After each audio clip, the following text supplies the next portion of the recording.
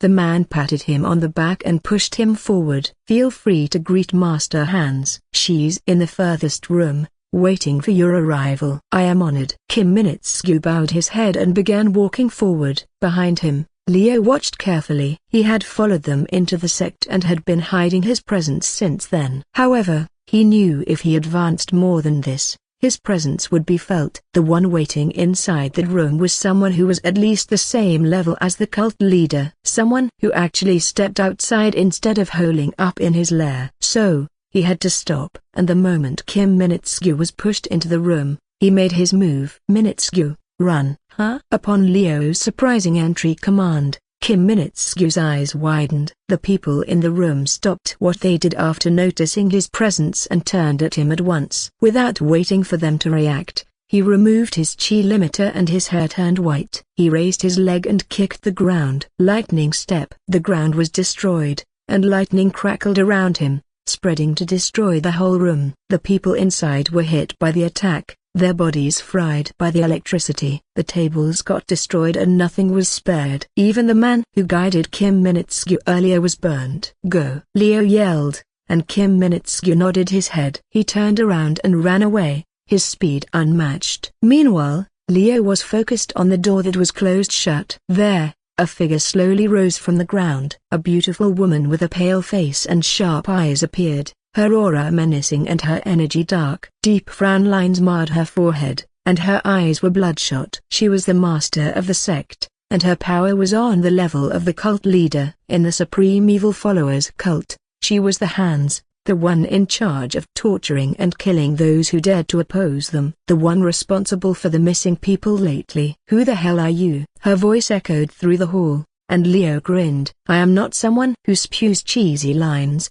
but I guess it's time for me to make my grand entrance." "Mercenary Union leader, Leo, at your service," he answered, and her expression changed. Her frown turned into a smirk, and her eyes twinkled with a hint of amusement. The person standing in front of him wasn't someone to be underestimated. However, he knew all about her, including her ability, from the novel. He knew how to handle and fight her. "Oh, so you're the one.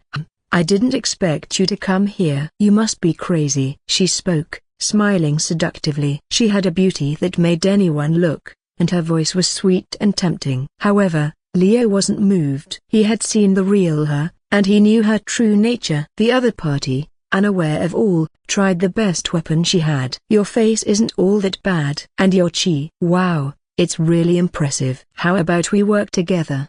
I can do everything you want." Like this. She moved her hips and licked her lips. Her hand squeezed her large breasts that almost fell out of her dress while moving seductively. From the slit of her dress, her white and smooth thighs were revealed. They were long and beautiful, and when she opened further, she revealed that she wore no underwear. No man could resist her. She had used her charm and her ability to control people, using their lust and their weakness to bend them to her will. And her chi was so strong that anyone would feel weak and lose control of their senses. "I can even do a lot of things with my hands. I believe I can take you to heaven." Hans moved her hands up and down while sticking her tongue out, showing her flexibility and her willingness. The way she moved her hands was like she was touching something invisible. However, Leo just raised his eyebrows. "Is that even impressive?" he asked. "Impassive. My secretary can do it better than you, old hag." "And who wants to be jerked off by the manifestation of some old man's hand?" Just imagining that is gross. Hans' expression darkened,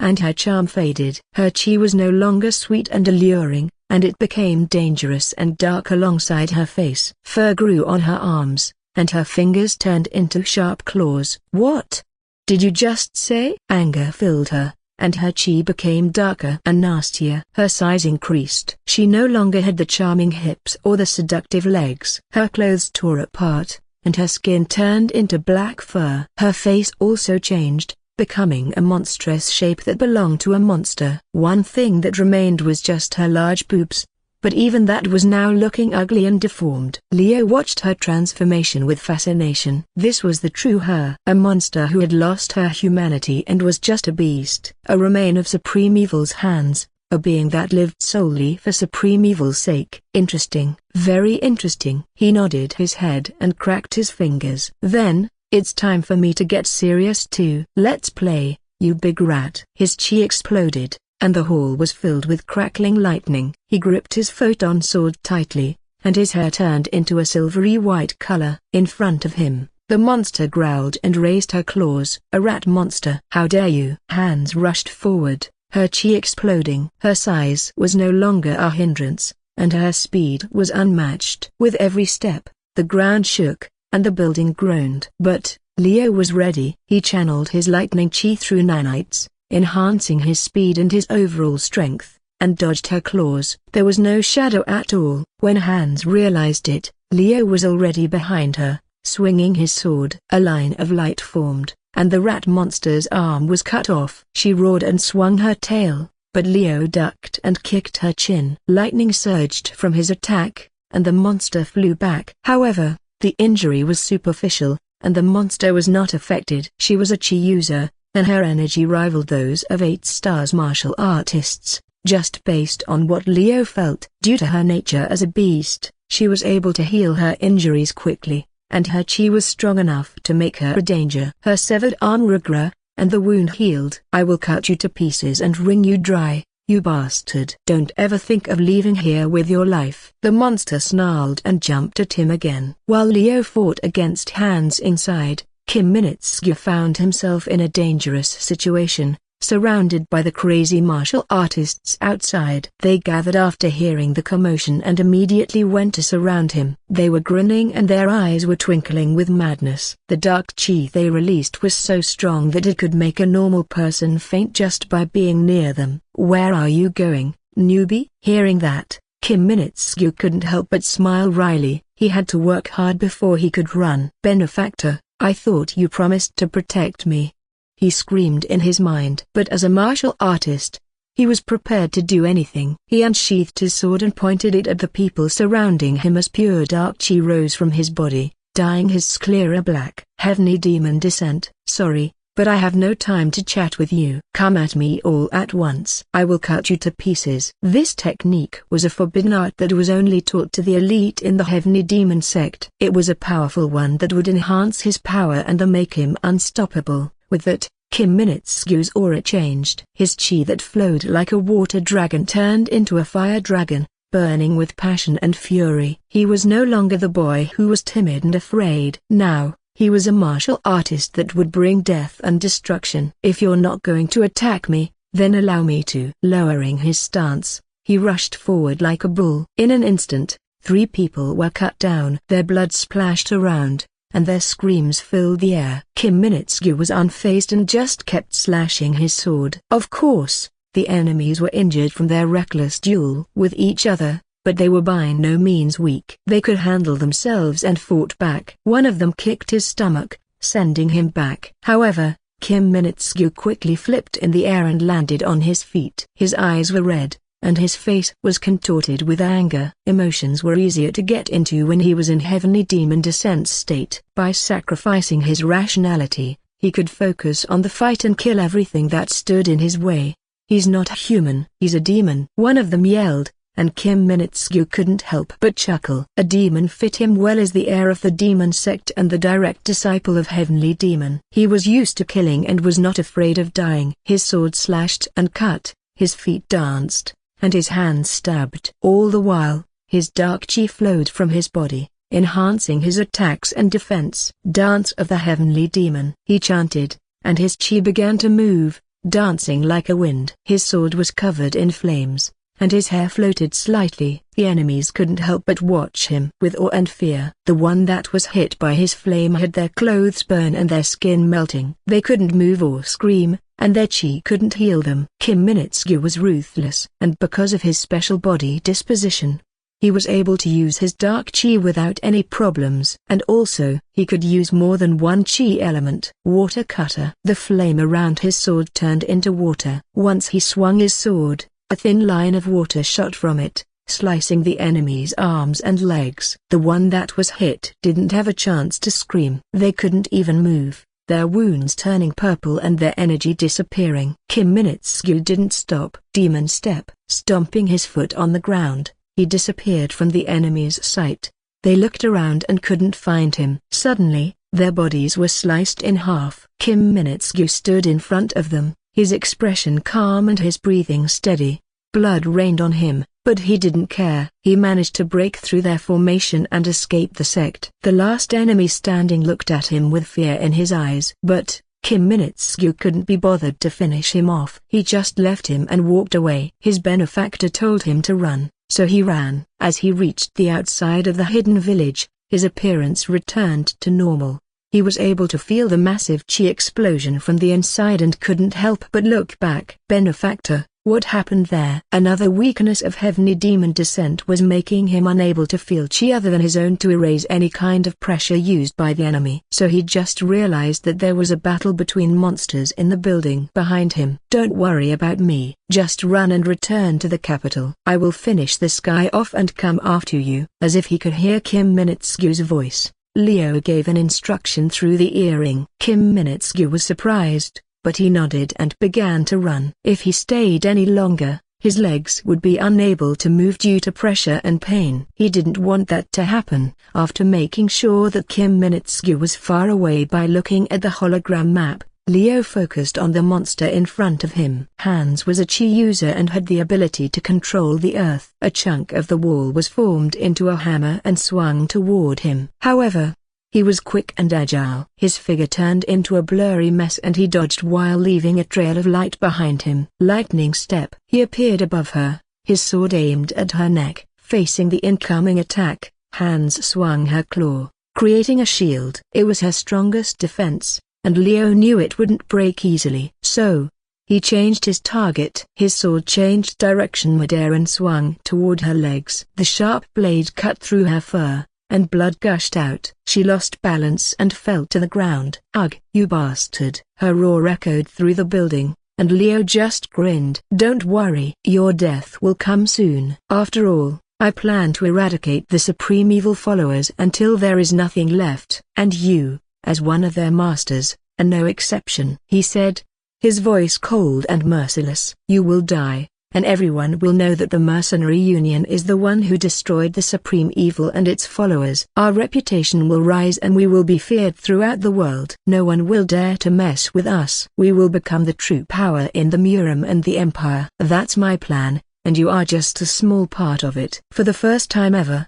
Leo saw Han's expression change. She was scared, and her eyes showed her fear. The craziness in his eyes and the mercilessness in his voice was terrifying. She couldn't defeat him. Her wildest instinct screamed at her that she shouldn't make this man her enemy. You're mad. You can't destroy us. No one can. Supreme evil will always rise and rule the world. His disciples will bring death and destruction upon the land. You're just a bug that will be crushed. Die while being ignorant of the truth. The earth hammer molded into a spear and flew toward him. A line of darkness followed the spear, and the chi was so dense that it was hard to breathe. Corrupted earth spear. The darkness was an extension of her, and her ability was known to be able to corrupt anyone and anything. Anyone hit by the spear would turn into a pile of ashes, leaving nothing behind. Lightning shield. Leo's hand was raised, and the air around him seemed to disappear. The lightning crackled, and the photon shield with lightning energy formed around him. It was strong and sturdy,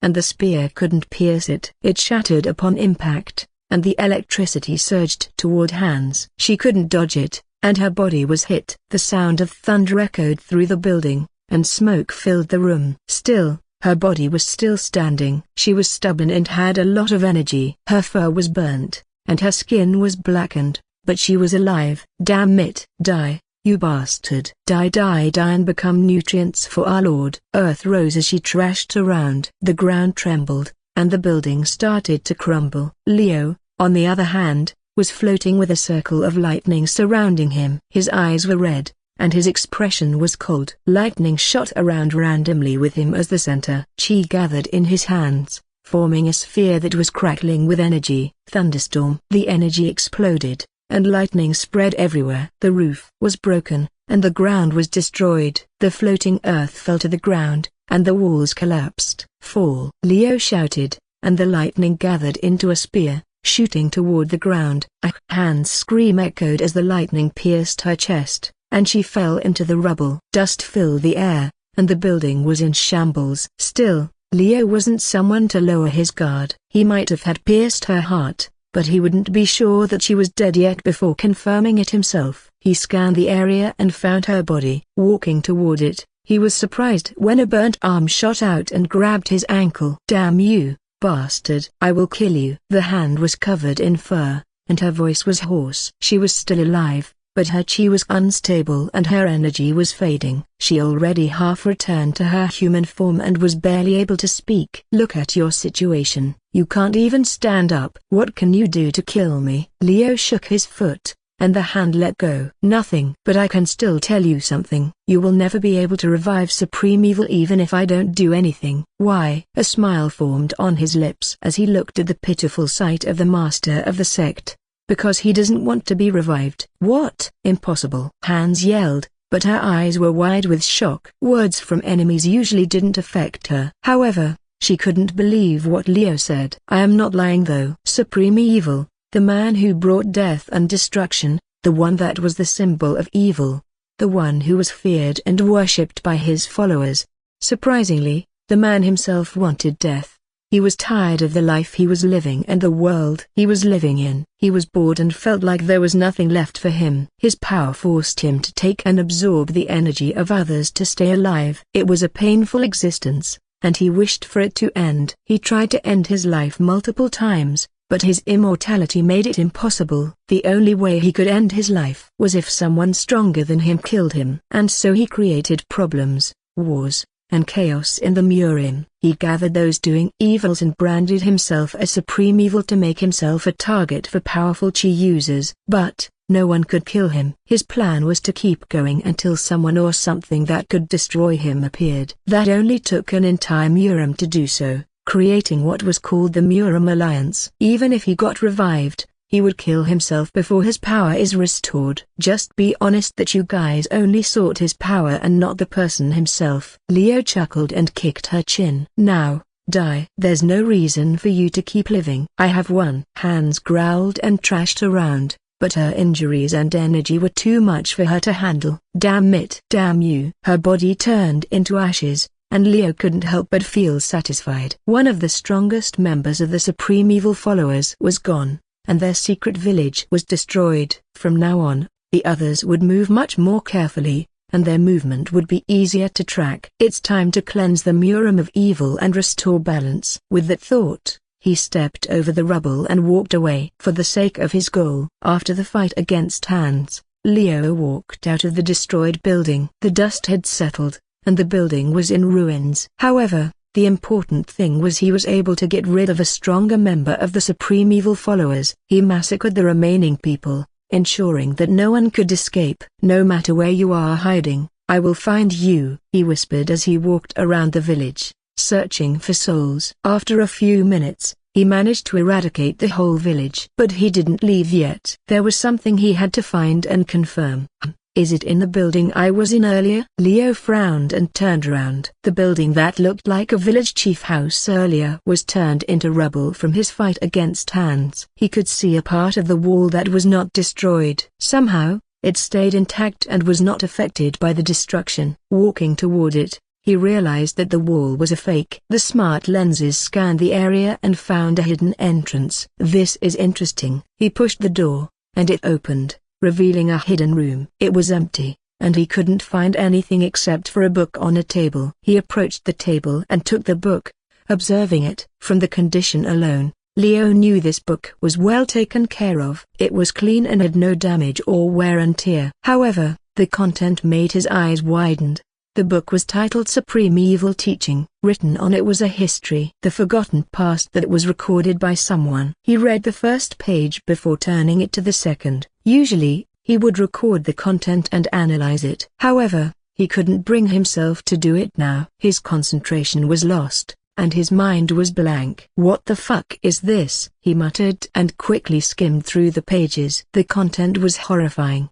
The Supreme Evil followers, the sect, the history, and the knowledge they gathered. And more importantly, the history written in this book is fabricated by someone. As someone who had read the novel, which almost reached its ending, Leo knew this wasn't true. He knew that the events mentioned in the book were different from what actually happened. It was like a fantasy story or an alternate reality. Someone had written the novel, but this was not the original one. The version that she told Hans was the truth. Supreme Evil was tired of his immortal life and wanted to die. He gathered people doing evil deeds and created a group to threaten the Orthodox sect, making them feel the need to gather and form an alliance.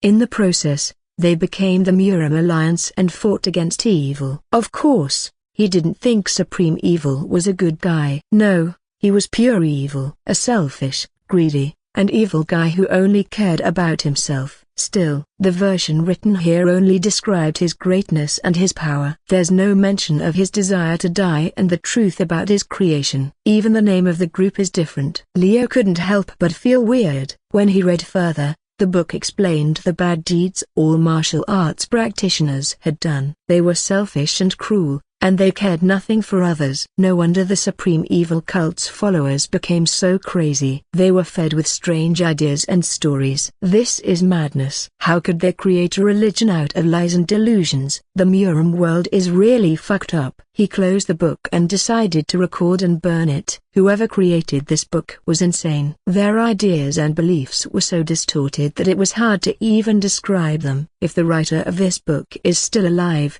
I have to kill him or her. This is dangerous. No, maybe this is a plan by using the Supreme Evil followers.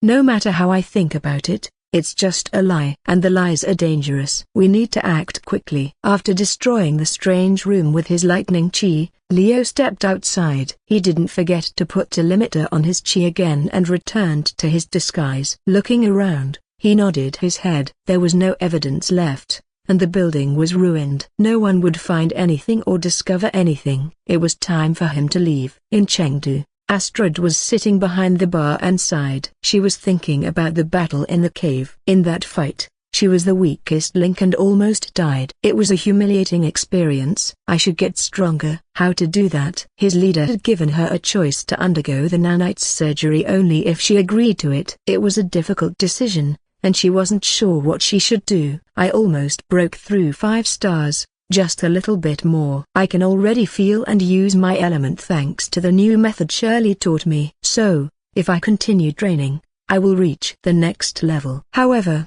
that wasn't enough. Once she reached 5 stars, the other would get even stronger when they awakened their chi. She couldn't match up with them and would be left behind. No, I can't let that happen. I need to get stronger. I no longer want to be the little princess someone has to protect. I want to be able to protect myself. Astrid clenched her fists, her determination strong. She didn't know how, but she was going to do it. Oh, Astrid, here you are. A voice spoke, and Astrid raised her head. It was Kiaki. She walked toward the bar in her usual white lab coat, a clipboard in her hands. Oh, Kiaki being here only meant one thing. The preparation is complete. Do you want to do it or not? The nanite's surgery was ready. This was time to make a decision, something that could change her life forever. Astrid closed her eyes and took a deep breath. She could feel her heart beating faster and her palms sweating. She was nervous and afraid, but she was also excited. A chance was given to her. Dangerous? Yes. Unknown? Not exactly,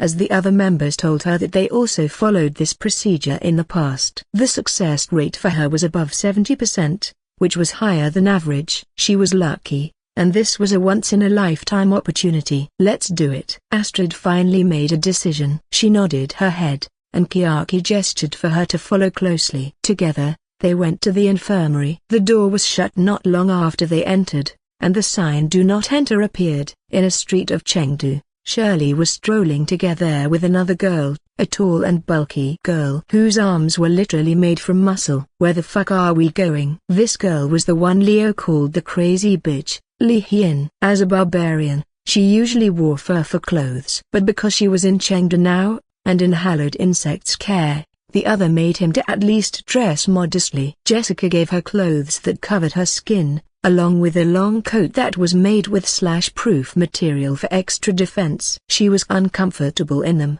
and she couldn't move properly. It was frustrating, and she didn't like it. But when she got used to it, her complaint died down. although she still muttered that she preferred her fur every now and then. Just calm down. I will take you to a fun place. You will like it here for sure. Shirley smiled as she dragged her toward a building. It looked run down and almost collapsed, but the inside was actually decorated nicely. There was a stage, and a man was standing on it. Welcome to my bar, ladies. Please sit down and enjoy the show. The man spoke, and Shirley smiled. Old man, is the ring open tonight? I am ready to bet. Upon hearing that, the barkeeper smirked. Oh, so you come for that? Go to that door and follow the corridor. You will find the ring. Thanks. Come on, Hien. You will love this place. Shirley grinned and pulled her into the hallway. There was a door at the end, and when they opened it, the barbarian girl was shocked. Oh, knock him out. Punch him in the face. Beat him until he bleeds. Kick his head. Crush his skull. Screams filled the area that was as big as a hall. At the center, an elevated ring made from metal was created, and two people were fighting on top of it, bloodied and bruised. They exchanged blows without using chi, following the rule of the house. Hien watched with fascination and couldn't help but grin. The atmosphere in this place reminded her of home where violence reigns supreme. No one should be underestimated and no one should be trifled with. It was a good place, and the fights were exciting. Come on, fight, fight. Punch him, break his ribs.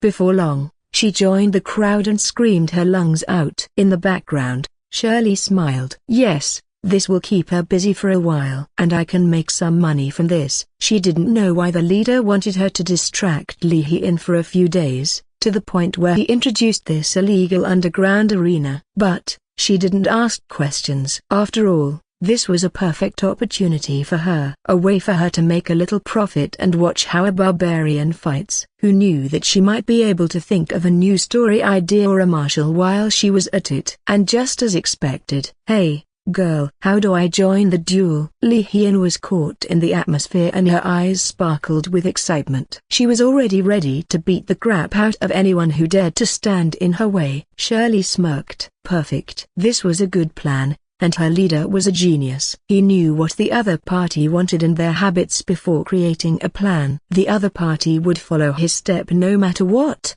and the distraction would work. It was just a simple scheme, but it worked perfectly. The reason for it was not for her to know. Well, let's make some profit and enjoy the show. It's over there. Let's register you right away, Hien. Hearing Shirley's answer, Li Hien grinned widely. You know what? I like you. Ha ha ha. You take me to a good place. I will buy you a drink and let's have a feast tonight.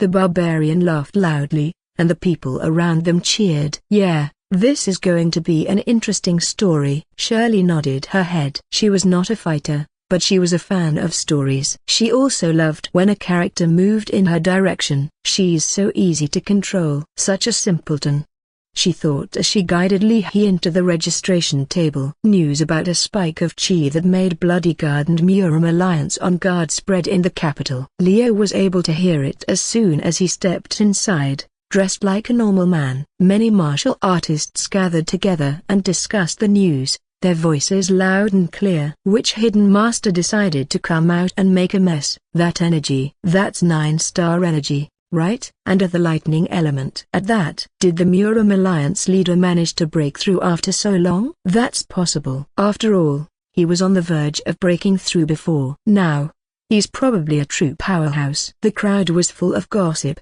and the topic was hard to miss. However, Leo wasn't interested. He walked past them, knowing full well who they were talking about. It seems they misunderstand something, but it's not something I can correct. I am currently planning to stay in the capital in disguise. If I come as Leo, I might be able to say something. But the Murim Alliance must have known that it wasn't their leader. And among people in the Central Plain, only one could make the whole capital feel his lightning chi. They know that I am nearby, but they don't know where I am. This is a perfect chance to fish the remaining masters of the Supreme Cult followers. Let's see. The one in the capital should be Eyes. Heart is hidden well, not even I know where he is now. And Torso, Wandering Sword Saint and Crazy Bitch should be able to handle him in Chengdu. Surprisingly, one of the masters of the Supreme Evil followers was actually hidden in the capital, and the other one was in Chengdu. More specifically, in the hidden underground path that linked the two cities. It was the only place they could hide and gather information, and the one hidden in the capital part was Eyes. Based on the information he got from the novel, Eyes was one of the important followers. She was the one who could corrupt the mind and make anyone her slave. And based on her description, she was a calculative, beautiful, and seductive woman. Her role was similar to Head, who also had a similar ability to Eyes, but much more dangerous. She was the type of person that he couldn't underestimate. I will need Kiyaki for this. Is she free right now? Humming, he walked through the street and went toward the inn where he stayed. When he blended with the crowd, he changed his disguise back to Yangji the merchant. This was the identity he used to go around the capital and the one that was registered. With the disguise, his face looked young and handsome. He carried a confident air around him, and his eyes were bright and sharp. His aura was powerful, and his presence was hard to miss. But no one knew who he was. As soon as he got back to the inn, he entered his room and was greeted by Jessica's figure, who had just finished her bath. Steam was still rising from her, and her half-naked body, only hidden by the towel she held in her hand, was exposed. Now, Jessica, are you dressed like that to seduce me? Leo smiled and took off his disguise, revealing his true self. Facing him, Jessica smiled softly and put one of her hands on the hip. What do you think? Her tone was low and seductive and inviting. Leo stepped closer, stopping only when he was in front of her. Due to their height difference, he had to look down a bit, which made the valley of her breasts visible. You're quite naughty, Jessica. I wonder if I can teach you some manners. His hand moved, and he squeezed her breast, making her moan slightly. Her face reddened, and her body trembled. Don't tease me, leader. I can do it just as well. Jessica got closer and began to stroke his crotch. Her hand moved quickly and expertly, sliding inside, and Leo couldn't help but grunt. I am happy you made a lot of moves against me lately, leader. I am glad that you see me as a woman and not just a secretary. She smiled and pulled his pants down, taking off his bodysuit, revealing his length. She bent her knees and opened her mouth, taking him inside. The towel fell down, revealing her naughty and sexy figure with water dripping down her still wet hair. It made Leo get hard almost immediately. Slurp. Her tongue danced, and she bobbed her head up and down. Leo was surprised by her movement. The suddenness of the situation was something he didn't expect. However, he couldn't deny that it felt good. Good, he muttered and gripped her head. He began to move his hips, his length sliding in and out of her mouth. Slurping noises were made, and saliva was dribbled from her chin. She didn't protest and just kept going, sucking him harder and deeper. Looking up, her gaze met with Leo's. She had the look of someone who wanted to seduce him. Her hand moved toward her crotch, rubbing her clit and making herself wet. Wow, this is hot. Leo couldn't help but be amazed. He didn't know his secretary could be this sexy. He pushed her head back, his cock sliding out of her mouth, and turned her around with her ass facing him. I can't hold on any longer. Wait, Leo. Before she could finish her sentence, Leo's cock slid inside her pussy. His size was big and her pussy was tight. It was a perfect match, and the pleasure they felt was intense. In just one thrust, Jessica squirted. Her juice dripped down her leg, and her eyes rolled back from the pleasure. Leo felt pretty aroused watching it. Combined with the high adrenaline from fighting earlier, he was roaring to go. His hand grabbed her hair, and his hips moved like a piston. He was fast and rough, fucking her like a wild beast. Wait, leader. You're too so good. Jessica moaned loudly, her voice echoing through the room. Leo was not bothered by it and kept going. Fuck. This is so good. You're amazing, Jessica. He spoke and slapped her ass, leaving a red mark.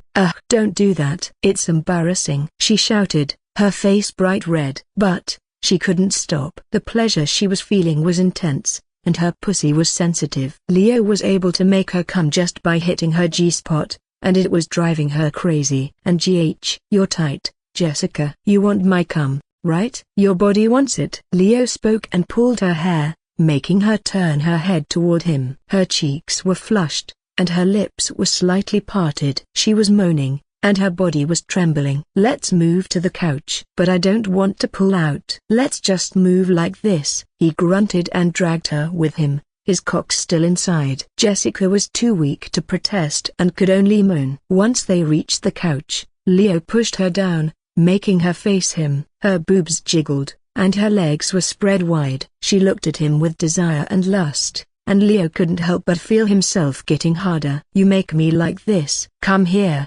Jessica." He kissed her and shoved his tongue into her mouth. She kissed him back and couldn't resist him. His hands cupped her breasts, his fingers playing with her nipples. Their bodies glued together, and they couldn't keep their hands off each other. After a while, Leo pulled his cock out and rubbed it on her clit. Jessica shuddered and couldn't stop moaning. She was already soaked, and her desire was burning. He moved up and put his cock between her large breasts. "Oh, you want to do it there?" "Yes, leader." "Come and fuck my tits." Jessica didn't protest and put her hand on her breasts, pushing them together and creating a tight hole for him to fuck. Leo didn't hesitate and shoved his cock inside. It was warm and slippery, and he began to move. The sensation was incredible, and he couldn't help but groan. Whenever his tip poked out from between her breasts, she would give it a lick and make him feel even better. "You're so naughty, Jessica." "Fuck, you're driving me crazy." Leo couldn't resist the temptation and picked her up, moving her around while her body was wrapped around him. Before long, he felt his climax coming, and his movement got faster and rougher. "I am about to come, Jessica." "Come, leader." "Cover me with your semen." Her voice was husky and filled with desire. At the same time, Leo's cock exploded, shooting his load all over her. Some landed on her face and hair, and some hit her chest and stomach. White semen dripped down her body, and she couldn't help but tremble from the sensation. She could feel the warmth and wetness covering her body, and it made her feel so horny and turned on that she cummed again. Her juice squirted out, and she screamed in pleasure. It's too much." Her legs were shaking, and her pussy was contracting. Leo could feel it and was satisfied. This was good. Very good. Pulling away from her, she looked at her dirty and semen-covered body with satisfaction. "You're amazing, leader." "That was a wonderful experience." She smiled, her eyes twinkling with happiness. Her tongue licked her lips, and she couldn't help but blush. Her heart was racing, and she couldn't get enough. Leo watched her and smirked. "Yes, this is a very good distraction. I can feel my mind healing from the chaos and the stress of the fight. This is perfect. She's a good partner." He sat on the couch and pulled her toward him, his cock still hard and ready for round 2. "Can you move this time?" "Of course. Just tell me what to do." Jessica was excited and couldn't wait to continue. She didn't know why, but she felt a strong desire to please him and make him feel good. And so, they continued to have fun like usual for a few days without even stepping out of the room even once, until the day came when Leo received a communication from Kiaki while Jessica was sucking his cock. "Leader, the surgery is a success." Upon receiving information from Kiaki, Leo asked her to send him the data and go to the capital. He also didn't forget to have Kiaki relay his order to Jack and Shui, who were in Chengdu. They had to move decisively and catch the remaining members of the Supreme Evil Followers, and this would be the best chance. The one hiding in the capital, Eyes, was a tricky one. She was intelligent and cunning, and she knew how to blend in and hide her true self. The mental corruption she spread was also a problem. Therefore, they needed Kiaki's expertise and her special ability. She was a member of the Mercenary Union, a scientist who studied qi and its effect on the human body. Not only that, her coco could cover a large area someone would normally be unable to reach, and her ability to read and manipulate minds was something no one could beat. With her at their side, they would have an edge over their enemy. The problem was, she would only arrive in 3 days as she would take Astrid with her. Another problem was, a banquet in the palace, is it? Ming Yukan suddenly visited the Im to meet Leo and extended the invitation from the Emperor. He knew about Leo's identity and supported him from the start. Therefore, the invitation wasn't suspicious at all. "I also have a deal with the Emperor." Maybe he wants to say something using this as a chance. Or Leo didn't think much of it and decided to go. If there was a chance, then he would take it. So the next morning, he arrived at the palace in his disguise as a merchant, Jessica was with him, wearing a beautiful red dress and a mask that covered half of her face. As someone's wife, she was allowed to hide her appearance as long as she was with him. It was a tradition in the capital so someone else wouldn't approach her. "Mr. Yang, welcome. Please enjoy the feast and have fun." When Leo entered, an eunuch, or someone whose dick was cut off to serve the emperor concubines in the palace, greeted him and guided him to the banquet. "Thank you." The feast was grand and filled with music and dance. The ladies in the court were dressed beautifully, and the atmosphere was festive. Some dancers were invited and performed, their moves sensual and sexy. "Wow, this is interesting." Leo couldn't help but watch the dancing as he sat down with Jessica. It was a beautiful sight, and the movements were well choreographed. Long shawls and ribbons were used to create an illusion and story. Two dancers were in the center, their bodies almost touching, and their expressions were intimate. More than anything, it was the emotion and feeling that touched him.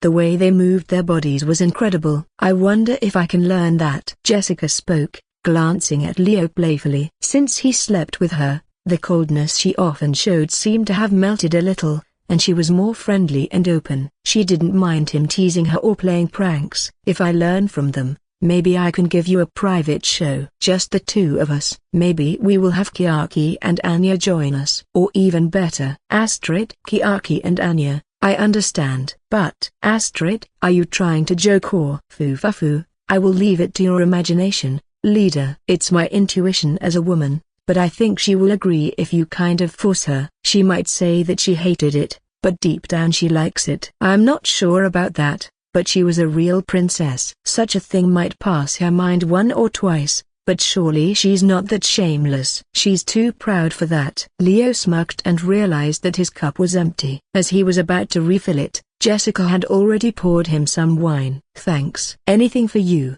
darling." She smiled and leaned against him. The others were watching them, and their eyes were filled with jealousy. However, the fact that Jessica was his wife, even if it was a fake, protected her from being touched by the other. As he sipped his wine, he noticed the eunuch walking toward him. He brought with him a familiar person, Mingyukin. "Oh, Master Yang, you're already here. How are you?" He smiled and bowed, and the eunuch walked away. "I've been good. Thanks for inviting me to this banquet. I have never been to such a grand party before." The dance was beautiful, and the food was delicious. "Ahahaha, I am glad you like it." Mingyukin sat on the spot beside them and called a servant to pour his alcohol. Just by moving a finger, the servant arrived with a jug and poured the wine into his cup. "So, how is the progress in the central plain? Did you manage to gather the items you need?" "Not exactly, but we are making progress. Soon, we will be able to open a store in the capital." "That's good news." "What's stopping you from doing it right now?" "A competitor, you see." "This competitor's eyes are everywhere and it's stopping me from getting what I want." Although their conversations looked like normal merchants talking about business, they were actually talking about the supreme cult and its followers. They didn't want anyone to know the real content, but also wanted to show their good relationship. With this, the influential people would get to know Yang Ji, the merchant with a good relationship and could talk on equal terms with the CEO of the Four Wind Merchant, Mingyukin. Both of them talked very loud, gathering attention. "Perfect. This will make the enemy nervous and make a mistake. Eyes should know about this and will do something reckless," Leo thought as he ate a piece of meat, pretending not to care. In reality, he was the meat that someone would be very eager to eat right now. The gaze he felt wasn't all friendly. Some were jealous and some were filled with greed. "This is going to be an interesting banquet." Leo took another sip and grinned. For now, the emperor hasn't joined the banquet yet, so it was just the nobles and the ministers having fun. However, the real show was about to start. Suddenly, no one spoke anything. Silence engulfed the banquet hall. Only drum and flute could be heard. Everyone's attention was on the throne at the end of the room. The emperor was here. "Welcome, Your Majesty." "Thank you for joining the feast." Leo looked at the so-called emperor and couldn't help but chuckle inside. A man with an impressive beard, dressed in golden clothes and a crown,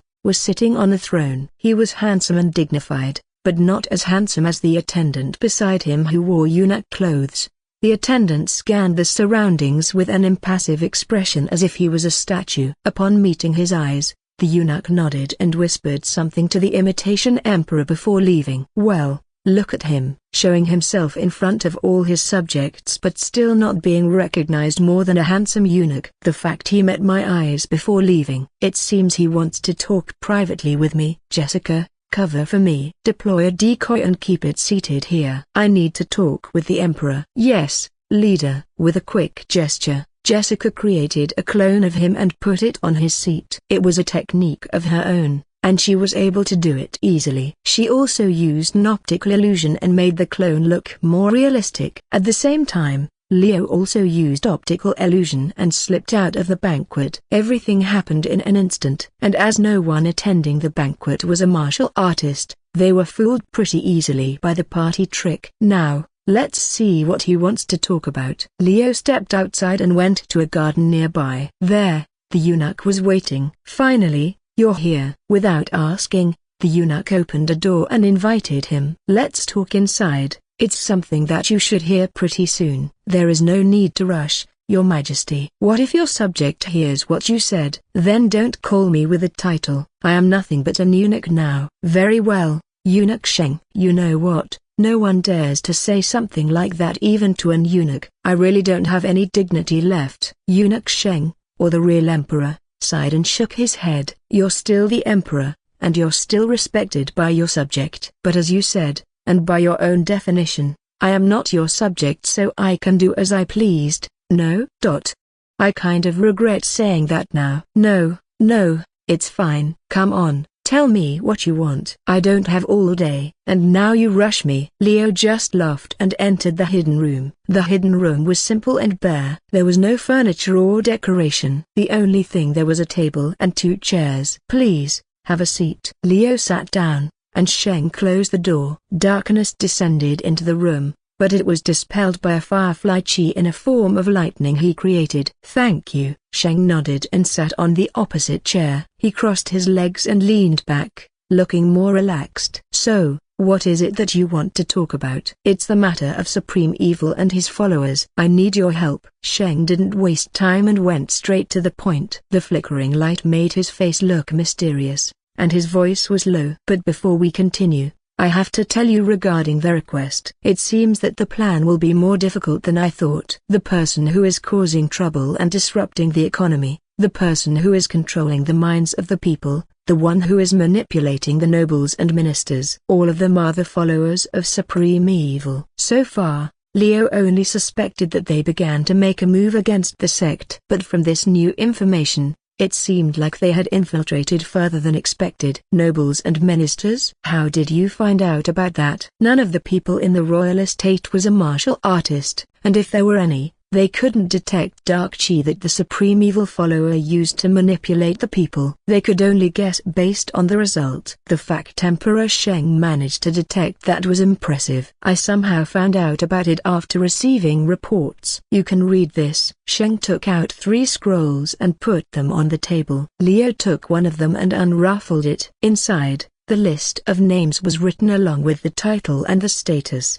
They were all martial artists belonging to some sects and clans. From the content, the people he listed were known for talents and they had their achievement written in the profile. However, Leo couldn't understand why Sheng gave him this list at first. He looked at him and asked, "Why did you give me this?" "Because this is related to the case, and I need your help." "You need me to investigate these people?" "No, I mean, if you can." "These are the list of people missing from their sects or clans. Some are missing a month back while some are recently. It's hard to tell the exact number and the date. But, the point is, all of them are missing and can't be found." "Are you sure they aren't just hiding or running away?" No matter how ridiculous it sounded, Leo didn't believe that the people were missing because they were killed. After all, he was in a world where people could travel using portals and could fly with their chi. If they wanted to escape, they could do it easily. And the people in the list were all talented, being at least 5 stars or high-ranking members. No one would dare to kill them unless they were prepared for the consequences. Therefore, it was possible that they were hiding. However, yes, They are definitely not hiding. They are in a situation where they can't get my command or reply. At that moment, Leo understood what Sheng tried to say. His gaze returned to the scroll, and he read the description again. All of the missing people were different from each other, but each held a position where they were important yet not at the sector clan. The fact that all of them disappeared made him realize what was going on. They are Muds. Correct. Sheng smiled and nodded, taking out another scroll. This time, the scroll was so big that it almost covered the entire table. This is the full list of missing people, including Bloody Squad and the Murim Alliance. Their absence is hard to miss and cannot be explained away. The timing is too suspicious. The missing list was even longer than Leo expected. The number of people on the list was in the hundreds or even thousands. And this list still didn't include the missing civilians as well as bandits and thieves. They are moving faster than I ever expected. Dangerous. Very dangerous. Leo knew what it meant when a lot of people went missing at once. It was a sign of trouble. Also, if the Muds under Emperor Sheng went missing at once, their plan to destroy the Murim Alliance and the Orthodox sect would take more time. I need to warn the others. The disappearance of Muds is a big problem. The rest are now either hiding or getting injured, making them in a position where they couldn't use Qi. Surprisingly, this method works very well. I noticed they only took a healthy one, not a sick or injured one. That's surprising. Come to think of it, the people I saw getting butchered in that village were a bunch of old, weak, and frail people. So, they only took the young and healthy one, huh? And there is another thing. Sheng paused and frowned, his expression grim. He took a deep breath and continued. Recently, a large amount of weapons, armor, and other goods were bought and traded by the bandits and the thieves. They are now better armed and equipped, and their number is growing. I want your help to deal with them first while I try to gather the remaining Muds. Bandit eradication, huh? Maybe these hyenas heard about the Murim situation and thought that they could take advantage of it.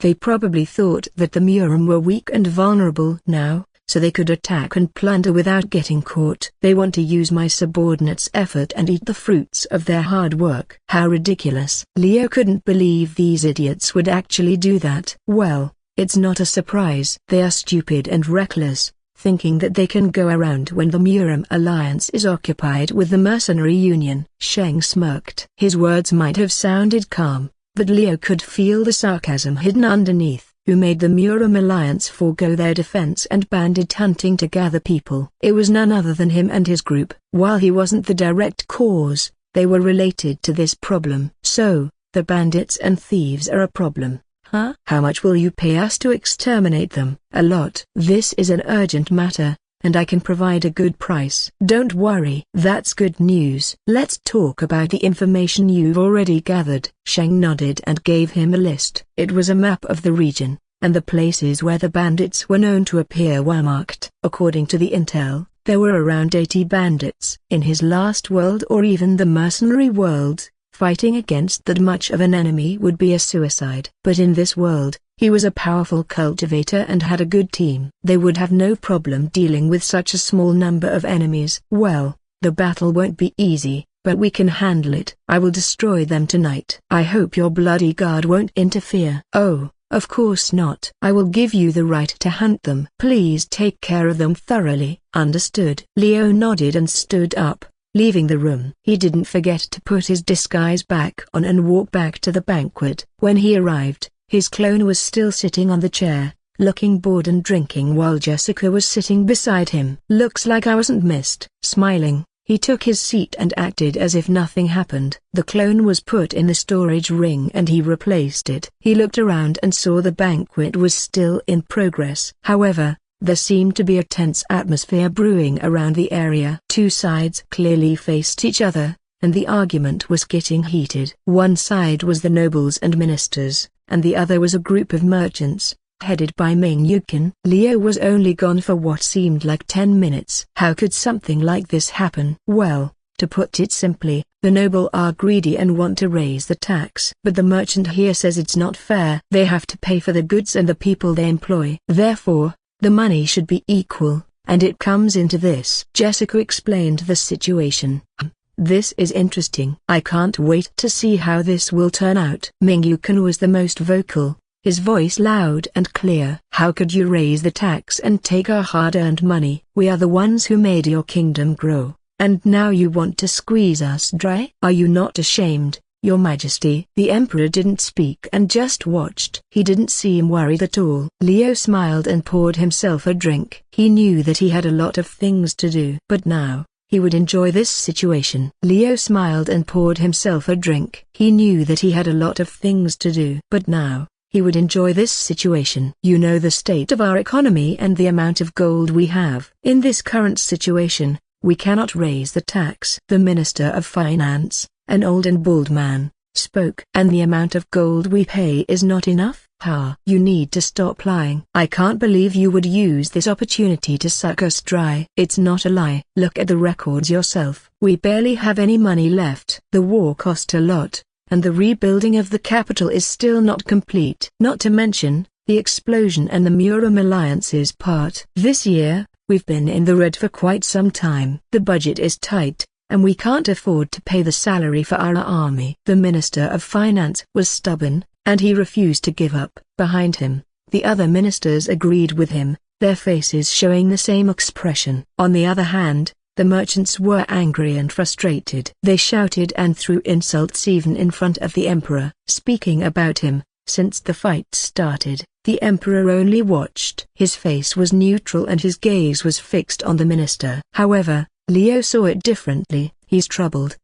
This situation must be outside of his expectation. And because the real Emperor Sheng was away, he couldn't make any decision. The dispute between the nobles, ministers, and the merchants were getting worse and worse, and he didn't have the power to stop it. This was the weakness of using a double to represent him. No matter how good the double was, they couldn't do anything that the real person couldn't do. What will you do? Just as Leo thought that, a shout suddenly rang in the banquet hall. Enough! A young eunuch stood up, his eyes flashing with anger. He was the attendant of the fake emperor and the one who brought him the news. Everyone had seen him at least once before every time there was a banquet or a meeting. However, no one expected him to shout like that. Standing tall and walking with a gait that fit his handsome appearance instead of looking weak and vulnerable, he was famous for being a statue, even earning the title of the statue attendant. He was expressionless and impassive, never speaking unless he was told to. Fools who don't understand the situation. Cease this at once or you shall face my anger. Silence followed his words. The nobles and ministers were stunned, while the merchants were taken aback. Only Ming Yukon was able to react and bowed with his fist clenched. I apologize for the outburst. I just can't understand their decision to suddenly raise the tax. Surprise and murmurs filled the hall once again when they saw Ming Yukon, the CEO of Four Seas Merchant and a man who was also famous, not bowing his head to just anyone, acting humbly. This is a good opportunity to stop the dispute as well as saying something. However, there is one thing I want to say. The young eunuch's voice was sharp, and he looked directly at the emperor. Their gazes met each other and the fake emperor nodded.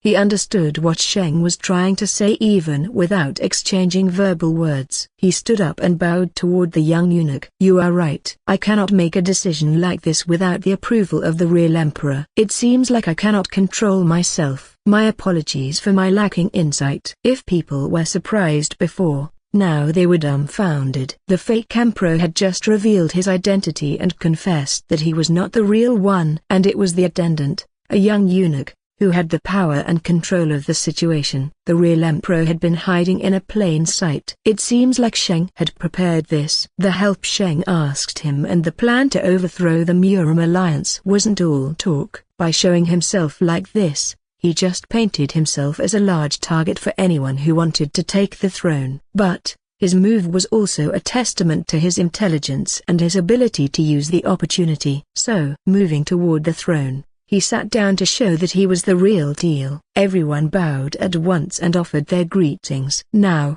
let's settle the dispute between the merchant and the nobles. Please, come to the side and we can discuss it. Emperor Sheng's voice was calm and his expression was dignified. The minister and the merchants did as he said and approached the throne. With the arrival of the real emperor, the dispute between the two groups finally came to an end. It's a good thing to raise the tax, but we won't just take it from the merchant. Civilians' taxes will stay the same, but we will increase the nobles' tax for their luxury items. This will give you the benefit of raising the tax as well. Is this fine with everyone? Yes, Your Majesty. Everyone bowed and accepted the proposal. They had no choice. The situation was resolved, and the tension in the room began to ease. With that, Sheng nodded and looked around. His eyes landed on Leo and their gazes met. A bad feeling washed over him, telling him that he should avert his eyes. No, this is good. Standing out as Yang Ji right now was good. Sheng probably knew that when he said,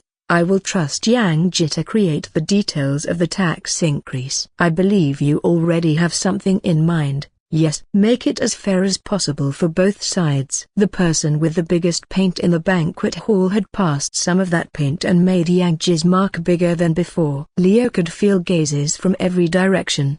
The effect was immediate and the nobles and the ministers were looking at him, their eyes filled with suspicion and jealousy. He didn't care. Instead, he took it as an opportunity to show his capabilities and gain some reputation. Yes, Your Majesty. Leo stood up and bowed. He couldn't hide the smile on his face. I will gladly help you with it as your most trusted man. And with that, Yang Ji's name and fame would spread, and he would have an easier time building a business and gathering resources. Especially about that business. He's really moving fast, taking risks and making the most of it. Leo couldn't help but admire him. This was the kind of man that he could learn a lot from. Now, it's my turn to act. Creating the new tax that Emperor Shang asked him wasn't a particularly difficult task to finish. He just needed to get some blueprint that existed in the cloud and modify it by comparing it to the existing one. Since Leo was a former businessman in his previous life, he knew what the Emperor needed and what the nobles and the merchants were willing to pay.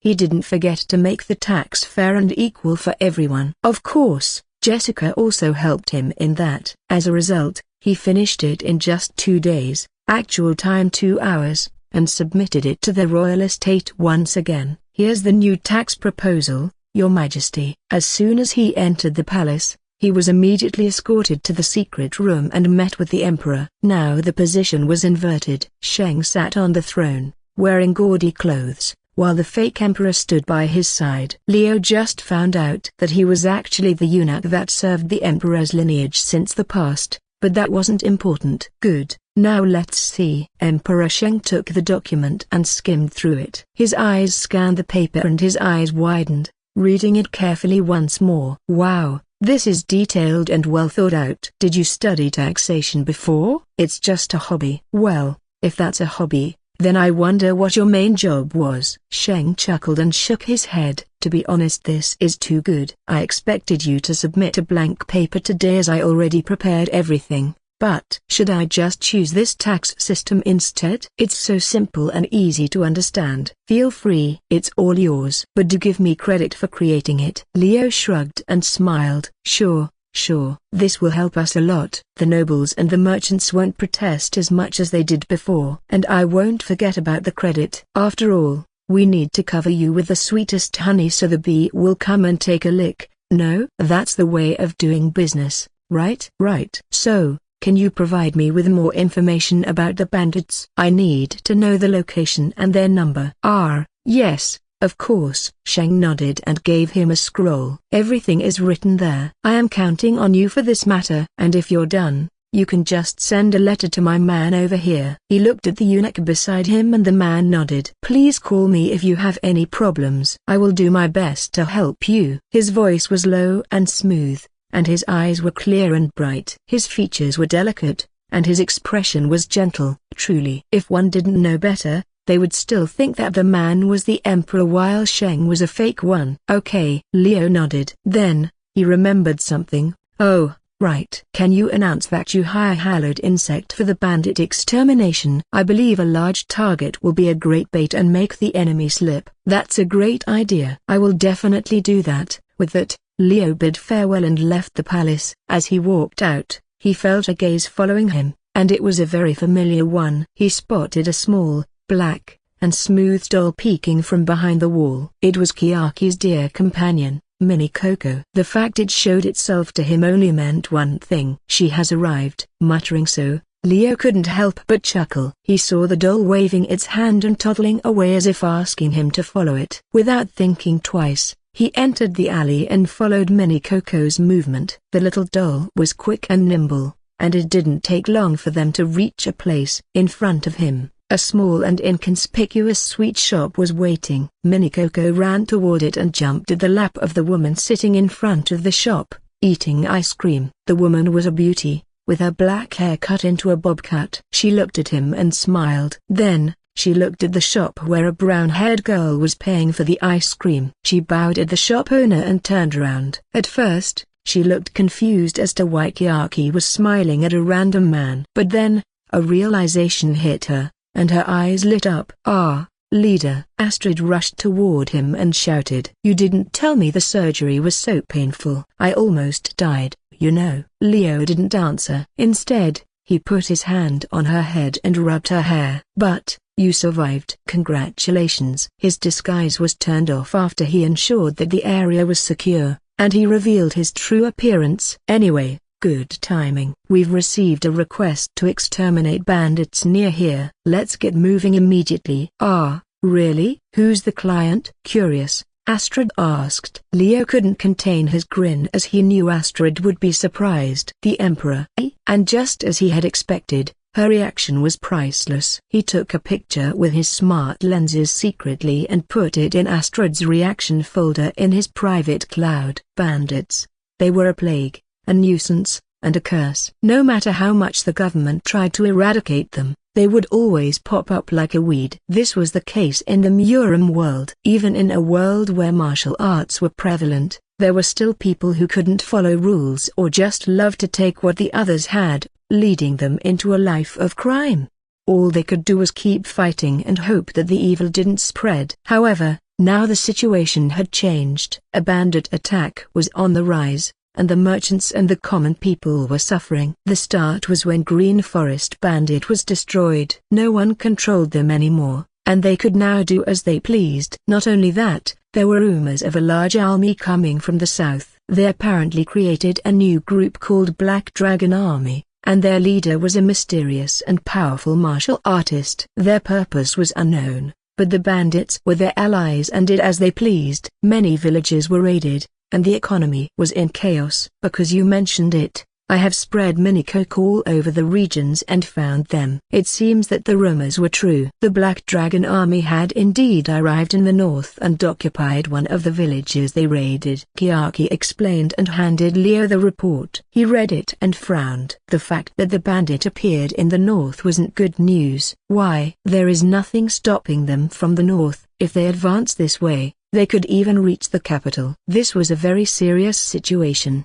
and it was his responsibility to solve it as the Emperor had requested him. "Let's move fast and exterminate them. We shouldn't let them have their way and do as they please. And we can't forget about the Supreme Evil and the followers. They are still active and could take advantage of this situation. These bandits look like a prime subject for being sacrificed." Leo had a bad feeling about it. If the Supreme Evil was controlling the minds of the people and manipulating their actions, the damage they caused would be bigger and harder to predict.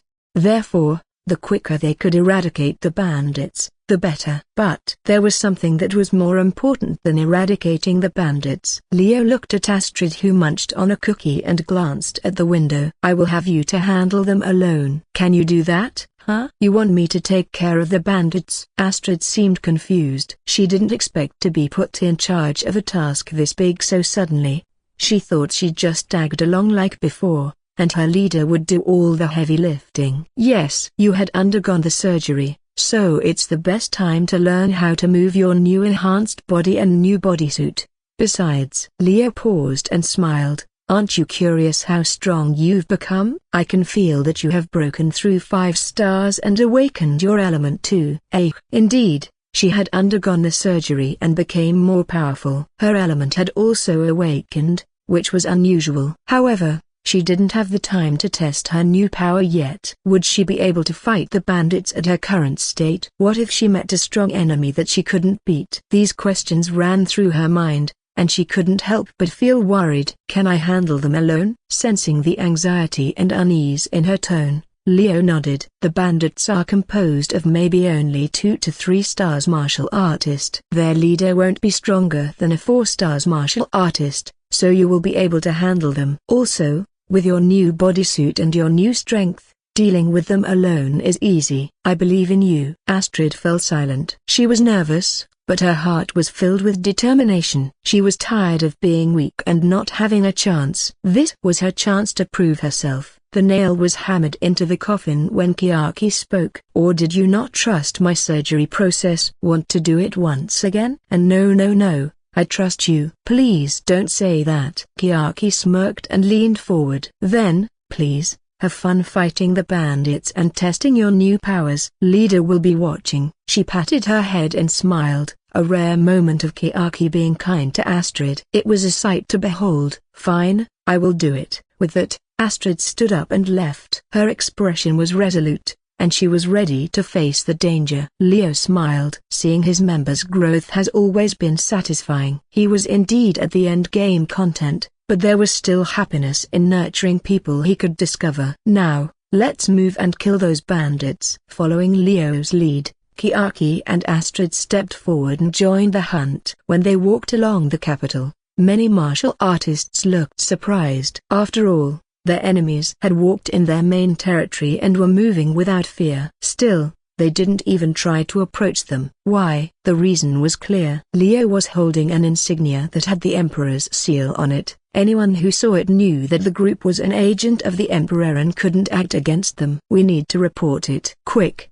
return to the Alliance." Some martial artists hurriedly returned to their sect or clan, their expression grave. "Who are they?" Astrid, who noticed their conversation, muttered and looked at Leo. She didn't think that she would be able to hear their conversation so clearly even though she wasn't trying to listen. "Just some insignificant bugs even lower than us. You don't need to worry," Leo answered with a soft smile. The insignia in his hand was gone before anyone realized it. In fact, he intentionally waved the insignia around to avoid unnecessary troubles. He wanted to be as inconspicuous as possible and avoid conflict. Not only that, he also wanted to show them that the Emperor had recognized the Mercenary Union and actually asked them to eradicate the bandits.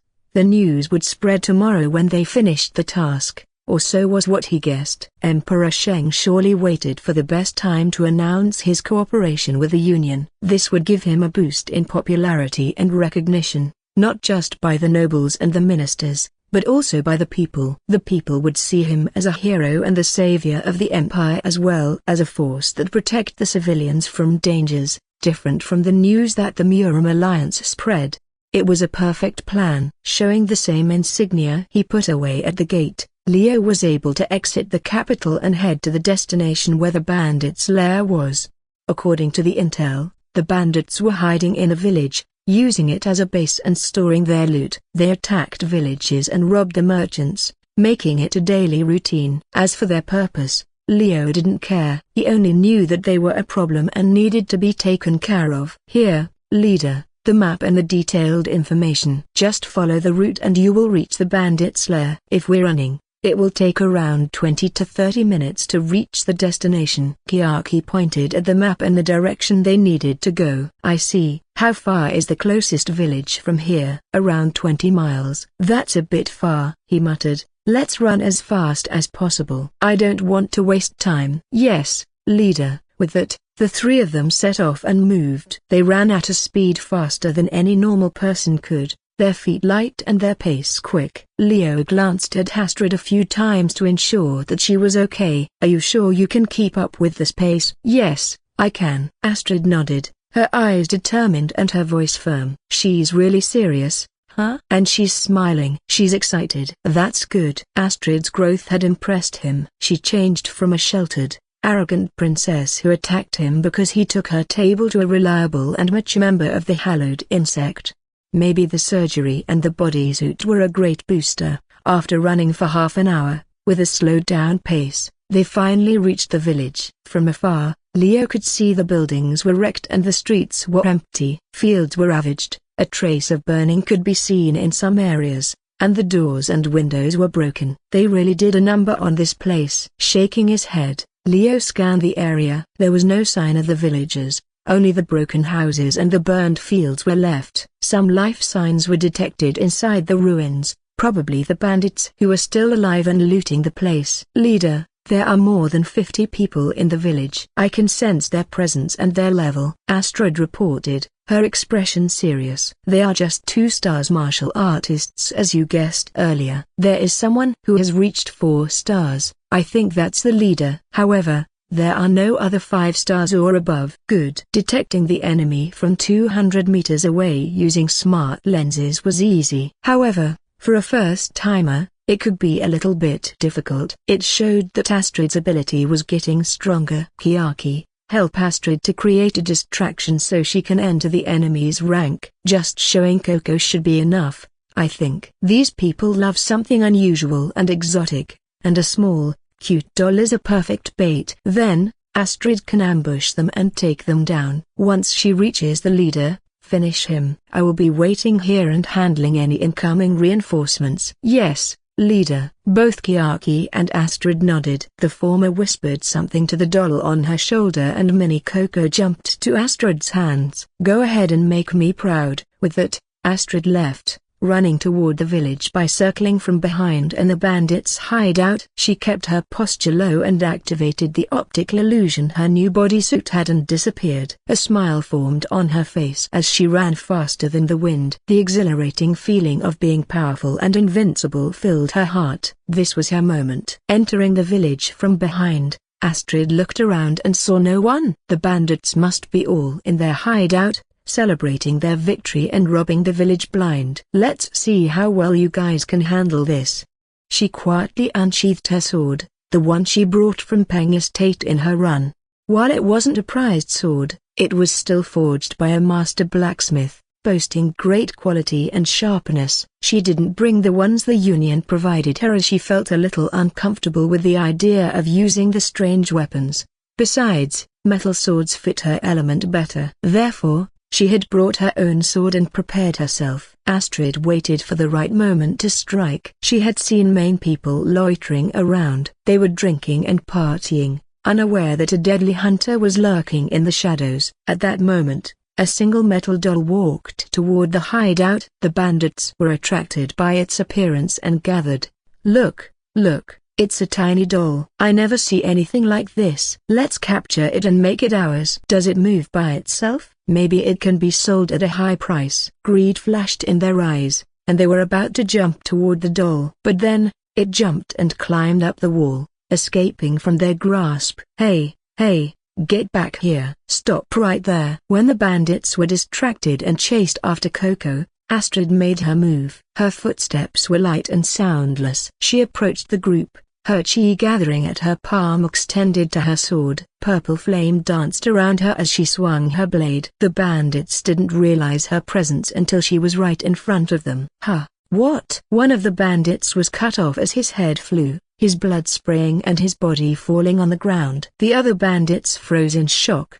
But Astrid didn't waste time. She slashed her sword and decapitated the others, leaving their head rolling on the ground. Flame burst forth from her blade, incinerating their body and turning them into dust. It's easy. She couldn't help but feel happy. This was her first mission, and she was able to complete it flawlessly. This is the power of a 5-star martial artist with nanites. Maybe she could take them all. Her appearance with purple flame had already made an impact, and the bandits were scared. She could see it in their eyes. Raising her sword, she was ready to attack again. Come! Astrid challenged them. Her chi was rising and her fire burned brighter. The flame spread and burned the building, illuminating her figure. She was truly the embodiment of fire, a dangerous and unstoppable force. More than 5 bandits had been killed and burned in such a short time. Who are you? Enemy attack! Someone shouted loudly, and the bandits panicked. Fuck. Get out and kill her. We will avenge our fallen comrades. Their anger and their thirst for revenge overwhelmed them, and they rushed forward, facing them. Astrid smiled. She was drowned in her strength and the rush of adrenaline. Being drunk on one's power was a bad thing,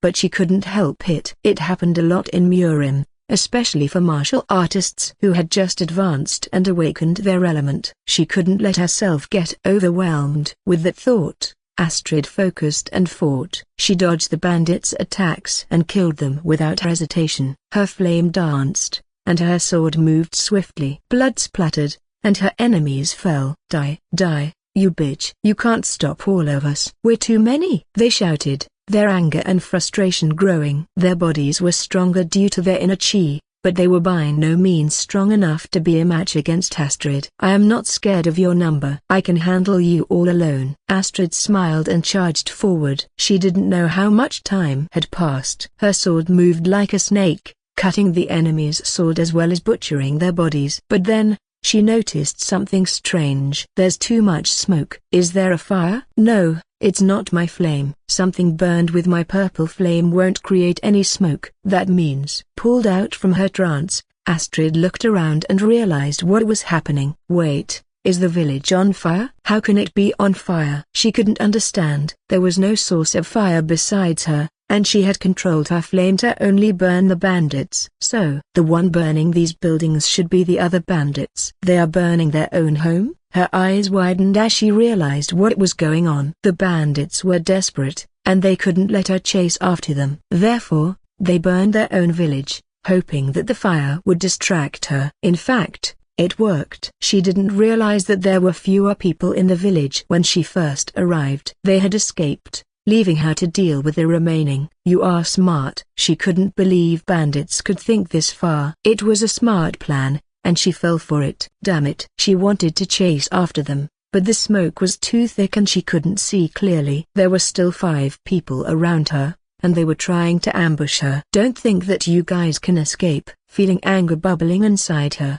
Astrid unleashed her full power and her flame grew brighter. Her body was burning, and her chi was roaring. The bandits tried to run, but they couldn't escape. In a single swing, flame that resembled a bird flew toward the bandits. Phoenix fire. The bandits' body was engulfed by the flame, and they were burned to ashes. Astrid stood there, breathing heavily as she watched her enemies die. The fire continued to burn, and the smoke rose high. Staying here any longer would be bad for her. Well, it's time to go. Astrid sheathed her sword and turned around. No one was around anymore as she couldn't feel their chi. I should get out of here fast. The smoke is so thick and I can't see clearly. She could sense Leo's presence and knew that he was nearby. Leader, I'm Don. T. Her words stopped as she felt a hand grabbing her. She couldn't react fast enough, and the figure behind her was quick and nimble. What? Her eyes widened as the person behind her flung her away. When she realized it, she was already in the air, and the person was moving toward her. Who is? Before she could finish her sentence, the person appeared in front of her and punched her. She cried out as she flew and crashed onto the ground. Her body was in pain, and she couldn't move. She felt her breath leaving her lungs, and the figure landed beside her. You are strong, but not strong enough. A deep, feminine voice spoke. Astrid looked up and saw a woman standing over her. A cold and dangerous aura surrounded her, and her eyes were sharp and merciless. Who is she? Astrid couldn't recognize her. The woman wore a mask and a hood, hiding her face and her hair. The only thing she could feel was that the other party was strong and dangerous. Who are you? She asked, her voice cracking a bit. She was damaged, but not to the point where she couldn't stand up and fight. Thanks to the bodysuit, she avoided fatal damage. The kinetic energy was spread evenly, lessening the damage. Just an assassin. Don't worry about it. The woman shook her head and chuckled. You're from Hallowed Insect, right? What a shame. You are weak and pathetic. Thankfully, only you are here. I can use you,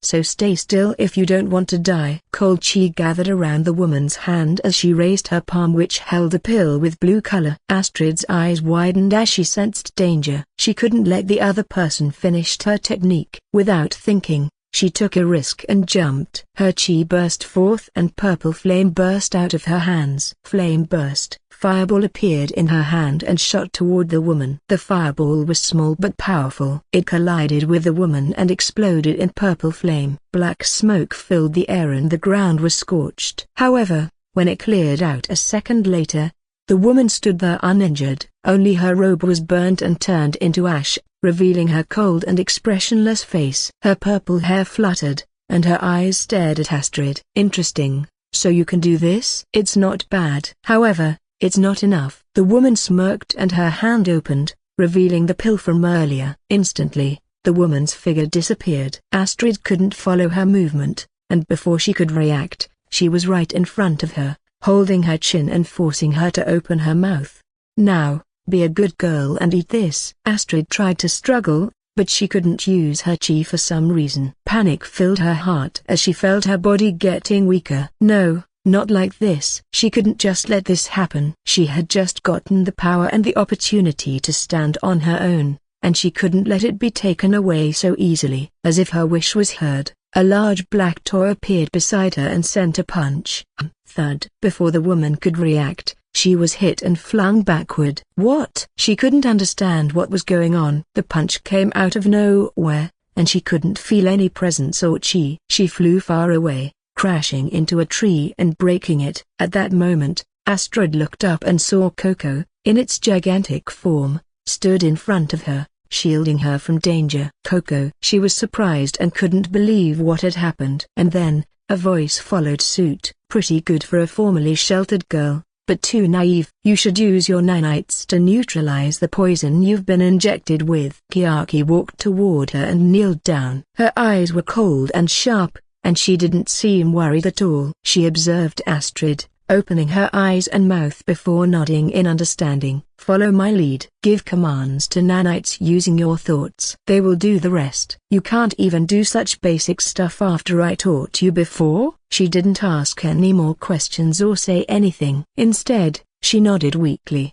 If Chiaki said that she was poisoned, then she was poisoned. There was no need to question her. And there was no point at arguing. Nanites, cue my body. Affirmative. Poison detected. Begin neutralization process. Please stay still for 60 seconds. Looking that Astrid's condition began to stabilize, Chiaki nodded and stood beside Coco. Stay behind me, she ordered and looked at the woman who was lying on the ground, her expression confused and angry. You, she spoke, her voice low and dangerous. Who are you? You are not human. Is it another insect? Instead of answering, the woman asked a question. Her body was raised unnaturally, and her eyes glowed in the darkness. The part that Coco punched was deformed, having a strange color. What's that? Chiaki narrowed her eyes. She had never seen such a regeneration. Not even her own wildest medicine would achieve the same effect, making skin bulging and repairing the damaged part with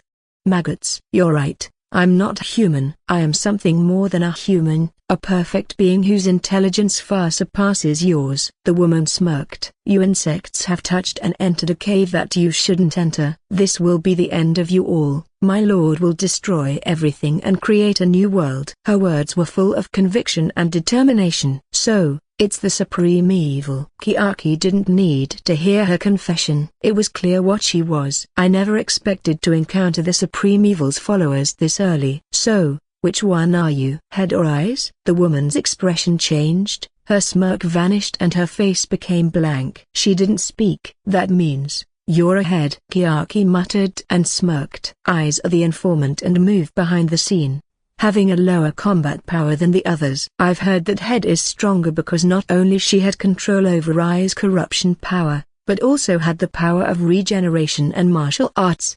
Upon hearing the information that Chiaki casually gave, the woman's expression hardened. She probably didn't expect her to have such detailed information. Anyway, we don't have time for this. With a wave of her hand, Coco charged forward and swung its arm. The woman was caught off guard and was hit in the stomach, sending her flying. I will extract all the information I need from your corpse. Then, I will know who you are and how your body works. A wicked smile formed on Chiaki's face as she laughed like a mad scientist who found an experiment subject. Coco, remove the limiter. We're fighting against the enemy's strongest follower. She can regenerate and heal, so you need to break her as many times as possible. Machine mode. Coco's body trembled and its armor cracked, revealing a machine-like core underneath. The already wicked appearance of the toy was now even scarier. Green acid liquid dripped from its hands, and its eyes glowed a hue of red. Let's go. As Chiaki gave the command,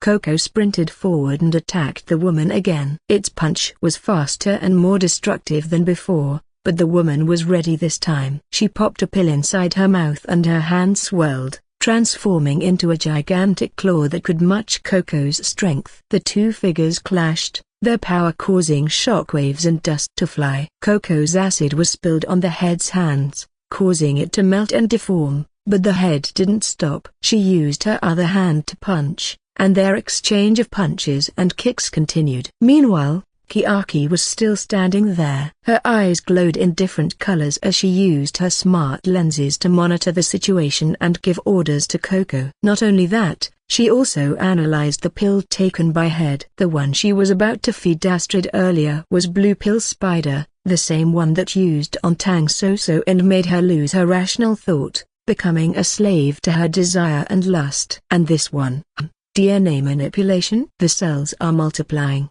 and the wound is healing. This was a surprise to her. It was the first time she encountered a pill that could heal and regenerate a wound this fast. It was almost as good as the nanites. Maybe it's not a pill but a secretion. But it's not the time to think about it. Coco, focus and hit her vital point. Aim for her throat, heart, or head. Let's see if she can survive without any of these important organs. Coco heard her order and moved forward, its arms turning into long, sharp claws that pierced through the head's throat and her heart. The woman gurgled, her blood flowing and her body convulsed. Surprising. You can pierce my skin with that? Head spoke, her voice hoarse and broken. Yes, because I made sure that my little boy is not weak. Chiaki smiled, and Coco twisted its claw, destroying the head's internal organs and her heart. Now then, let's see how you survive this. Don't die too soon. That would be boring. She was enjoying the spectacle,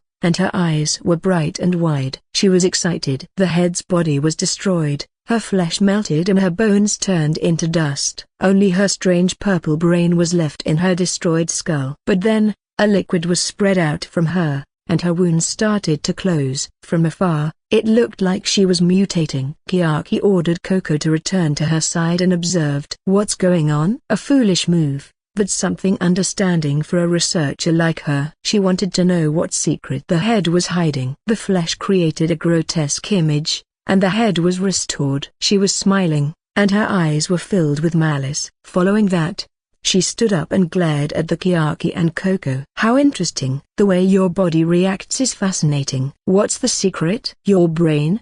Your name is Head, so your power might be around that part. Hey, tell me more about yourself. How did you do it? As if a switch had been flipped, Chiaki's attitude changed. She looked like a mad scientist, and her eyes were bright with madness. Head didn't answer. She only sneered and raised her hand. A red pill was held between her fingers, and her chi gathered around it. This is not enough to stop me. Your machine is interesting, but I will not be defeated. Her tone was strong and firm. She swallowed the pill, and her chi flared out, enveloping her and changing her body. Her purple hair turned red, and her sclera turned black. Her appearance was more monstrous and terrifying than before. Now, let's continue. Head's figure disappeared and reappeared in front of Chiaki. Coco was quick, but not enough to stop the punch delivered by the enemy. The sound of bones cracking echoed, and Chiaki was flung away, landing on the ground a few meters away. She rolled on the ground a few times before getting stopped by Coco. Your doll is strong, but you are weak, Head said, grinning. Now, let's see how you deal with this. She raised her hands and the air around her was charged with chi. A strange power was forming, and it seemed like she was preparing a technique. Meanwhile, Chiaki stood up. Her face and clothes were dirty, and she was bleeding. She couldn't move her left arm, and her legs were broken. But her eyes were still shining, and her lips were curled in a grin. Wonderful. Instead of being worried or scared, she seemed happy. Her grin widened as she opened her mouth and shouted. She fished a syringe out of her pocket and stabbed it in her neck, injecting the strange liquid inside. This is fun. I don't need to hold back anymore. This is the best. She pulled out the syringe and dropped it on the ground. Instantly, her wounds began to heal, and her broken legs were restored. Her arm was mended, and her body was stronger. Come on, hit me. Make it hurt. Coco. Responding to her command,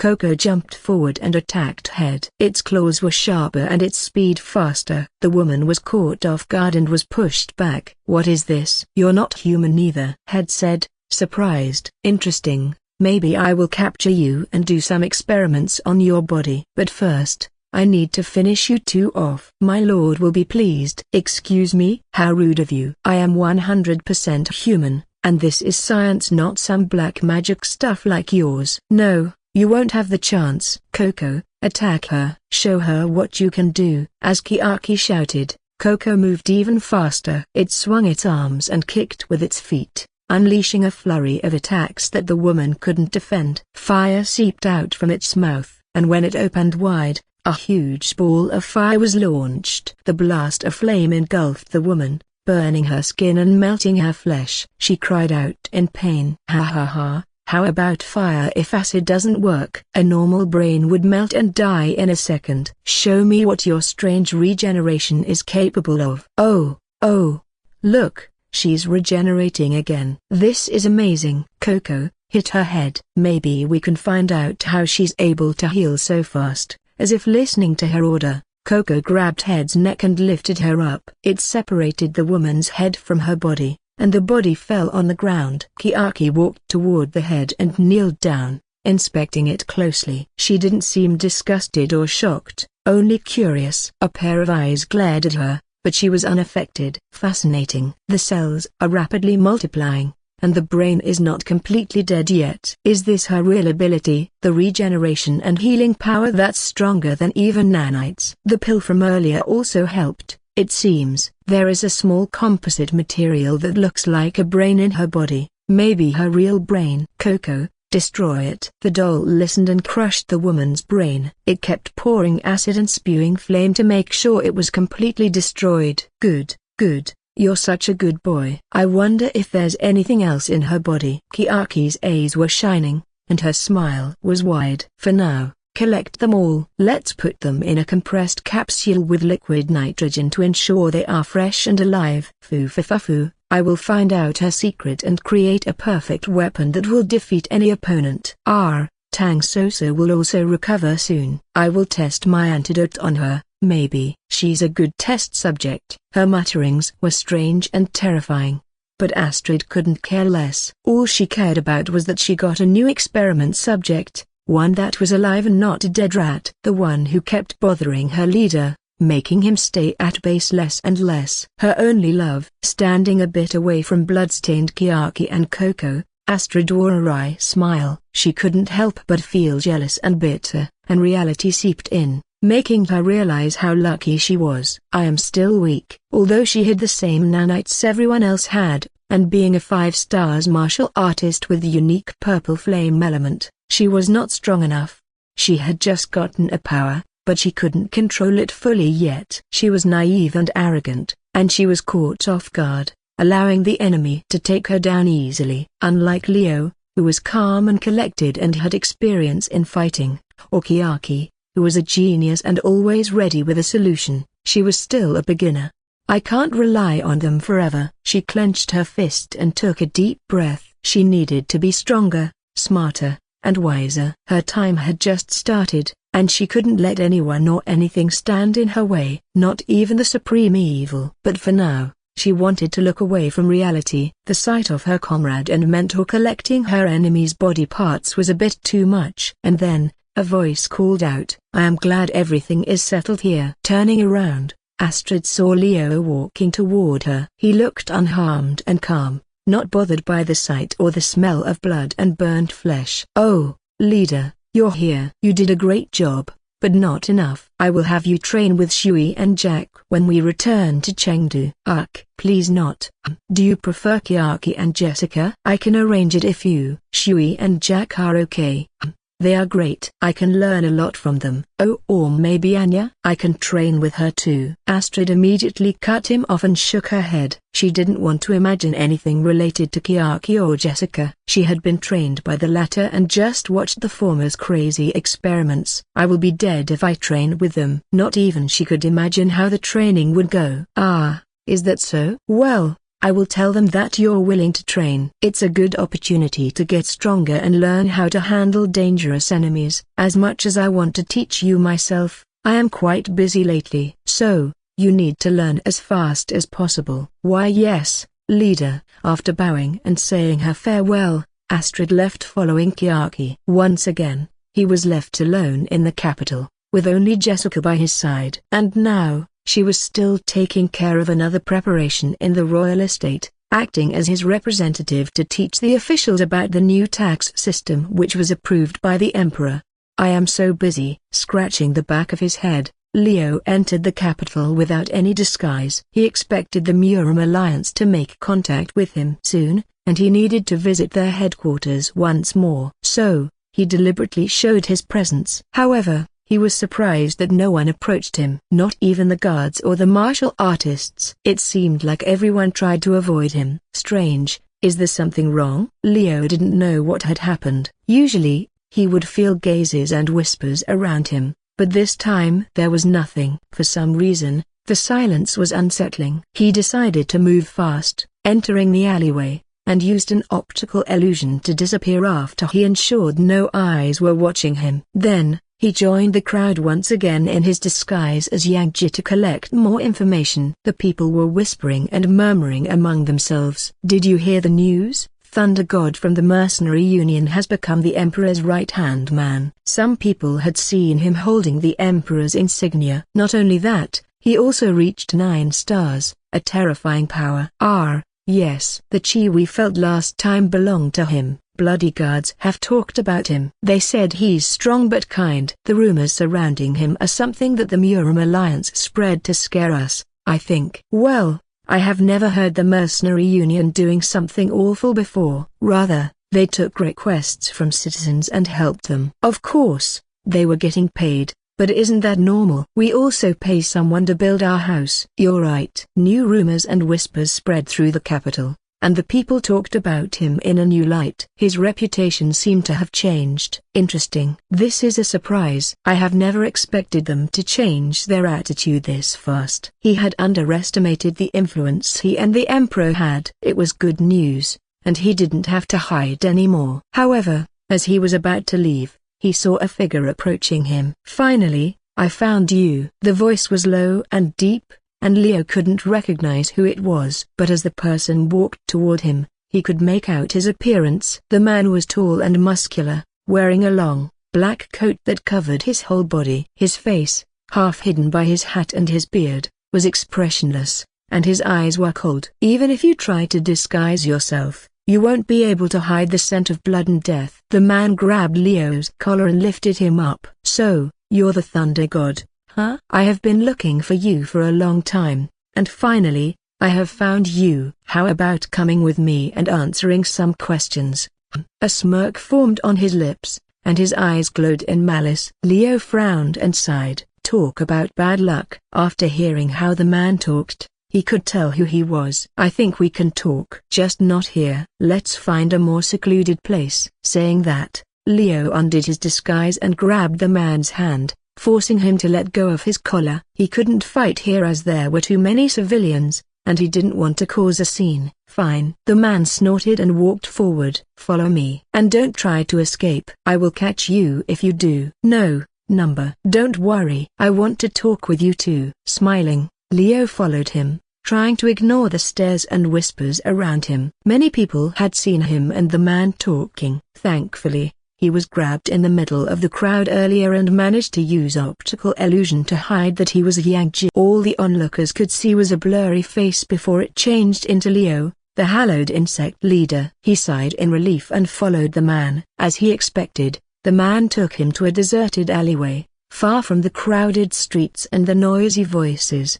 They were alone, and no one would interrupt them. Now, tell me. The man glared at him and crossed his arms. What are you? Before that, do answer me first. Leo replied and crossed his arms, imitating the man. He leaned against the dirty wall and smirked. What do Xuang, the Murim Alliance leader, need from me? I thought you were pretty mad when your stepdaughter left you and joined my group. You probably want to take revenge, right? His words caused a reaction in the man. Xuang's expression hardened, and his eyes sharpened. "How dare you bring that girl up? You're just a filthy insect, and you shouldn't have dared to touch her." "You calm down, Xuang." "There's no need to get angry," Leo interrupted him and shook his head. "You probably find me for something much more important than personal grudge. You're here because you want to ask me about the Supreme Evil, right? You think I know something about them." Xuang looked pretty angry, but there was a reason hidden beneath his eyes. He sighed and rubbed his forehead. "You're correct. You do know something about them. And you must have known the reason behind this problem I have had for 25 years since I became the Murim Alliance leader." "Do you mean your anger issue and irrational decision?" Leo teased,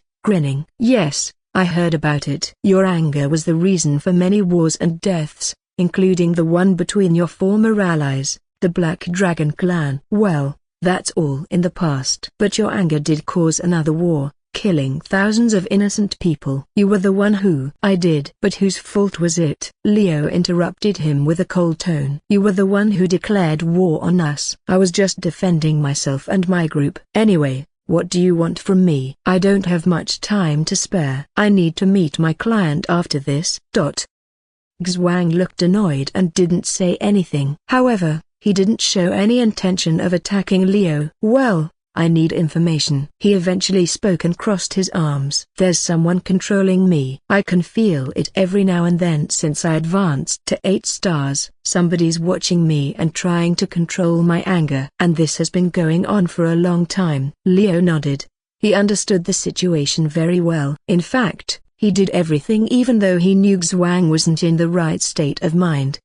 However, it didn't change that the Murim Alliance had declared war on him. He had no intention of forgiving or helping him. It was his own responsibility, and he should fix it himself. "The fault lies in you. You are weak and pathetic, relying on drugs, elixirs, and end up getting brainwashed. You were blinded by greed and anger, forgetting the teachings of your own master. Don't blame others for your shortcomings." Fact after fact was thrown at him, and Xuang couldn't refute it. He could only clench his fist and bite his lips. "Don't blame others for your own shortcomings. You did this, not me. This is the reason why your stepdaughter hired me to kidnap her and join my group. You only saw her as a tool, not a human being." Xuang didn't respond. He stood there, his expression unreadable. "And now, you're here, but not for your own personal revenge or to get your stepdaughter back. What is this? To ask your enemy about your anger issue? Did you hope that I would feel pity and help you?" Leo sighed and shook his head. "This is ridiculous. You are the reason all of this happened." He scoffed and turned around. "Anyway, I'm done. Don't expect anything from me. Go and ask the others. Maybe they will give you some tips or advice. For now, I will act as if we never met at all." As he was about to leave, Xuang shouted from behind. "Do you think you can leave as you please? I will not let you. You will tell me everything you know and cooperate with me." His chi quickly gathered around his palm, creating a blue lightning that crackled wildly, hitting the wall and ground. Each time the spark hit the wall, it was destroyed and left a black mark. "You can't run away." "Tell me, do you know anything about Supreme Evil?" Their name appeared in the report, and they are the one behind this. They are dangerous and need to be stopped. I won't allow you to run away. Leo raised his eyebrows and stared at the lightning. One of the wild sparks went in his direction. This dangerous lightning could destroy a stone pavement and turn it into ashes. However, he only raised his hand without trying to defend himself. The spark hit his palm and disappeared. Leo didn't feel any pain at all. Not even a smoke was formed. After all, electricity and lightning were his expertise. Nothing could hurt him. "Let me tell you one thing in case you misunderstand me, Xuang." Leo's voice was cold and sharp. "You don't have any authority to order me around. Don't think that you can control me or force me to do anything. I am not afraid of you, and the only reason stopping me from killing you is my promise with Wandering Sword Saint, so consider yourself lucky." After saying his part, Leo walked away. Xuang was speechless, and his chi disappeared. He was left standing there, looking at the back of the hallowed insect's leader. "How can he block my chi attack like that? That's impossible." He was in disbelief. His chi was one of the strongest, and his technique was known throughout the continent. Could it be the power of a 9 stars chi? Has he really reached that level? But that was impossible. No one had ever achieved 9 stars. There should be no one. That realm shouldn't exist. So you said that and left? Yes, there is no need for further conversation with Xuang. He's indeed affected by either eyes or head's corruption. But that was his fault. He's a leader of the biggest faction in Central Plains. How could he allow their worst enemy to control his emotion and thought? This is beyond shameful. Leo laughed as he sipped wine and enjoyed a rare moment of peace in the royal estate. After walking away from Xuang, he went and met the emperor, who asked him for his report on the bandit extermination. He didn't bother to disguise anymore and showed his insignia to the guard, who immediately led him to the emperor. Inside a luxurious room that was filled with golden decorations and expensive paintings, Leo explained the situation to the emperor. He sat on a couch opposite of him and the servants began to put the various dishes on the table. The emperor listened to him and nodded. "Thank you,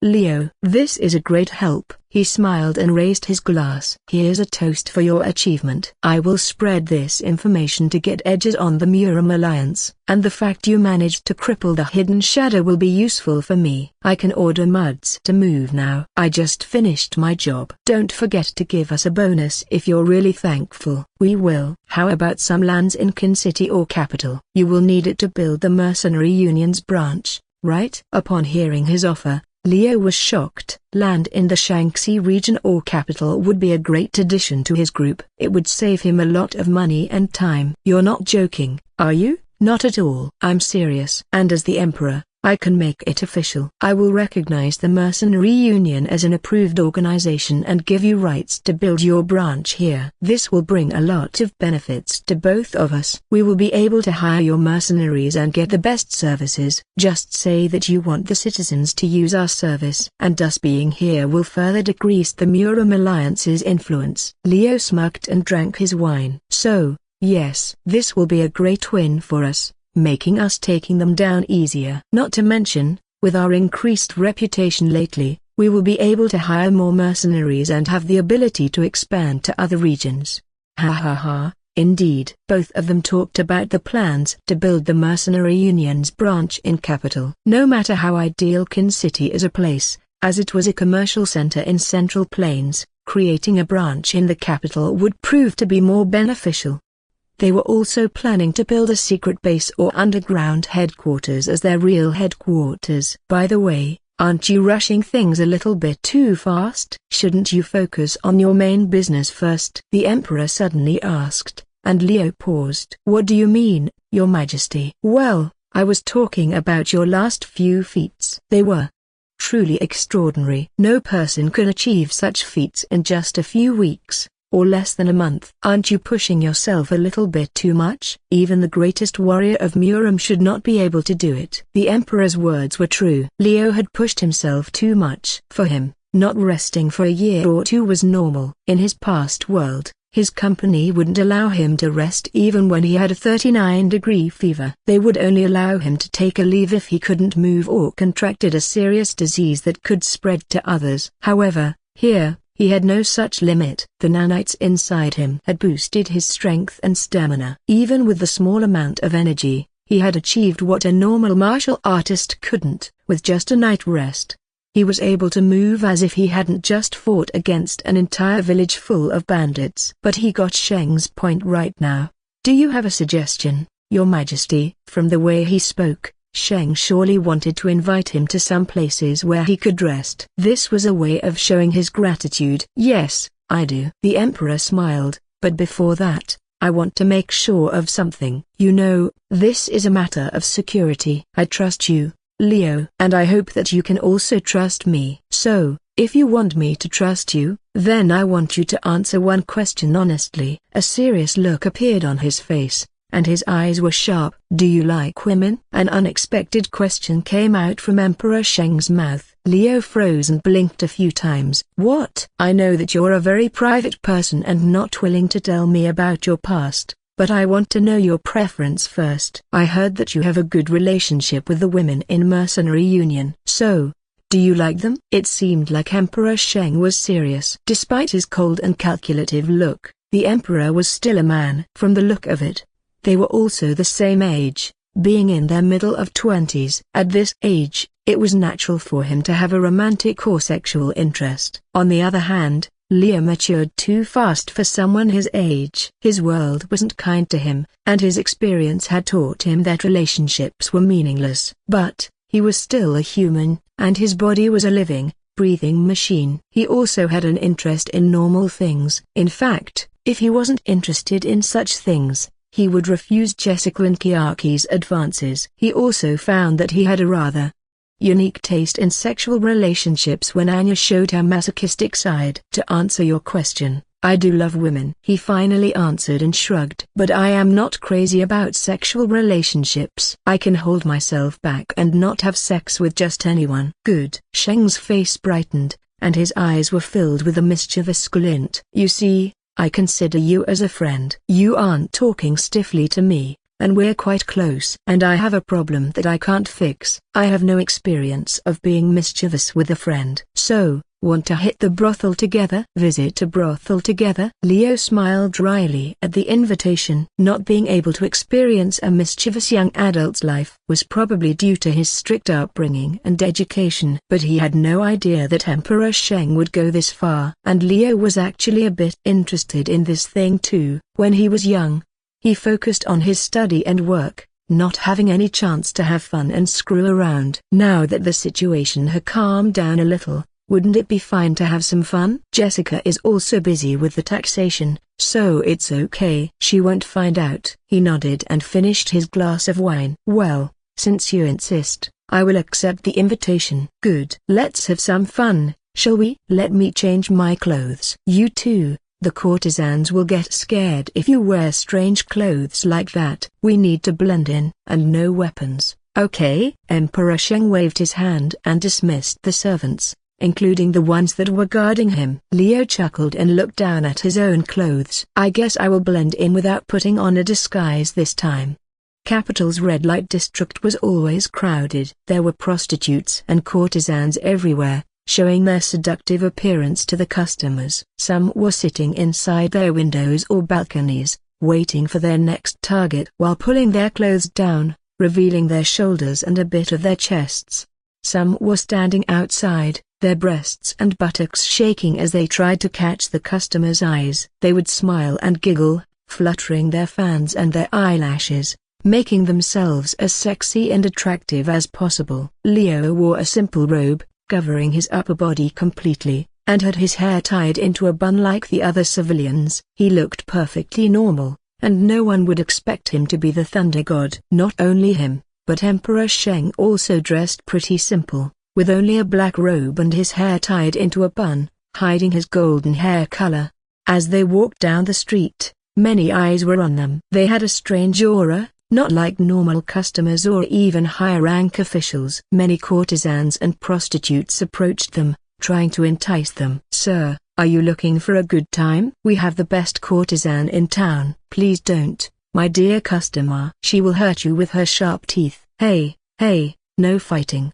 Look, we have a new one. She's beautiful and will make your dream come true. They were loud and pushy, trying to pull and drag the two men into their shops. No surprise they became crazy. While Leo and Sheng's clothes were normal, they looked brand new. Their faces were also clean and handsome, catching the prostitutes' attention. Leo had strange, unique face features not often seen in the Central Plains, and his blue eyes were like sapphire. Meanwhile, Sheng's way to carry himself was graceful and elegant, a typical sign of a noble or royalty. Their presence was strong, and they were perfect prey. However, they didn't have the intention to visit any shop yet. Wow, is this how the red light district is? It's so lovely, similar to my harem estate, Sheng commented, a smile on his lips. I wonder how it will be once we enter the brothel. What are you thinking, Leo? We can't just walk around like this.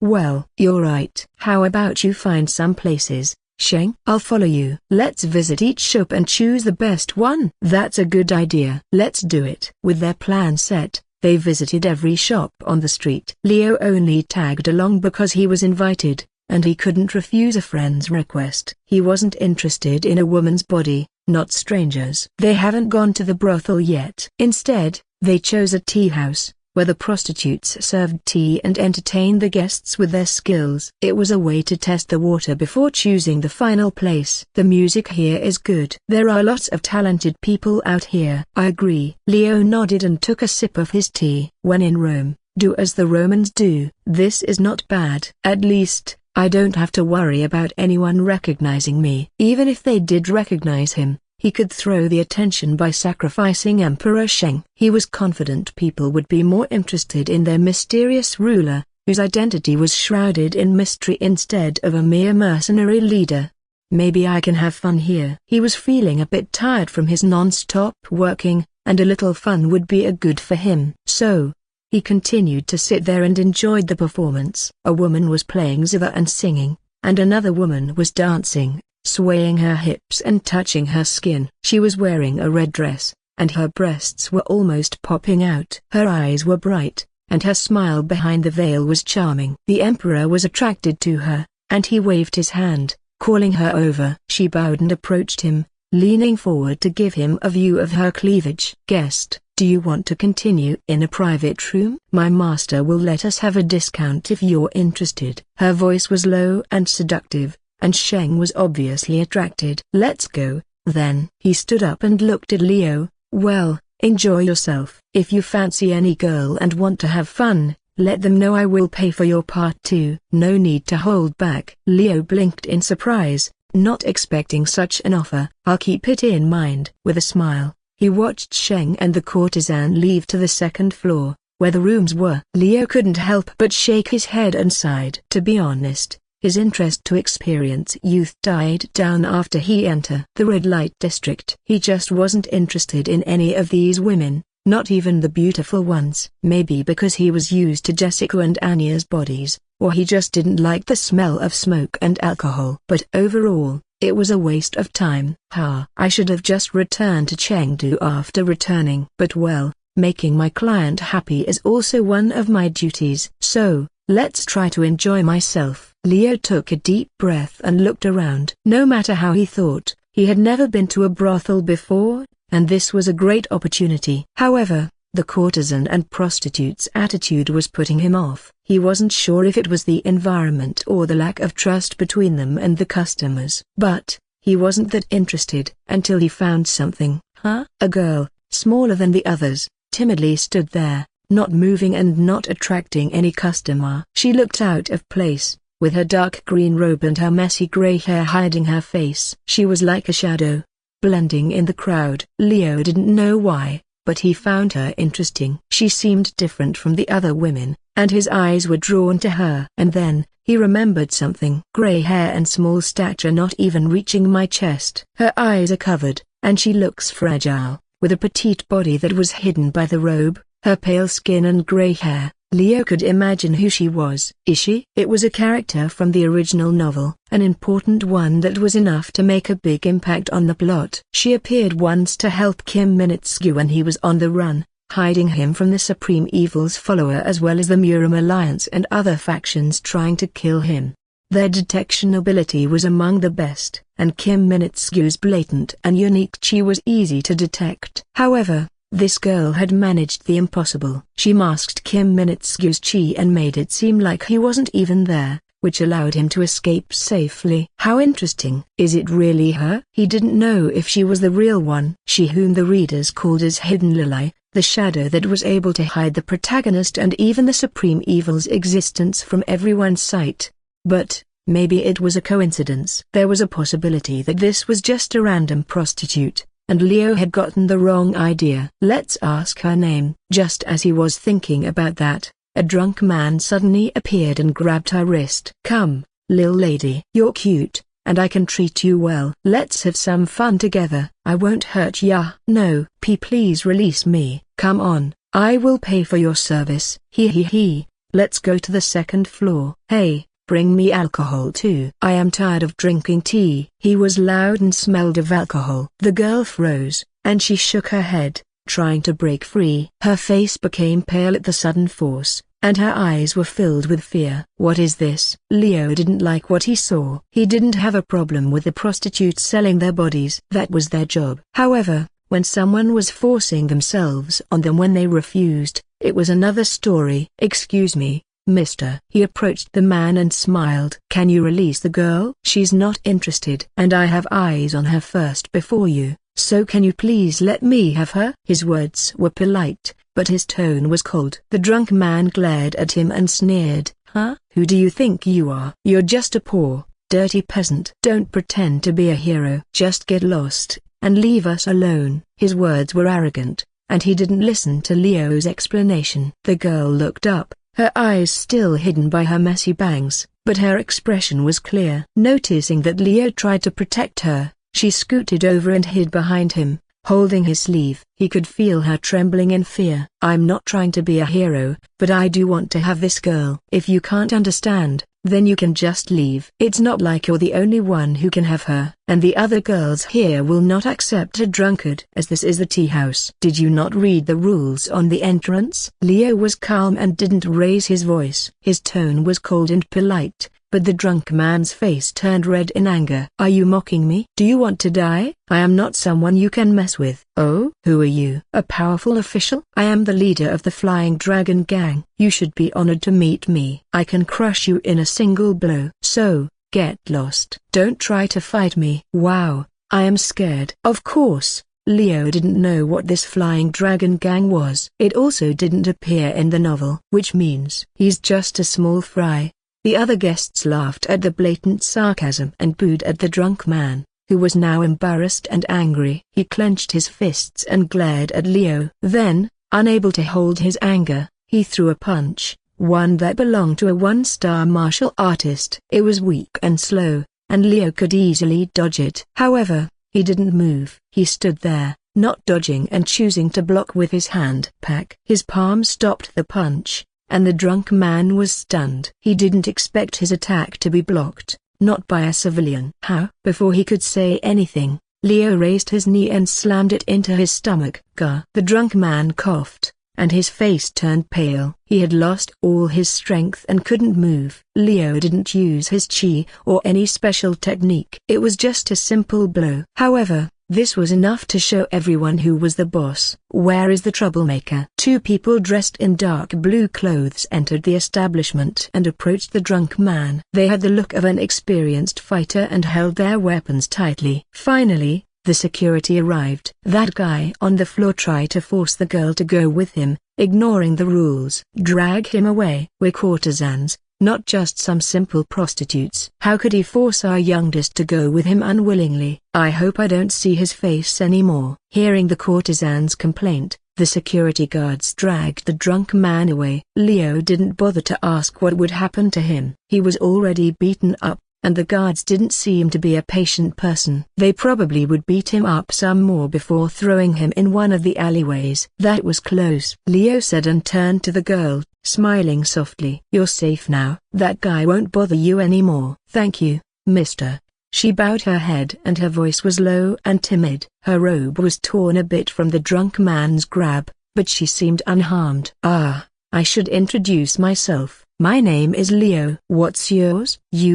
My name is." "Pleasure to meet you, Mr. Leo." "You can call me Leo." "No need to be formal." "Okay, Mr. Leo." No matter how he tried to persuade her, kept calling him Mr., and she seemed like a shy and introverted girl. Leo couldn't help but chuckle and shake his head. However, with this he had confirmed it. She's the hidden shadow, the one that helps the protagonist. She was not the same as the character he had imagined from the novel, but her presence and abilities matched the original story. So thin and fragile, forgettable, and unnoticed. But she was not just a side character. Her ability to mask her presence and hide others was legendary, and that alone made her valuable. Leo had never thought he would meet her here. "Well, anyway, how about you take a seat? Let's talk a little bit over tea, shall we?" He sat down and patted the chair, inviting her to sit. The girl nodded and joined him, looking a bit more relaxed. She rubbed her hands, and her body no longer trembled in fear. "A perfect opportunity. I will get information from her. How can she ended up here and why?" "I had a lot of information I wanted to ask, but let's take it slow." Emperor Sheng also won't finish anytime soon. As he thought about this, a mischievous smile formed on his lips. That earned him a curious look from Mr. Leo. "Yes," he replied, and his face returned to normal. "What's wrong? You said you wanted to, sleep with me. So, are you telling the truth, huh?" Could it be? This girl hadn't realized that he said it to drive the drunk man away. It seemed like she misunderstood his intention. She blushed and her face was bright red. "If you're telling the truth, then I'll let you have me. But I am not as attractive as other elder sisters. I am short, my boobs are small, and I only have a perky butt. Still, I am an adult already. I am turning 20 this year, so I will do it, okay?" She spoke quickly, her cheeks turning redder and redder. Leo didn't know how to react. He blinked a few times and looked down at his own lap, trying not to stare at her face. What should I do in this situation? This wasn't something he had expected. He had no interest in this girl's body, not because of her size or age, but because he wasn't in the mood right now. Of course, he couldn't just say that and let her misunderstand him. After a moment of hesitation, he spoke. "Listen." His voice was gentle, and his expression was serious. "I will be honest with you. I was only saying that to drive that drunk man away." He sighed and shook his head. "You're very cute and attractive, but I have no intention of sleeping with you. I already have 3 women in my life, and I am satisfied with them." "Sorry for making you misunderstand." His face turned pale, and her eyes widened. "So, you're not interested in you?" "Yes." "Wanting to sleep with you, number?" Leo shrugged and rubbed his forehead. "Anyway, I have a lot of questions to ask. How about we order some tea and—" "No. If you don't sleep with me, then how can I repay you? I never did that before, but I want to repay your kindness." Please, just let me sleep with you, okay?" "If I can't get a customer today, then HMPH." Just as she babbled on, closed her mouth with her hand. Her face turned pale as she looked around worriedly. "Huh?" Leo frowned, not understanding the situation. This was indeed strange. She looked scared and was anxious about something. But why? He didn't understand. "Mr. Leo, if you can help me, then I will give you a special discount." "Can you, please, let me sleep with you, just for one night?" "Please." Her voice was quiet and timid, but her eyes were determined. She had her hands on her chest, and her expression was firm. As he looked at her, he tried to remember what he knew about courtesans. First of all, why did women sell their bodies or skills in a red light establishment? In this world, there was no law or regulation against it except for some cases, such as non-consensual acts. Sex was normal, and people did it all the time. It was no surprise that brothels and prostitutes were a common sight. Law aside, it was a natural thing, and everyone had a chance to enjoy sex. However, not all courtesans or prostitutes did this kind of job because they wanted to. Some were forced into this lifestyle, and others had no choice but to sell their bodies. Leo had seen this kind of situation many times. There were rumors and stories about kidnapped children being sold to brothels and forced into sex slavery. Their parents pushed their debt on the children, or the slavers would come and take them, forcing the child to work and entertain the customers. In this kind of environment, not everyone has the ability to fight back, and unfortunately, law couldn't regulate or protect them. "Mr. Leo, I'm sorry for pushing this matter, but please, help me. I need to earn money." His eyes were desperate, and her hands were trembling. Now that the situation was clear, Leo could easily guess what was going on. She was probably one of those who were forced to work in a brothel. Either she had a debt or she was kidnapped, or was sold by her parents, but the result was the same. And now, she was trying her best to survive one more day.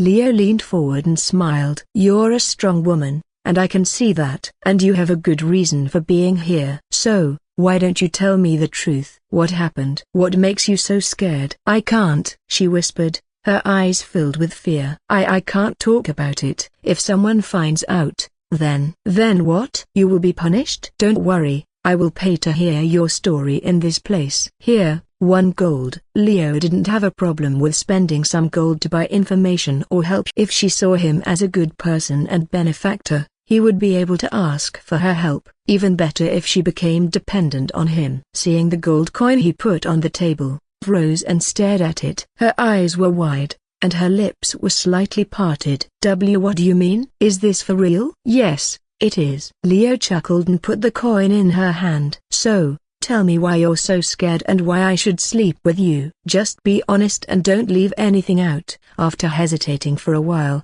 told him everything. Her name was Riley. She was born in a poor family and lived in the slums of a small village. When she was 12 years old, a man in a black robe came and bought her from her parents. He paid them 3 golds, a fortune for a poor family. One that was enough to live a comfortable life for a year. However, the man took her and her younger brother, Lee, to a brothel in a large city. I didn't want to sleep with strangers, so they made me clean the floor and do chores. I am also shy, so I often hide when there are too many people, only dancing or playing music. No one wanted me because I am so short. But it's not my fault. I can't eat much. I have no money. The story was a sad one, and she was treated like a slave. Her brother was used as a bait to attract customers, and the owner would beat him if he refused. He always protected me. But he was gone a year ago. Tears began to fall from her eyes, and she sniffled. Leo felt pity for her. This was a cruel fate for a young girl. And she was forced into this life, without a way to escape. No one but her brother was there for her, and now he was gone. It's all right. Take your time. Did you hear anything about your brother's disappearance? The boss only said that he ran away with a customer. But I knew he wouldn't do that. My brother is kind, and he won't leave me here.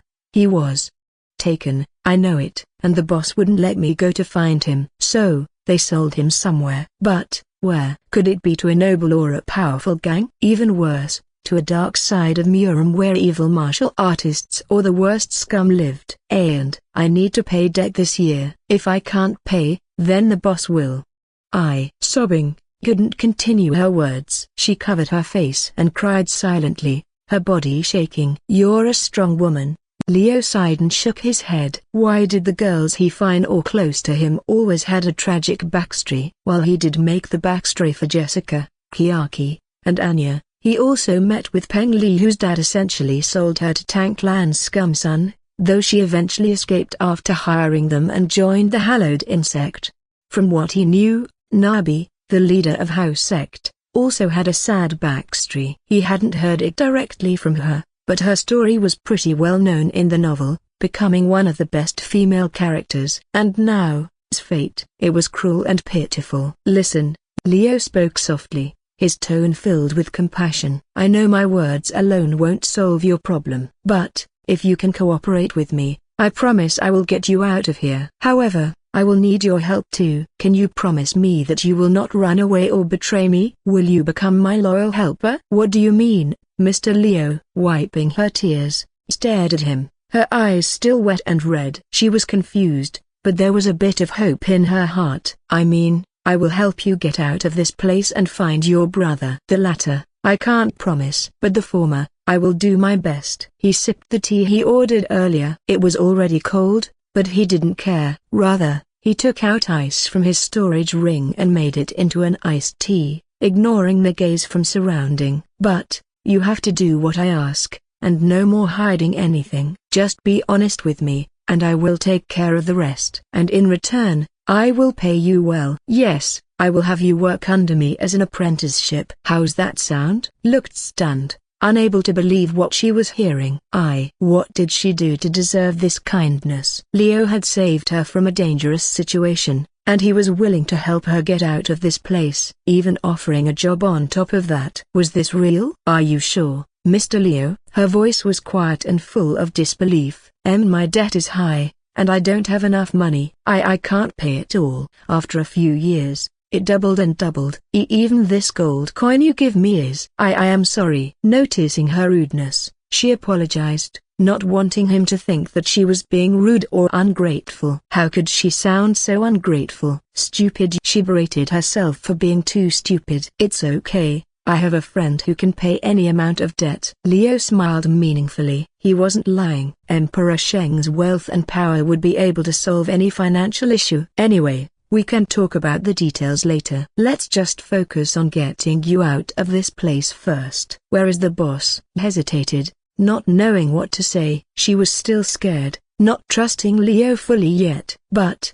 She could tell that he was different from other customers and was not lying to her. The owner is with the person who sit with you earlier. She's attending to him. Oh, then that would be quick. Sheng probably listened from the room about his conversation with. He didn't bother to turn off the small communication device he had in the form of earring, which paired with the one he gave Sheng when they changed clothes earlier.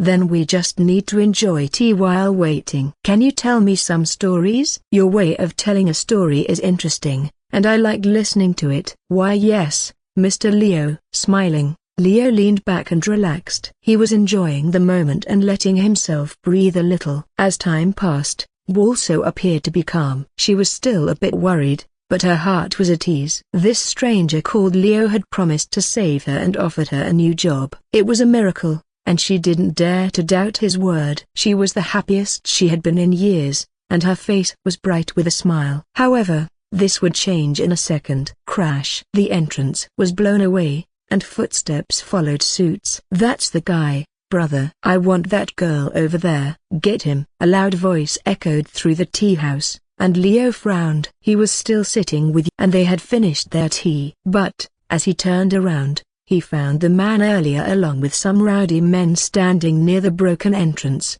They looked drunk and were laughing, looking at him with a challenging gaze. A quick count told him there were at least 10 of them, and each had weapons in their hands. The guests and the courtesans were surprised and panicked, not knowing how to react but scream. They were scared, and the guards had no chance against so many people. Once again, he trembled in fear. Her presence suddenly disappeared, and she was invisible to everyone. She knew she was the reason why these scary guys came here.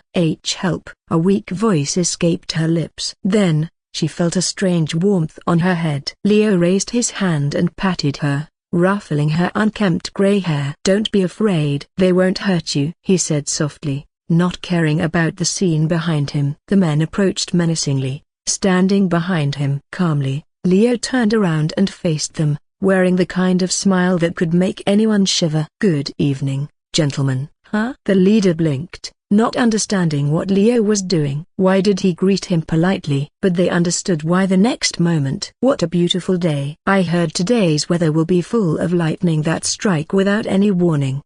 What are you talking ab? Boom. Before he could finish his words, a thunderbolt struck the man's body, electrocuting him. It was an instant death, and his body fell to the ground.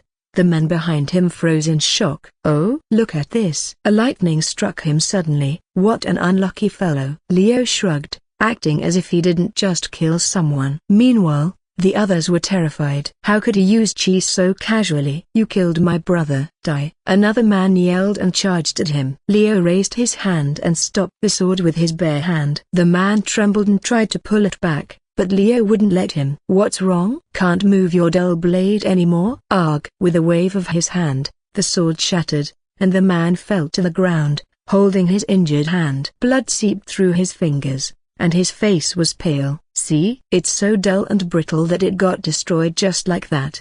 How can you? From behind him, the men screamed in horror. They couldn't understand what was going on and didn't know how to react. This was a nightmare. Brother, quick! Attack him. We have him surrounded. Kill him. Kill him. Don't let him get away. Avenge our leader. Their faces were red with anger, and their eyes were full of hatred. They had lost their leader and the man in front of them hurt their friend. There was no need for mercy. Die. Kill him. Kill him. Kill him. Kill. Kill. Kill. They were screaming and shouting, charging at him without hesitation. All their weapons raised above their heads, attempting to cut him down. Yet, it ended at that. An attempt. Leo moved and dodged every blow. His body was fast, faster than any human being, and he could move with ease. His eyes were focused and sharp, and his mind was clear. Each time he passed a guy, he quickly moved his hand. A small hidden knife, similar to a pocket knife, appeared on his finger. He had no sheath or holder, and it was kept hidden under his nails. A small slit appeared on the men's necks,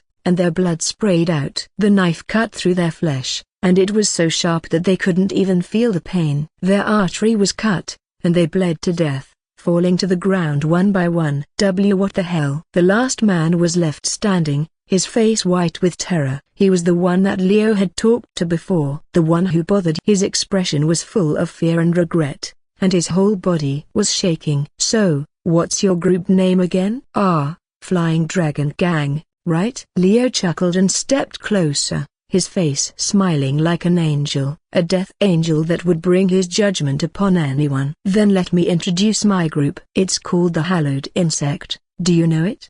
Hallowed Insect? And that lightning? No way." The man was horrified, and his knees buckled. He had heard the name Hallowed Insect before. A powerful group that was feared in Murim, and their name alone was enough to make evil martial artists tremble in fear. And the one who controlled lightning was famous as their leader, a 9-stars martial artist whose strength could be compared to heaven itself. He couldn't believe it. The man in front of him was the leader of the infamous Hallowed Insect, Thunder God. Please, I don't know who you are." "Forgive me." The man fell to his knees and begged, not caring about his pride or image. He was a coward and had no intention of dying here. "If I knew who you were, I wouldn't have acted so arrogantly. Please, forgive me. I can't die here. I also won't touch the girl if I know you are interested in her. I swear." Leo raised his eyebrows, not expecting this response. "So you mean that if I were another person, you would kill me and then force to have sex with you? Is that it?" No, it's not like that." "I see. Well, since you know the difference, then I won't punish you." Hearing his words, the man looked up and stared at him with disbelief. "Ah, really?" "Yes, really. You know, I am in a good mood today. I had tea and talked with a cute girl. So, I'll let you go. But, next time, don't cause trouble like this." "Why yes, thank you." "Thank you." The man bowed and didn't waste another second. He turned around and ran out the door, his feet never stopped. Leo watched him leave and chuckled. What a coward. Peace had returned, and the guests were safe. They thanked him and even offered him a drink, which he refused. The courtesans even tried to pull him into the second floor, but stopped them, saying that Leo was her customer and wouldn't be taken away.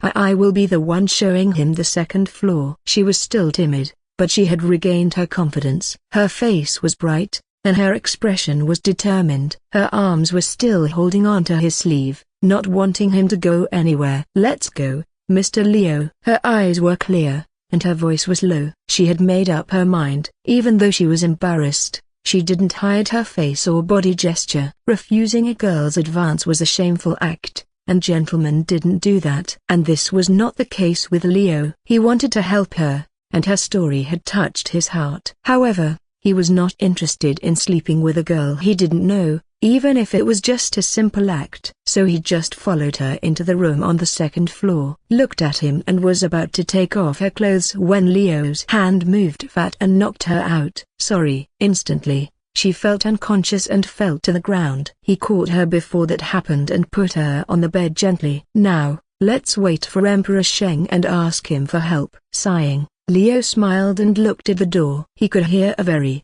loud conversation coming from the other side. A lewd one, that was, belonged to Sheng and the woman inside. "Ugh, I have been a bad influence on him." Shaking his head, he waited. He sat on the bed and looked at the note he made regarding all important characters in the world, especially the Hidden Shadow. A short description was written there, including her ability and how she managed to hide the protagonist Kim Minitsky and the supreme evil from everyone's eyes. Her abilities were legendary, and he needed her. If she could hide someone, there was a high possibility she had a tracking talent that would allow her to find anyone, even the elusive Kim Minitsky and his enemies.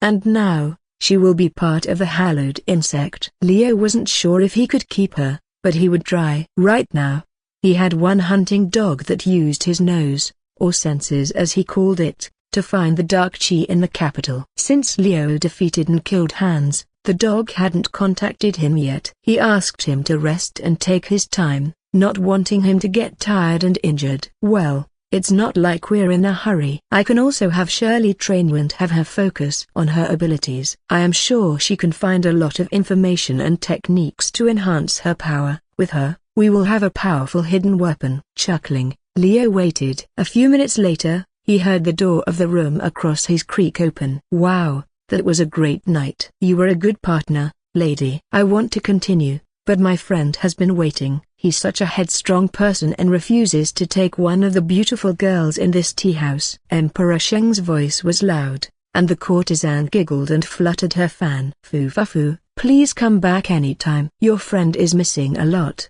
He's too handsome for my girls to ignore. Maybe he's in one of these rooms already. He's a picky man. Well, have a good day, and I will be back. Take care, guest. Finally, Emperor Sheng's footsteps approached the door, and Leo quickly opened the door. He was greeted by a smiling and satisfied Sheng who looked past him, at who was sleeping peacefully. What a peculiar taste. A kid? Sheng shook his head and sighed. I won't judge, but you know that I implemented a law about not marrying girls under 17 years old. No? I'm not sure about other places, but the Central Plains follow this rule. What are you talking about? Leo snapped back at the accusation and shook his head. I did not sleep with her. She wanted to repay me with everything she had, so I just followed and put her unconscious here. When she wakes up, I will just say I had a great time and make her happy. Also, she's 20-year-old, only a bit younger than me. Ha ha ha, I was just joking. Sheng laughed and slapped Leo's shoulder,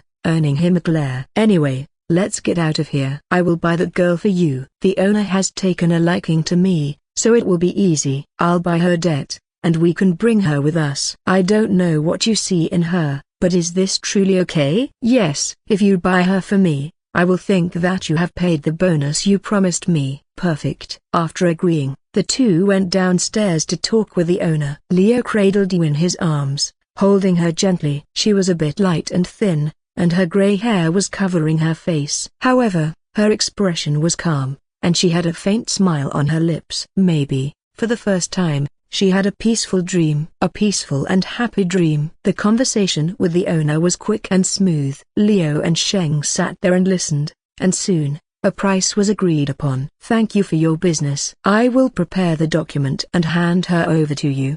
The attractive woman shut her fan. Her boobs jiggled slightly. This girl is the youngest and the most unpopular, so her debt is not much. Just 250 gold. And you can have her. Good. Sheng nodded and pulled out the gold. Here. Count it carefully. No need. I trust you, handsome. The woman winked at him and took the money. Her face was full of seduction and temptation, but Sheng didn't even bat an eye. Then, she glanced at Leo, her eyes filled with interest and a bit of confusion. Your friend is indeed interesting. Out of anyone here, he chose and to buy her immediately after sleeping with her once. She said, giggling. But well, you have the money. Enjoy. After the transaction was done, Leo and Sheng left the tea house with still in the former's hands. No ceremony or celebration that usually followed when a courtesan bought was held. No wonder. Was at the bottom of the pecking order, and she had no name or reputation. No one would miss her,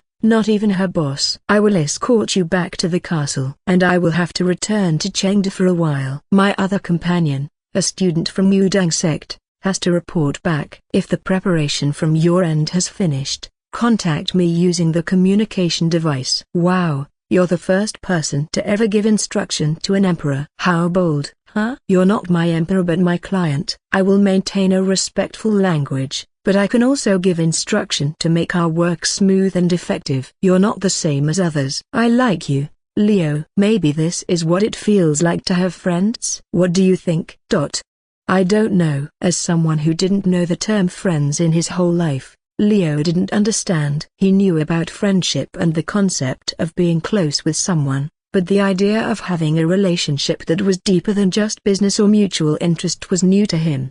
He had never cared about his relationship in his last world. That was why he cared so much about his subordinates, the members of hallowed insects. They were what he could call his friends, his family, and he would do anything for them. But, this was the first time someone else had referred to him as a friend. And it was Emperor Sheng. Don't worry. You're not obligated to be friends with me. But do know that I think of you as a friend now. Sheng smiled and patted his shoulder. Let's get back and prepare for our next plan. Yes. With a nod, Leo carried you and followed him. A thought in his mind. Friend? Me? He couldn't help but chuckle. This was the first time someone called him that. What a strange feeling. He had never experienced anything like this before, and he didn't know how to respond. Still, it wouldn't be bad to have an emperor as a friend. After meeting many people, he knew Sheng was sly and cunning. However, There was this hidden naivety and honesty belonged to a child. Maybe this was a side effect of being an emperor, where he could only trust a few people and was always surrounded by darkness and danger. Leo couldn't relate to him, but he felt a strange connection between them. Well, it's not bad. After escorting Sheng safely, Leo returned to the inn. It was already evening, and the sun had started to set. When he entered the room, Jessica was sitting on the bed, staring at the sky through the window. She turned at him when she heard the door creaked open. "Welcome back, leader," she smiled softly. Her gaze slowly moved from his face to the unconscious girl in his arms. "And she is?" he said, moving to the nearby couch and putting her down. "One of the important characters. Maybe you will understand if I say that she's the hidden shadow." "That one?" Moving next to Leo, she looked at the girl with a surprised expression. As Leo's secretary, she had been shown some of the information and notes he had written. The name Hidden Shadow appeared as well, and her abilities were described in detail. "I see." She nodded and turned to Leo. "From her clothes and its condition, I can guess that she's a prostitute." "A courtesan, maybe?" "And the top is almost undone, so." She glanced at him suspiciously, seeking an answer. "Leader, did you?" "No, of course not." "She wanted to repay me for helping her." "But I'm not interested." Leo shook his head and smiled. "You know I am not someone who would force myself on a girl, right? I just knocked her out, so we could bring her with us. She'll wake up later." "I see." Jessica nodded and sighed, not in relief, but in disappointment. She had seen Leo's power and abilities, and she was attracted to him. However, he had never shown interest in anyone, not even her. He was a man who worked hard and focused on his goals. While that was usually a good trait, it wasn't in his case. He was already capable of anything, and yet he kept holding himself. "You're really not interested in her?" "She's cute and shy, and I bet she's a virgin," she whispered in his ear, her hot breath tickling him. "A sweet, cute little lamb that you can devour." "Don't you think so, leader?" "Imagine her petite body, her round butt, and her small breasts." "Hilda, it's making me horny." Her tone was full of lust and seduction, and her body rubbed against his, her hand touching his arm and chest. Leo looked at her strangely. She had always hid her desire when there were others, but at best, she would only flirt lightly with him when they were together. But now, somehow, Jessica's personality had changed slightly since they were alone in the capital. She was more assertive and bold, and her sexual desire was obvious. It was like she had transformed into a different person. "You're really something else, aren't you?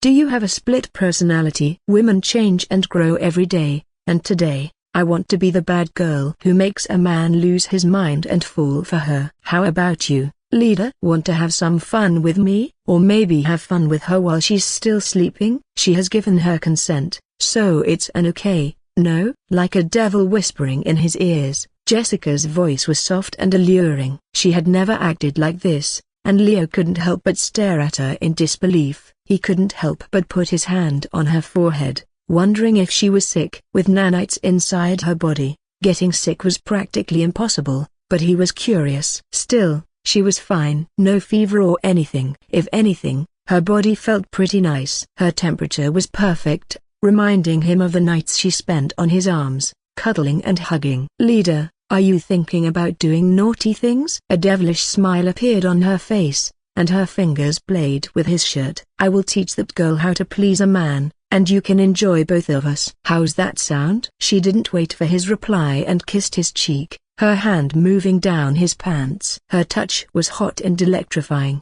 and her smile was full of lust. It was a different side of her, and it made her look more attractive. "Oh, are you interested now?" She giggled and bit her lip, her fingers rubbing his dick gently. "Just relax, I will make you feel so good." "Let's start by moving to the bed, shall we?" "Clothes are unnecessary. Let's see how long you can last before you're interested in that girl too." Tilda. Jessica was still whispering and seducing him, and her hands were touching him in a way that was making him unable to think. Once again, as a gentleman, refusing a girl's advance was a shameful act. His face got closer to Jessica's, and he was about to kiss her. "Lately you've been more and more disobedient, haven't you? And do you know what a bad girl deserves?" Before their lips touched, Leo spoke softly, his eyes cold and sharp.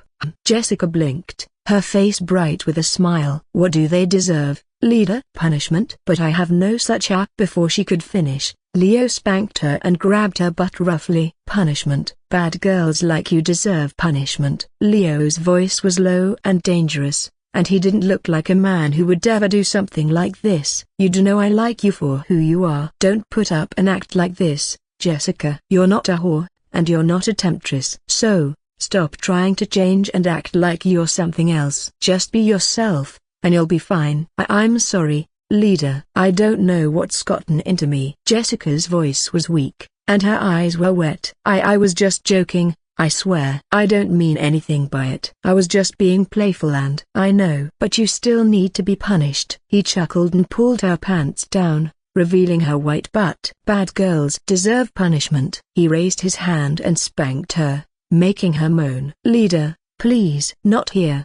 The new girl will see. Didn't you say that we should have fun together earlier? I changed my mind. I have been holding back since she had been seducing me with her shy and innocent act. If she wanted it, I will have her and fuck her like a whore she was before. Leader, wait. Don't, not with her. Jessica's voice was quiet, and she couldn't stop him. His hands were strong, exploring her body, slipping underneath her clothes and rubbing her wet pussy. Don't worry. You'll still be the center of my attention. You'll still have your punishment. One by one, he took off her clothes, revealing her perfect figure. Her body was lean and sexy, and her ass was plump and soft.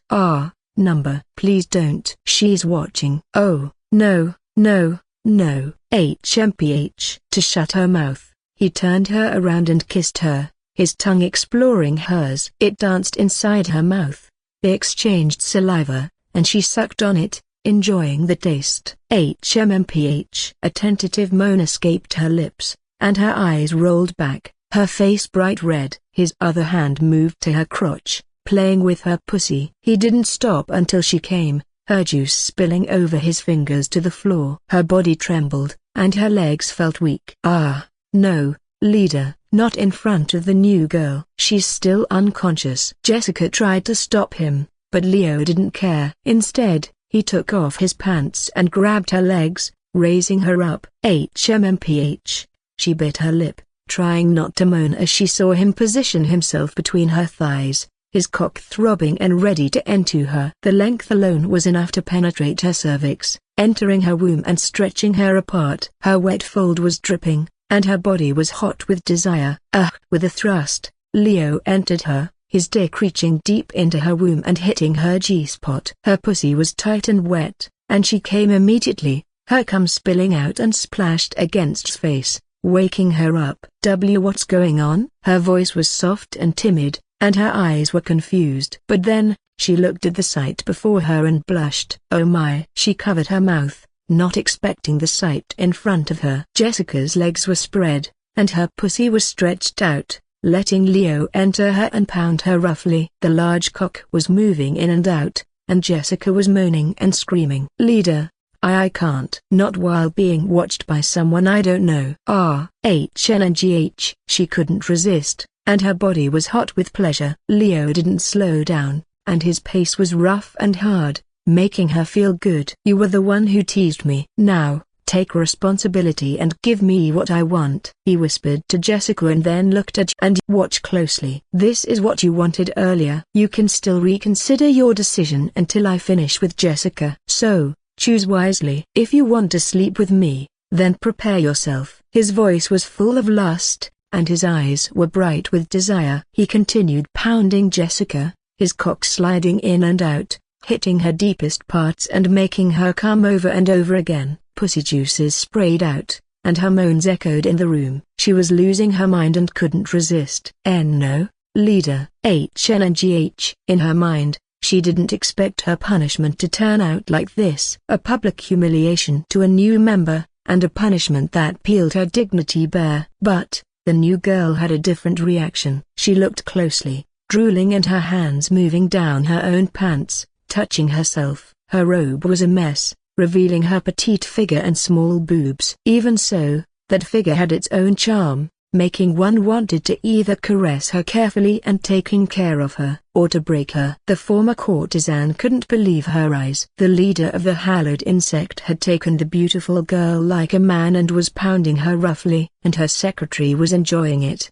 her face bright red and her expression full of pleasure. Her large boobs jiggled with every thrust, and her moans were loud and lewd. At first, the woman looked like she didn't want to, but now, she even begged for it. Leader, HNGH, fuck me, make me yours. Was shocked, not understanding why Jessica was moaning like a slut. Her eyes went to his cock, a large and thick shaft that stretched the woman out. And no way. He's too big, and he's so, I can't. She shook her head, not knowing what to think. However, her hand was moving faster. Her finger entered her wet pussy, imagining it was his dick pounding her. HMMPH, HNGH. Leo was too absorbed in the moment, not caring about anything else. He had been holding back since his trip with Sheng, and Jessica was a perfect outlet. A punishment was just an excuse. He was a bit too shy to admit that he was horny after getting seduced by Leader.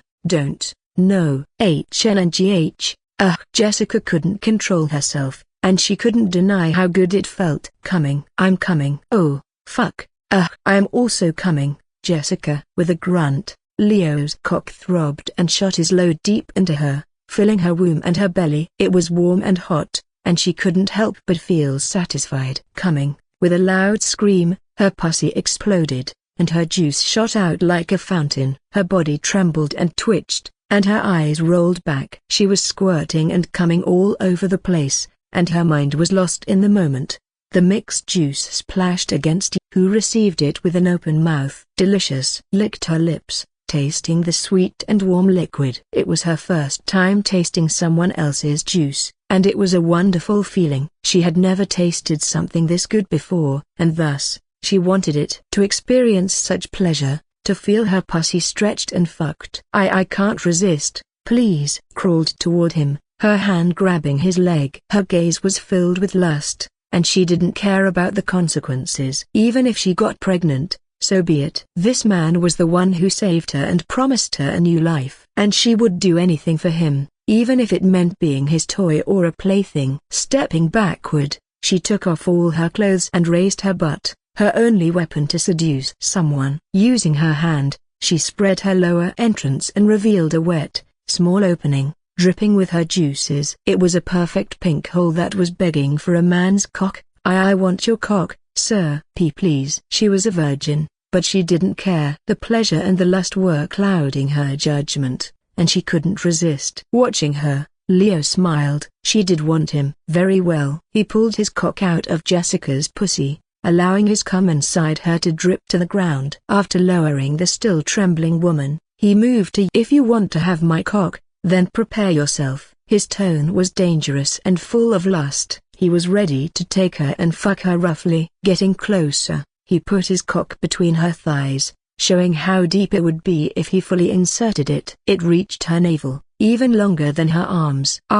It's so big. But I want it. I need it. Please. She couldn't deny it. She needed his cock, and her body was aching for him. Maybe her pussy would get destroyed, but she wanted the happiness and the pleasure showed by that woman. She didn't care about the future, only the present. Please, fuck me. Make me your whore. I want to feel your cock inside me. My tiny pussy is yours. She whispered softly, her eyes begging him to do it. Very well. Without wasting another second, Leo positioned himself and pushed his cock in. It was a tight fit, and her hole was barely able to accommodate him.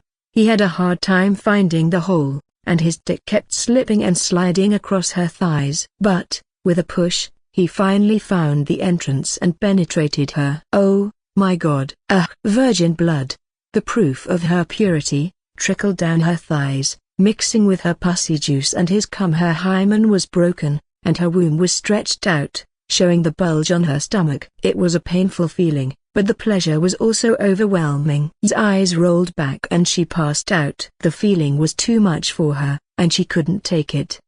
Leo was disappointed, but he understood. She was a virgin and probably had never had sex before. Gently, he pulled his cock out and let her rest. She was breathing, and her eyes were closed. Leader, You make her squirt just by inserting it. Awesome. Jessica was awake and looking at him, her smile bright and her eyes filled with desire. But it seems your cock is too much for her petite body. Maybe she can take you better later after she wakes up. She stood up and walked to him, her hand touching his chest. May I continue my service in her place? My body is ready, and I want you to fill me up with your cum again. Please, sir, make my stomach bulge with your cum, and show me how a real man fucks a woman. Fill me up and make me your bitch. You've become quite slutty. Foo-fa-foo, thanks to your training. Without wasting another second, he grabbed her and carried her to the bed, her pussy still dripping with cum. He also carried you in his other arm and placed her gently next to them. Now, let's continue where we left off. His cock was still hard and ready to pound, and Jessica spread her legs, welcoming him with a smile. When he managed to cover Jessica's whole body with cum, and put enough semen to make her stomach bulge slightly, regained her consciousness. Her body wasn't safe from getting sprayed and filled with cum. Ah, what a great night. You were a wonderful partner, Jess. I hope we can do it again soon. Leo chuckled,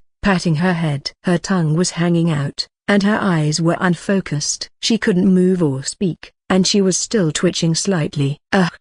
Moaned, unable to believe what she saw once again. She looked down, realizing that her body had been covered by cum. Her pussy was tingling and drenched, the bed sheet under her was wet. Without a doubt, he played her pussy with his hand to keep her satisfied while he was busy with his secretary. And now, she was so horny and full of desire that her mind couldn't think clearly. The smell of his cum and the taste of it filled her mouth, and she was unable to deny how much she wanted more. She couldn't help but growl to him, her eyes focused on his cock. Her tongue was hanging out, wanting to taste it and have him inside her mouth. Oh, you're awake? Then, would you like to give me a blowjob? Just imagine my cock entering your mouth and down your small mouth. You can taste my pre-cum, and drink my cum.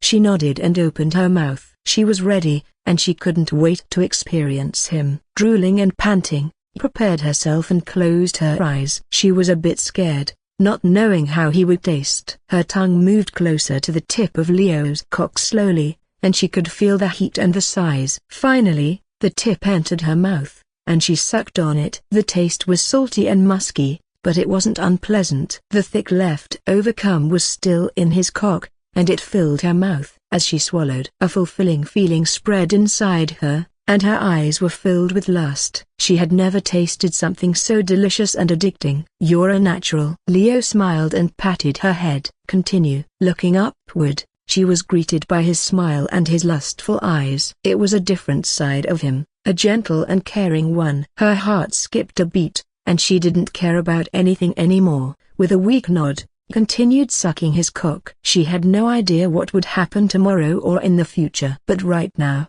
the present was enough. She would savor the moment and enjoy the pleasure he offered her. After cleaning the cock, she giggled and leaned back, spreading her pussy and revealing her hole. The small opening was pink and wet, and her juice was dripping down. Please, sir, let's continue. I want to feel your cock inside me and stretch me out. Don't worry, I won't pass out again. My pussy is yours, and you can fill it up and stretch it apart. Her voice was low and her tone was seductive. Her body was trembling, and her cheeks were bright red. Leo approached her and put her cock on her stomach, showing how much he was larger than her. He was also thicker, and his tip was wet with pre-cum. This will enter you and fill your pussy up. Your stomach will bulge, and you won't be able to think. Yes, sir. I'm ready. Make me yours. Didn't even hesitate and pulled him down. She was ready for anything, and she wanted him to do anything to her. Their lips touched, and they kissed passionately, exchanging saliva and enjoying the feeling. And then,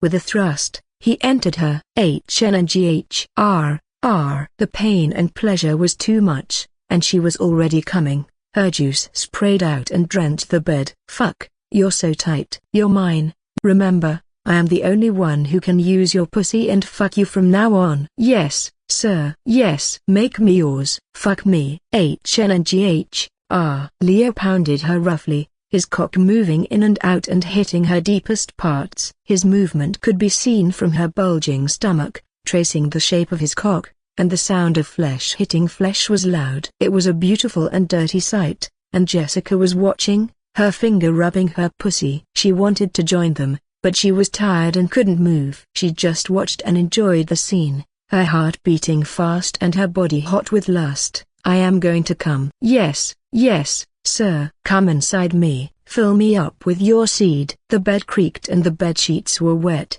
and the two were fucking roughly, their bodies connected and their moans were echoing in the room.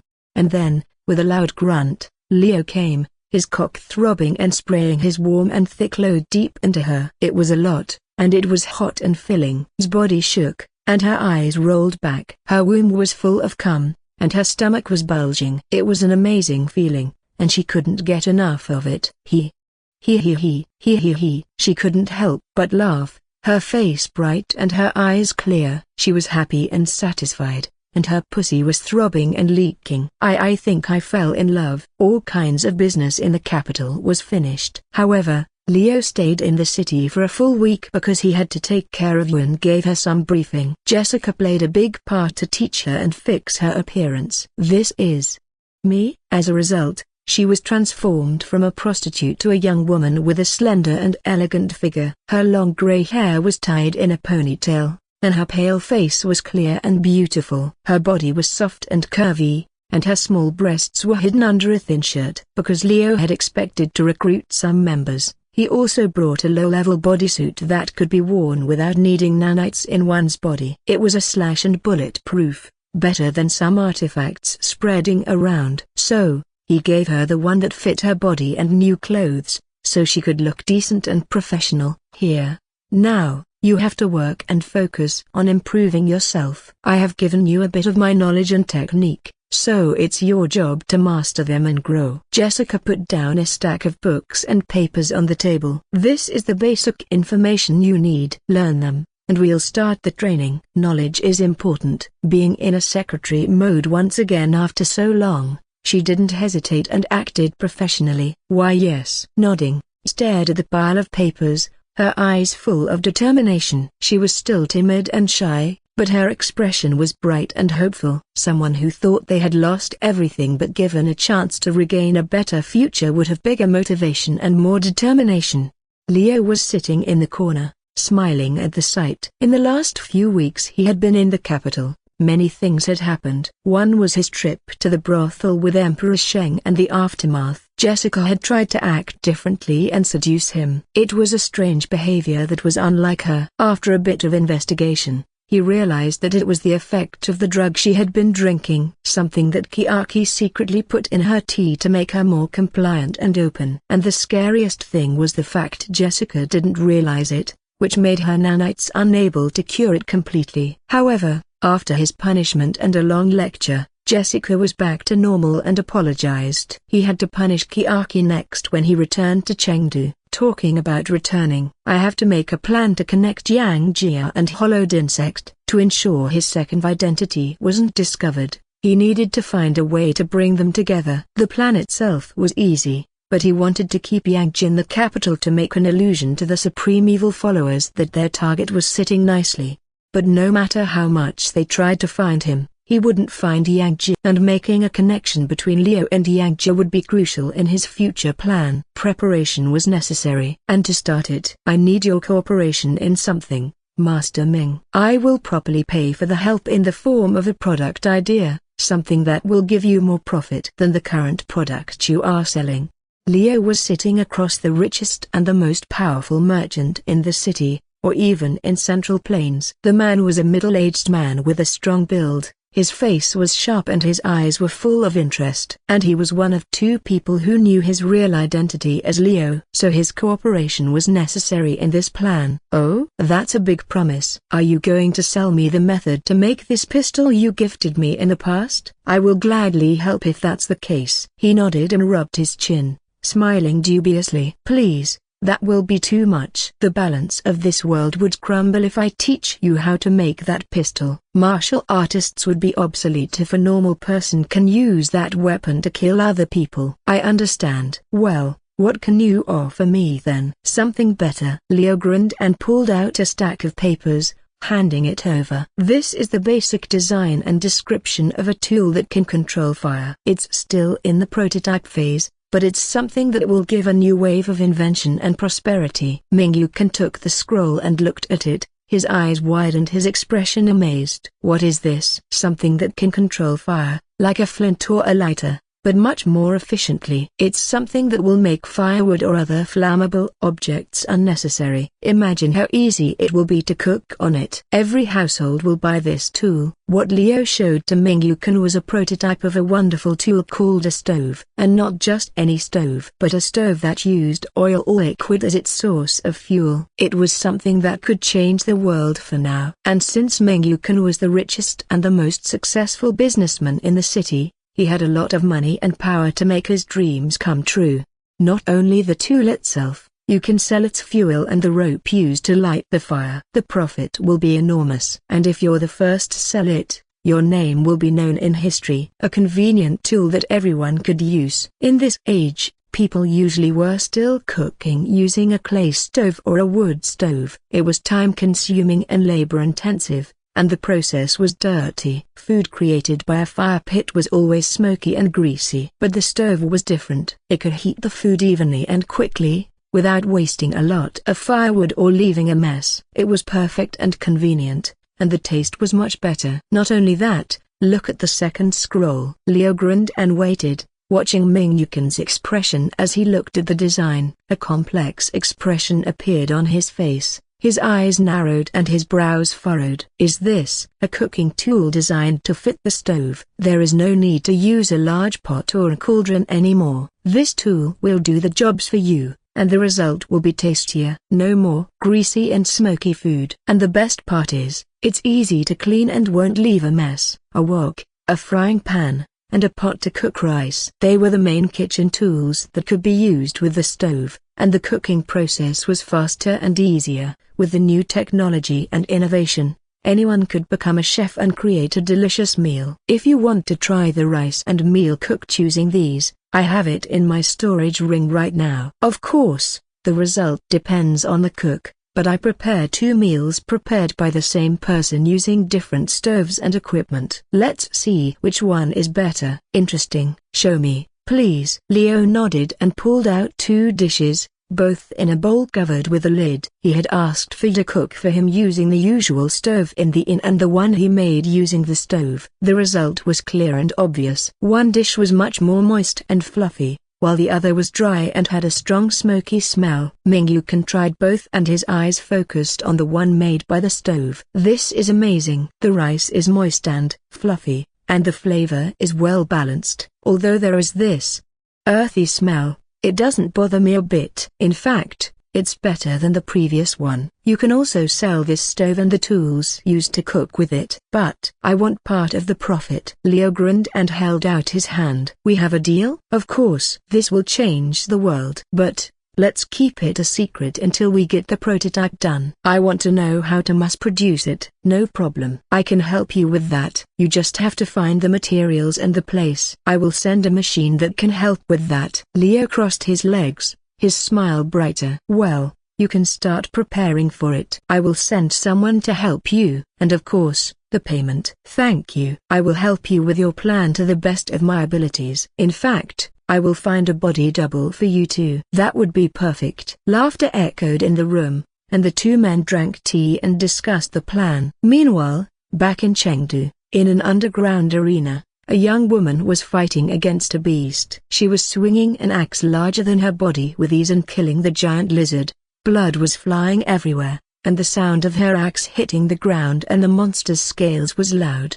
The barbarian wearing modern clothes grinned ear to ear as she raised her axe, shouting and laughing. She was a wild and dangerous person, and she was always fighting, never stopping. In her head, a voice was always echoing, telling her to fight and win. It was a strange voice that didn't belong to her, but she couldn't refuse it. A barbarian lived to fight. And fight, Li Hian did. Ha ha. This is great. The audience was cheering, and the beast was finally dead. its head separated from its body. Watching from the audience seat, counting the money gained from the fight, was Shirley. Her lips curled upward as she heard the clinging sound of gold coins being poured into a sack. The audience was cheering and waving, and her smile grew wider as she saw Li Yin approaching her.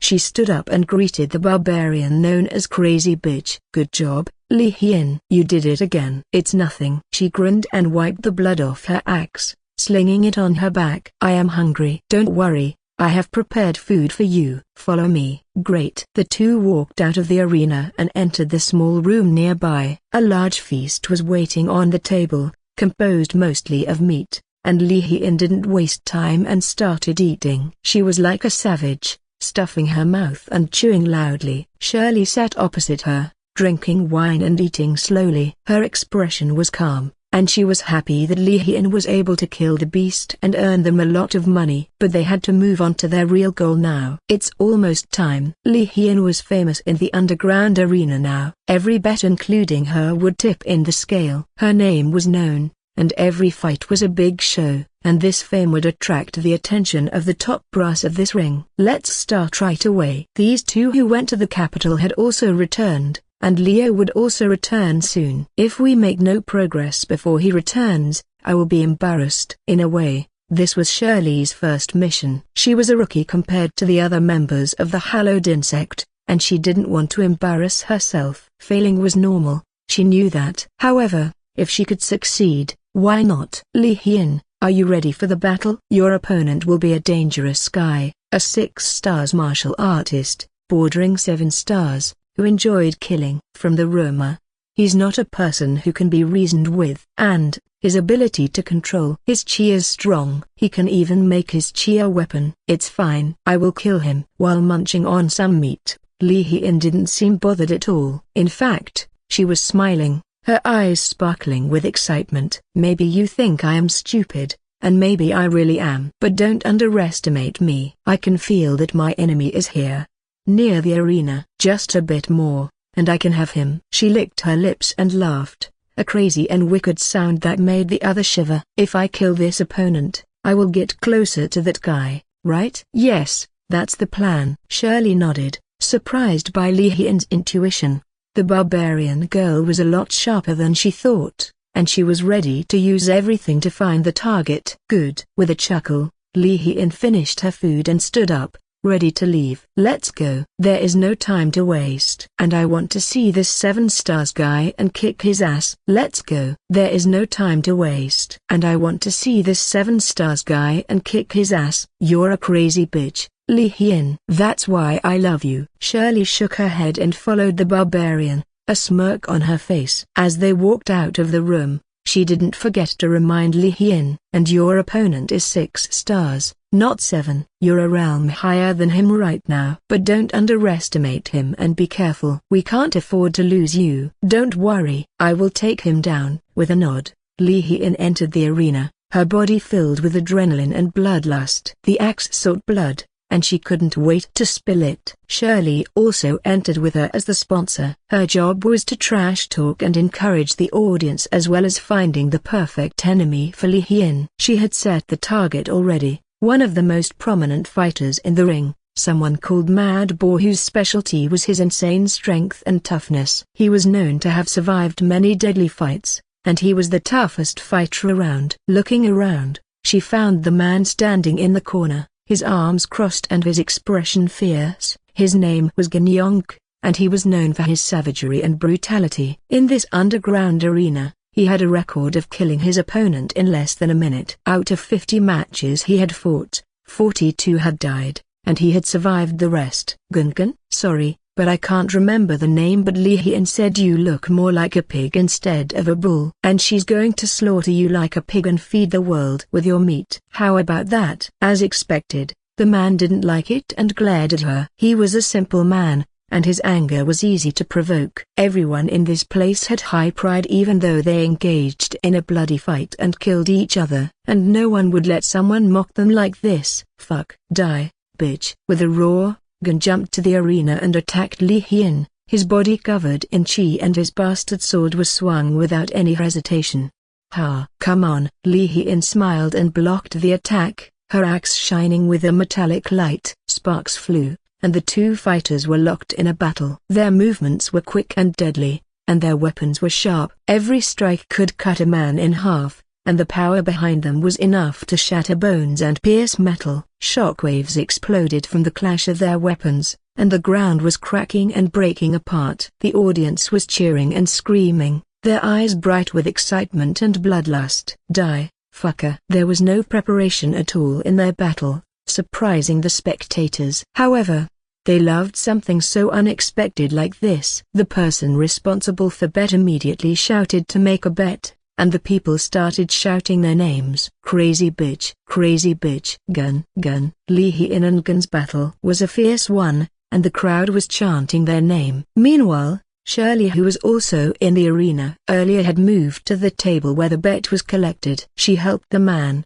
whom she was acquainted with last week, counting the money and organizing the information. And she was also looking for the perfect opportunity to start the next part of their plan. Gun, gun, gun. Lee Hee-in, I'm betting on you, crazy bitch. The crowd was loud and rowdy, and the battle was still raging. They were fighting fiercely, their weapons clashing and their bodies colliding. Brown and red chi rose from Lee Hee-in and Gun Yonk's body respectively, reflecting their element. As someone lived in a vast plain, the barbarian e-girl's element naturally became earth, a rare and powerful chi that could control the ground and the rock, making it an advantage in a fight. On the other hand, the man was from the north and had lived in the cold and snow for most of his life. He longed for warmth and awakened a fire chi, a hot and fiery element that could burn his enemy. Fuck, die, die, fucker, die. The two were growling and roaring, and their strength was increasing. Lee Hee-in stomped her feet,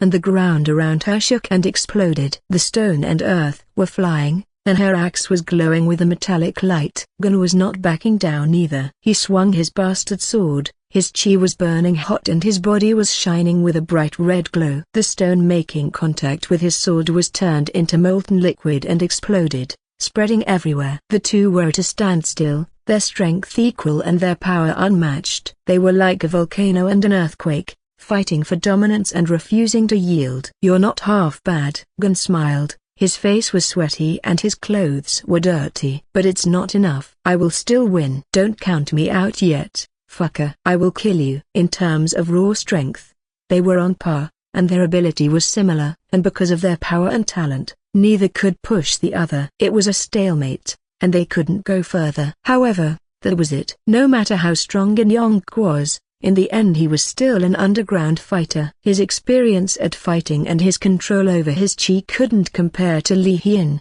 a true martial artist with a powerful heritage and training. You're not bad, fucker. But, you're too weak for me. Your opponent so far has been a joke. I will teach you what it means to fight a real warrior. Lee Hee-in was grinning, her eyes narrowed and her aura was fierce. With a shout, her axe glowed, and her chi was exploding, making the ground shake and the air tremble. You're a joke. With a roar, she raised her axe and brought it down, creating a massive crater and sending a shockwave that sent the audience and the people watching from afar flying. The arena was destroyed, and the audience was screaming and running away. Even the table where the bets were counted was broken and shattered. Dust and smoke covered the scene, and the audience was excited. They wanted to know who won this fight despite the danger. And when it cleared up, Lee Hee-in was standing there. Yusha, the crazy bitch, was laughing and dancing. The winner had been decided. Her axe was on the ground, and her opponent was lying on his back, his body crushed and bleeding. He was still alive, but his eyes were unfocused, and his breath was shallow. It was clearly her win. Perfect. Shirley grinned and stepped forward. Lee Hee-in's role ended here.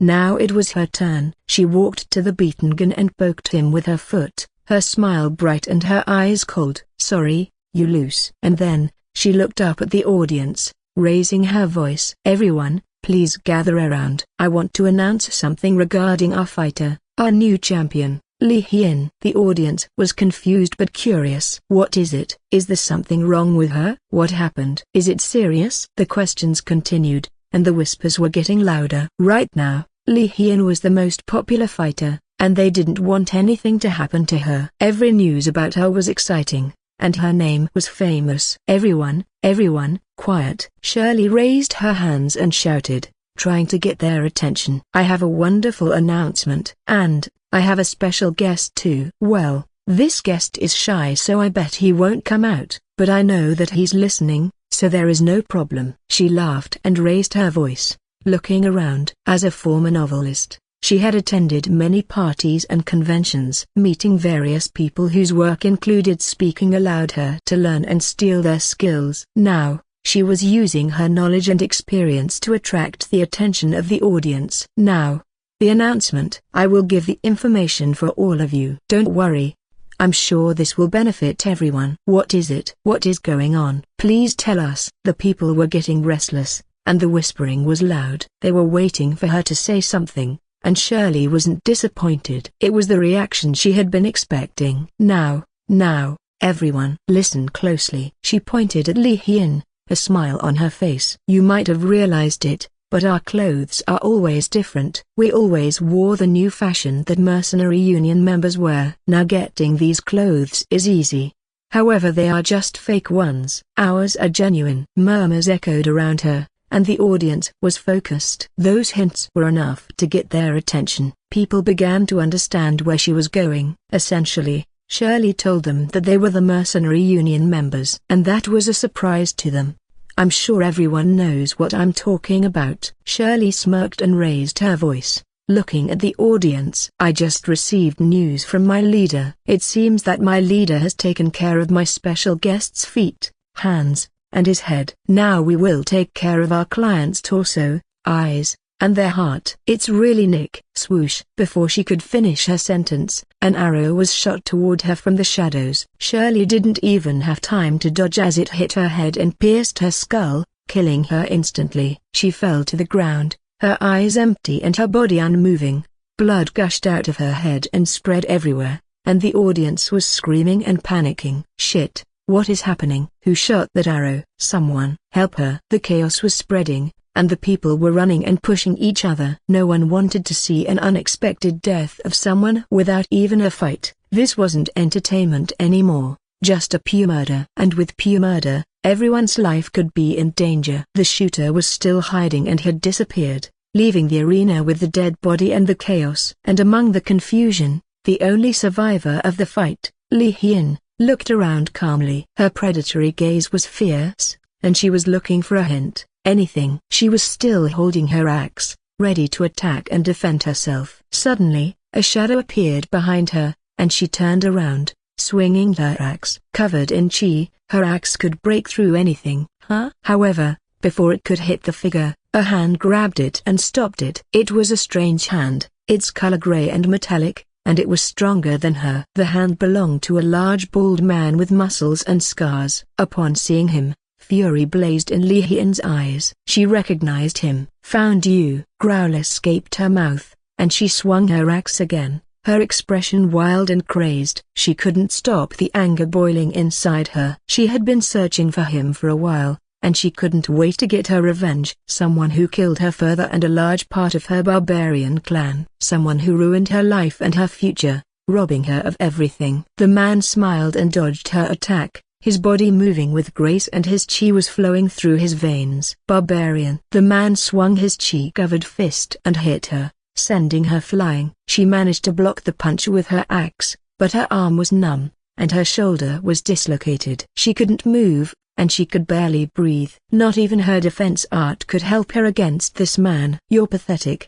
All barbarians are. How dare you enter my sanctuary? A vicious chi was unleashed from the man's body, and it was enough to make Li Hien gasp and tremble. Right now, Li Hien was a 7-star martial artist, someone who was able to control the power of nature and used it. But this man was much more powerful than her, and she could feel her bones shattering and her organs dying. It was a terrifying feeling, and she couldn't even scream. But the man didn't care. He punched her again, sending her flying and crashing into the wall, her body hitting the ground with a thud, creating a large crack. The crowd was still panicking and running, and the man didn't bother to look at them. He just walked over to the beaten and bruised Li Hien, his eyes narrowed and his lips curled upward. Mercenary Union? Taking care of me and the others? How big of a dream did you have? The man, torso, sneered and stepped on her head, his foot pressing down and cracking her skull. "How dare you? You're just a bunch of fools and idiots." Li Hien was barely conscious, and she could feel her blood gushing out of her mouth. Her bloodshot eyes sharpened and focused on the man, her expression filled with hate and anger. She didn't want to die like this, not in front of him. She had spent so much time searching for him, and now her revenge was ruined. Ah! Fuck. Using the last strength left in her, she spat a curse. Everything was just unfair. And then, her eyes rolled back, and her body fell limp, her breath shallow and her body unmoving. The man just smiled and looked at her, his expression cold and distant. He didn't care about her, and he didn't have time to deal with her. All he wanted to do was to destroy this pest and go back to his mission. And with a quick movement, he stretched his hand toward her skull, intending to grip and crush it. "However, it's just like what you fucking said." Li Hien suddenly grinned and Torso felt a shiver down his spine. Feeling a danger, he stopped his hand and stepped back, his eyes narrowed. Who was she talking to? There was no one here, and her voice was hoarse and weak. She couldn't be talking to anyone. But his instinct was warning him. There was something hidden here. He looked around and tried to find a hidden weapon or an assassin waiting for him. He found nothing. "Yes, there is nothing." "Where is the corpse?" "Are you searching for me?" A cold voice interrupted his question, and he froze, his body tensing up. A woman appeared under him from the shadow, her body glowing white and her eyes burning with fire. She was holding an arrowhead, its tip coated with blood. It was Shirley, and she was very much alive. "I will return it to you." She threw the arrowhead toward him, and Torso didn't have time to dodge. The arrow hit his throat, and he choked, blood spilling from the wound. The wound wasn't that deep, only managing to dig a few millimeters into the flesh since a metallic skin protected his body. "You!" Getting angry, Torso tried to grab Shirley, but she had moved already. With a flash of light, she disappeared and reappeared beside Li Hien, looking at the barbarian girl while giggling in amusement. "Aha! You're getting beaten up after all that. Tell me, how does it feel, being humiliated like this?" "Huh, barbarian." The crazy bitch had been defeated and beaten, and the audience was panicking and running, trying to escape the scene. "Gia-ra-ra!" A dangerous growl escaped Li Hien's mouth, and her eyes were focused, her rage filling her body. She was still alive and breathing, but her pride was more wounded than her body. "Ha ha ha, now, eat this first and recover. You won't be able to continue fighting in your condition." Shirley popped a capsule into the barbarian girl's mouth. At that moment,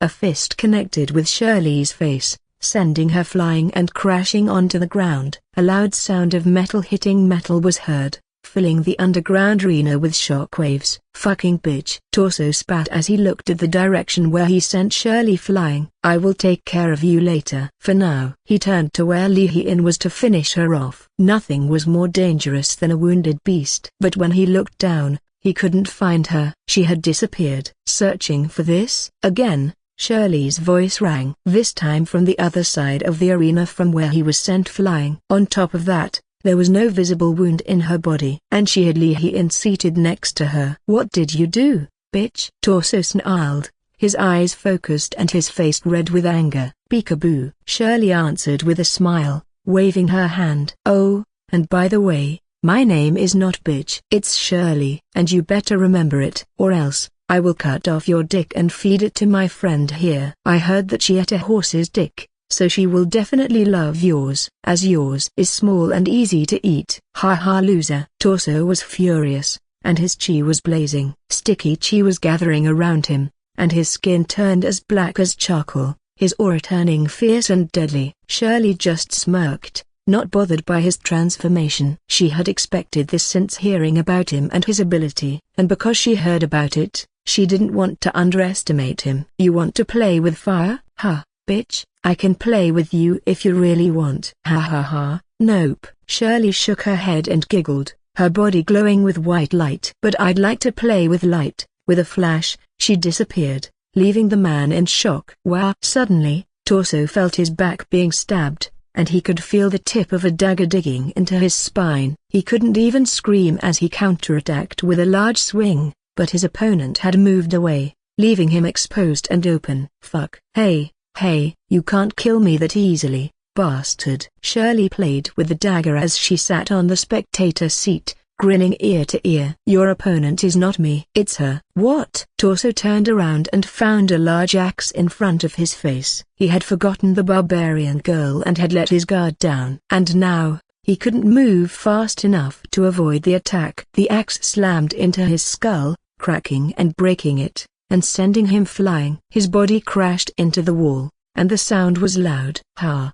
Ha ha ha ha! Li Hien stood up, laughing as she gripped her axe. She was not smiling. Her face was expressionless, and her eyes were empty. Like a crazed murderer, her mind was blank, and her body was filled with rage. All she could think was to kill the enemy that massacred her clan. Earth rose and covered Torso's body, making him unable to move. Die, fucking bastard. Die, die, die. Li Hien's eyes flashed as she used her chi to control the earth and rock around her. The rock exploded and flew, digging into the man's body and crushing him.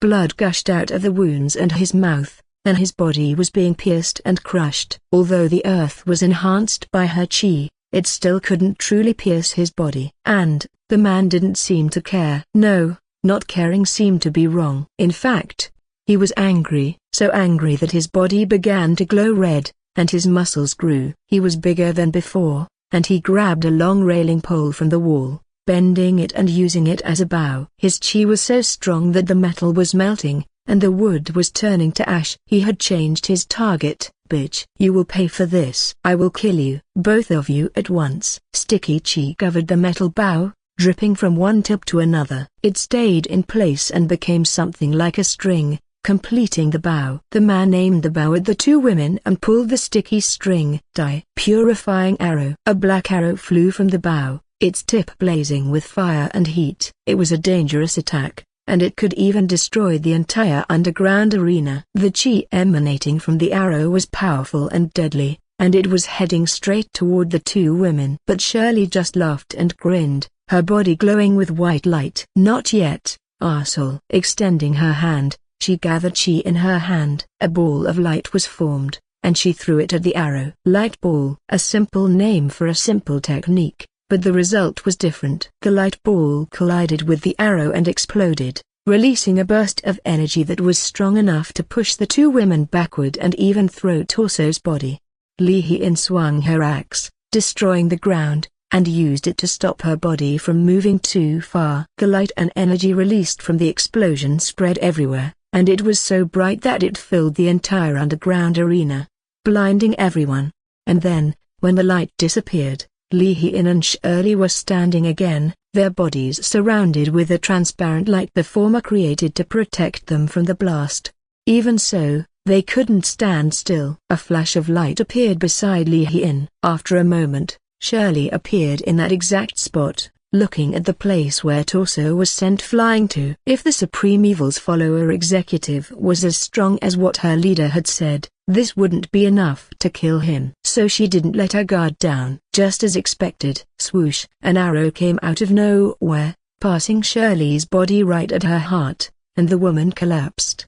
Blood gushed from her mouth and her chest, and her body was shaking. Other arrows continued to rain down at her body. Her body looked like a porcupine with inverted quills, and blood was spilling from her mouth and nose. That should kill her. I can no longer feel her life force. From the dust, a hoarse voice spoke, and a figure emerged bigger than before. Torso's appearance had changed so much that he was no longer recognizable. His mouth was torn and his face was melted, and his entire body was covered in scars and burns. Somehow, his left hand fused with the bow, and the string was made of chi, sticking to his fingers and creating a sticky web. In the end, a barbarian is still a barbarian. I expected you to have some kind of reaction, but you're heartless. You're a bitch, just like your companion. He was mocking her, but Li Hien wasn't bothered. In fact, her expression was calm, and her chi was gathering in her body. For someone whose friend was killed and her family slaughtered,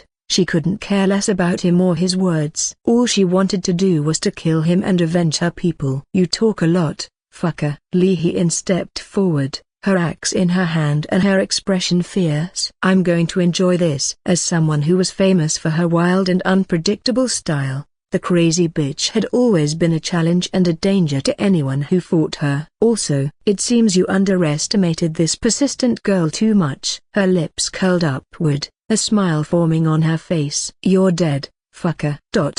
She had a hidden trick up her sleeve. Instantly, everything looked melted. The underground arena, the ceiling, the spectator area, even Lee Hee-in and Shirley's bodies. Nothing was solid anymore, and the air was hot, almost boiling. Wow! Before Torso could react, his body was liquefied and melted, becoming part of the air. His chi and his power couldn't save him no matter how hard he tried. The sensation of his body being ripped apart and disintegrated was overwhelming, and his mind was going crazy. What the fuck happened? Non-existent senses of direction and orientation were lost, and the man couldn't even breathe. He was dying, and his body was disappearing, his soul floating away. But suddenly, a voice echoed in his ears. How does it feel? This voice belonged to none other than Shirley, who should have died. Torso tried to scream and attack her, but his body no longer existed. He was just a soul, and the woman was standing right in front of him, her face covered with a smile and her eyes full of coldness. Her body still had the arrows embedded in it, but her expression was not one of pain. What the fuck? Where are we? Who the hell are you? I told you, didn't I, that we are hallowed insect and have the ability to take care of your feet,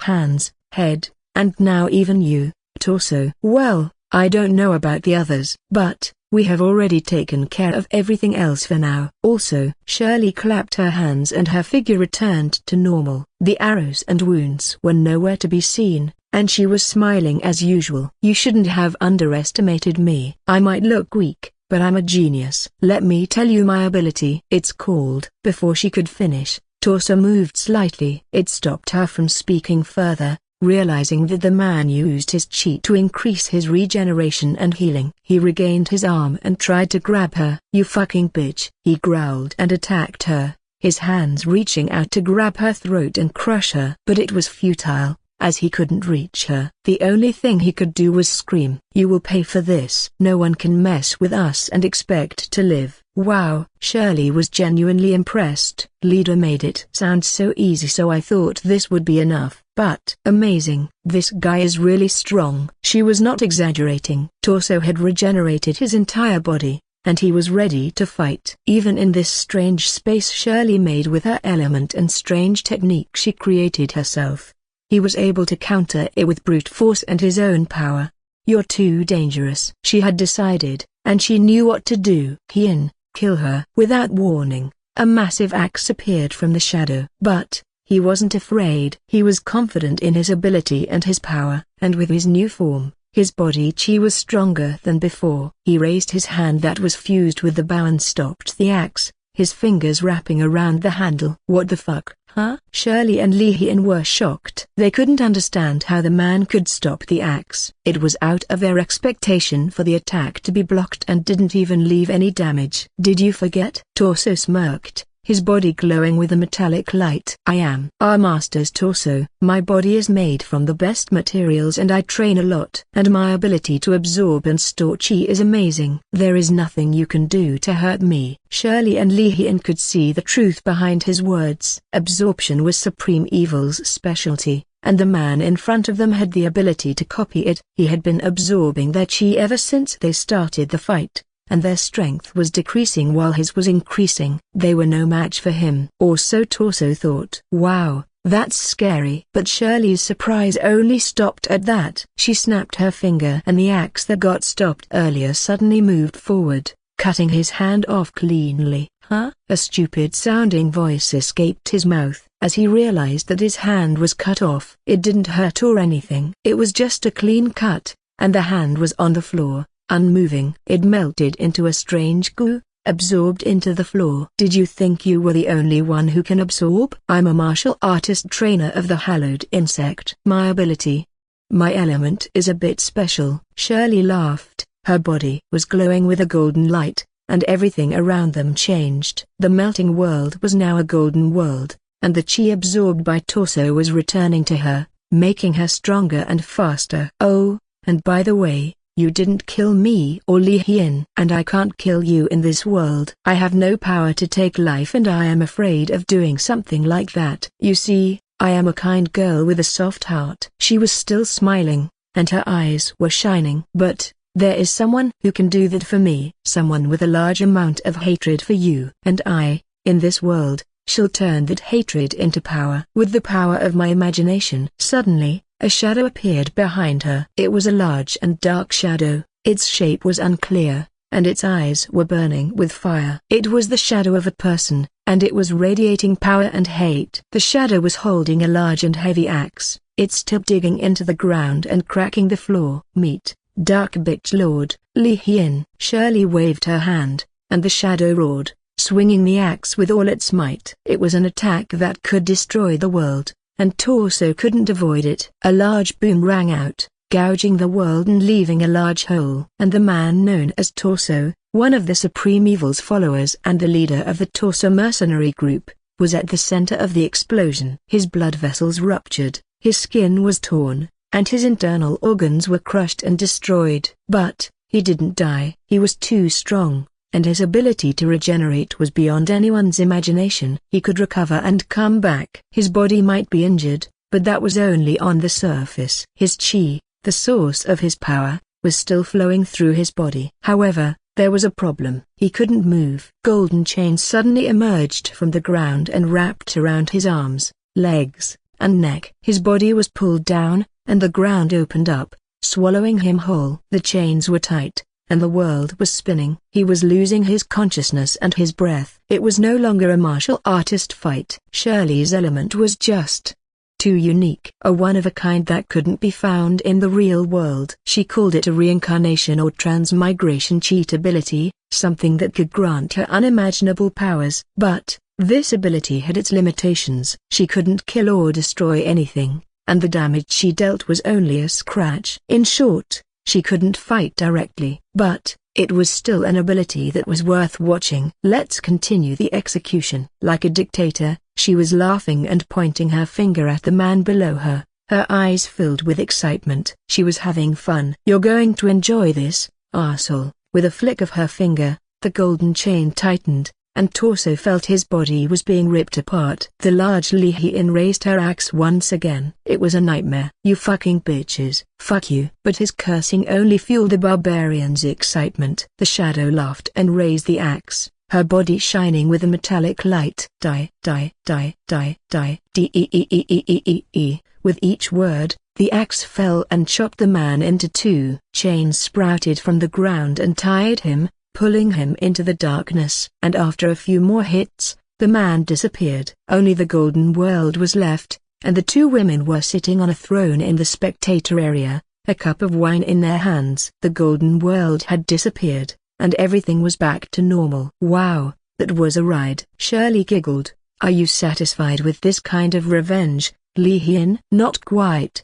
The barbarian girl frowned, her eyes cold and fierce. "But it's a start." "This man was only an errand boy. I am after their head boss, the one who is responsible for my clan's slaughter." "I understand." Shirley nodded, her eyes flashing. "Our leader also wants that person dead. If we find them, we will kill them without hesitation. They are our enemy and we have to do what it takes to win." A serious expression was on her face. She was not a warrior or a martial artist, but she took this matter seriously. "Coach don't play, so I hope you are satisfied with my help, Li Hien. If you, in case, want my help again, I can offer it in the form of a new martial art. Just call me." "Got it." With a nod, Li Hien drank the wine and smiled. She couldn't be more satisfied. After all, the hallowed insect had a powerful ally. A person who could even control a dimension and create a fake world. This was not the end. No, it was just the beginning. Her revenge had just started,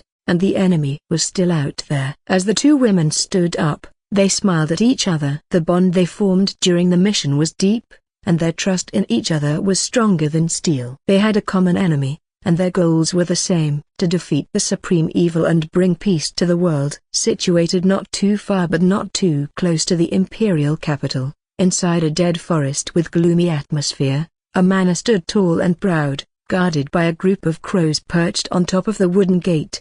Countless bones and skulls could be seen scattered around the property, and the scent of death permeated the air. This manor was called the Gravewood Manor, taken from the name of the nearby forest. No one knew what happened here or why the trees died. Who owned the manor and what they did remained a mystery. However, passers-by who got lost often described that they heard an inhuman scream from inside.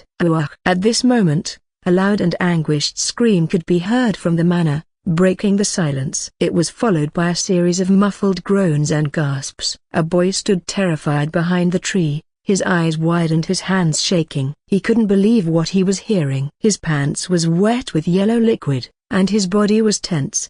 He regretted his choice. He wanted to prove to the girl he loved that he was a brave, strong, and adventurous. So he came here without hesitation. But now, his heart was filled with fear. I have to run. His voice was trembling, and he could barely speak. All he had to do was to get out of here. His parents were waiting for him outside, and he had promised to return soon. He couldn't disappoint them. The scream continued, and the boy was sweating profusely. He turned and ran at full speed, ignoring his numb legs and pounding chest. No matter what happened or what he heard, he planned to run until he was safe. But before he could take his first step, a shadow appeared in front of him. It was an expressionless woman wearing a black robe and blindfold. Her hands were hidden inside her sleeves, and she was staring at him, her gaze boring into his soul. Who are you? Get away from me!" the boy shouted, his voice cracking and his eyes wild with fear. But he couldn't run. The woman was standing right in front of him, her presence overwhelming and terrifying. "You should have never come here, boy. This place is not for you. Now, I will have to punish you." Extending her hand, the woman grabbed him and dragged the boy into the manor. Unlike the monochromatic color outside, the interior was dyed in red, the walls stained with blood and the floor was slippery with crimson liquid. The boy could barely breathe. The smell of death and decay filled his nostrils, and the air was hot and humid. Let go of me, please. Don't kill me, please. I beg you, please don't kill me." He struggled and fought, trying to break free from her grasp. But he couldn't escape. The boy was taken into a room where a scream echoed and a loud roar followed. A gate of hell opened and revealed the horror inside. A young boy sat on top of the corpses of many young women. He was holding a beating heart, blood dripping from his hand. He smiled and ate the heart whole, his face covered in red. "Delicious," he muttered, licking his lips and savoring the taste. "And so good." "Keep sucking, head. You're an embarrassment." "Yes, heart." Beneath him, a woman was sitting, her body naked and her hair a mess. She had a heart-shaped hole in her chest, and her tongue was sticking out, licking his private part. Even without a heart, she was still alive and breathing, her body moving and her tongue was doing a great job. Hart moaned and groaned, his face flushed and his eyes were hazy with pleasure. The boy grinned before looking at the other woman. "And eyes, who is that?" "An intruder." "Bring him to me." "Yes, Hart. I think you might take a liking to him. He is young and handsome, just like the others. Also, his body is quite special." Ai's voice was raspy and hoarse, and she looked tired and beaten up. Her hair was disheveled, and her skin was littered with bruises and cuts. Just like Head, she was just punished because she was unable to fully control Xuang, the Alliance leader's emotion, just like she promised. However, her punishment had ended with just a blessing. Nothing more. Indeed. Hart looked at the boy and stood up. He didn't care about Head, who let out a strange sound when the rod inside her mouth was pulled out. She looked disappointed and angry. "Bring him here." "Yes, Hart." Eyes didn't hesitate and grabbed the boy, pulling him to the center of the room. Her grip was strong, and her eyes were glowing red. The boy screamed and tried to struggle, but it was useless. He was soon thrown in front of the strange boy. That strange boy, Hart, grabbed his neck and raised him. A strange glint could be seen in his eyes, and his expression was sinister. "Interesting. I can use him." After saying that, Hart plunged his right hand to his own chest, pulling what it seemed like a black heart from his body. It was covered with blood and veins, and the smell was revolting. "What are you doing?" "No, no, no. Please, don't kill me." "Don't worry, boy. You will not be killed. Rather, rejoice, as you will become one with Supreme Evil's heart. Your body shall be its new vessel." Hart was laughing, and his eyes were filled with madness and bloodlust. He brought the heart to the boy's mouth, and the smell was overpowering. "Eat, my son. With force, he pushed the heart into the boy's mouth, stuffing it in. The boy tried to resist, but he couldn't move. His throat was blocked, and his mouth was open. A strange feeling was building up inside him as he felt the heart moving down his throat, creating an unbelievable pressure. He was suffocating and couldn't breathe. It was too much. But something changed. The boy could feel his body growing hot,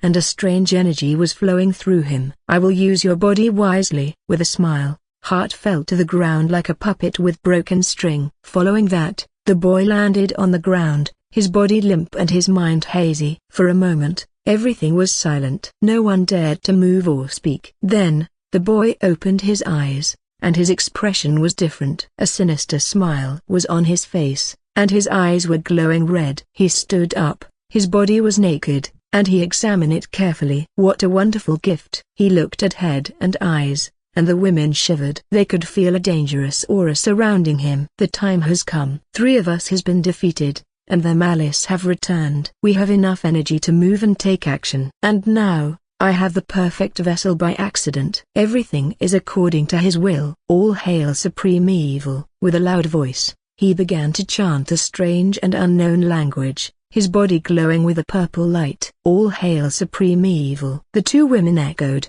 their voices ringing and their faces flushed with excitement. Leo's plan went pretty smoothly. He acted as Yang Rong, Yang Ji's wife's escort, and returned to Chengdu. Since he was finished with capital, he told Kim Minitsgu to return to Yudang sect. The boy apologized because he couldn't be of use more than detecting dark energy, but he was honestly helping a lot. So, Leo didn't hold any grudge against him. He just hoped the boy would find the answers he was searching for. And putting that aside, he had done a great deal of damage to Supreme Evil's followers. In the middle of his journey, he also heard that Shirley and Li Hien managed to kill Torso, who was hiding in the underground arena. As expected, the arena was destroyed and closed, but it wouldn't be for too long. Leo had ordered Jack to take care of it and opened another fighting place, this time a legal one. In that place, anyone could use it to fight, but the rules were changed to accommodate more fighters who didn't want to fight for death. Of course there was a hidden underground where deathmatch was held, but this was a secretive one that didn't use the Mercenary Union name on the front. All spectators were given a mask to hide their identity. 2 days after the news about Torso's defeat, Leo finally arrived at Chengdu. I will pretend that I entered an inn and return to the base soon. Leader, you do that. I will return to the base first and introduce you. Take care, Jessica. Yes, leader. See you soon. They parted ways, and Leo returned to his base with a group of mercenaries and martial artists. He had already informed them about his arrival, and they were ready to welcome him in the base. As soon as he entered, the gazes of everyone were focused on him, their eyes filled with respect and admiration. Welcome back, leader. Glad to have you back, leader. Thank you for your hard work, leader. Leader. Welcome back. Astrid, Shui, Kiaki, and Anya greeted him. The wandering sword saint only nodded before returning to drink with Li Hien, who completely ignored his presence. Jack and Shirley weren't present, probably still in the underground arena to supervise the construction. A smile formed on his face. He was happy that everyone was working hard and making progress. Good to be back, everyone. Let's have a meeting in the morning. There are a lot of things we need to discuss, he said, turning to the gray-haired girl who hid behind him and holding his sleeve. And I have to introduce a new member. He smiled and patted her head. The girl nodded, her face expressionless and her eyes focused. She's a good girl, so I hope everyone will treat her well. Sure, leader. Astrid answered energetically, approaching the girl with a smile. Hello. I am Astrid, the newest member of Hallowed Insect. Nice to meet you. The girl nodded, her voice low and her expression calm. Why? She was nervous, and she moved further behind Leo. She was shy at meeting new people. And he. So cute. Hiya. Anya suddenly appeared behind and hugged her, making the girl squeal as she was forcibly peeled from Leo's hand. Ah, you're so small and adorable. Are you the youngest here? You look like you're still a kid. How old are you? T20. Ah, looked at Leo with teary eyes, silently asking him to save her. Leader, can I borrow her sometimes? However, Anna beat her from asking for help and was grinning ear to ear. She looked like a cat who had found a new toy. Rather than sometimes, I hope you can teach her about the stuff you did. She's your first official junior that will work with you, Anya. Leo smiled, shaking his head. Okay, then. Anya didn't have a problem with it and nodded excitedly. I will teach her everything, leader. You can leave it to me. EA was confused and unsure. Oh, I forgot to tell you. You're going to be Anya's partner. She's doing espionage and assassination work, but I will only have you to learn the former. Do your best, okay? Leo explained, and the girl was shocked. Ah, is that so? She nodded, still nervous. But I know nothing about that, and I am also a little bit shy, so she didn't want to disappoint anyone, especially Leo, so she was trying her best to make it work. Don't worry, I will teach you anything. You see Peng Peng here? I was the one who taught her how to do everything. Don't call me Peng Peng, Astrid shouted, her face red and embarrassed. I'm sorry. I'm still not used to your real name. So, I'll just keep calling you Peng Peng until I get used to it. Anya stuck her tongue out and giggled. You're so annoying. Astrid turned away and stomped her feet. At the strangely funny and friendly interaction, also giggled. She couldn't help but smile. See, she's fun to be with. You will be fine, Anya grinned, and her eyes were shining. Ah, okay. Then, I'll do my best. Nodded, feeling more comfortable with her senior. Okay, then, let's give you a tour to our new base. Peng Peng, you join us too. It's time to introduce the newbies. Yes, Astrid sighed, her hands on her hips. And, just like that, Anya dragged Astrid and away, leaving Leo and the others behind. He looked at them with a warm gaze, glad that everyone was getting along. Now for the others, let's gather up. We will start the meeting after Jessica arrives. Also, I would like to hear from you about your progress and what happened during my absence. There was no meeting room, and the said meeting was only held in this room where the bar was located. Because the base had been upgraded to level 5,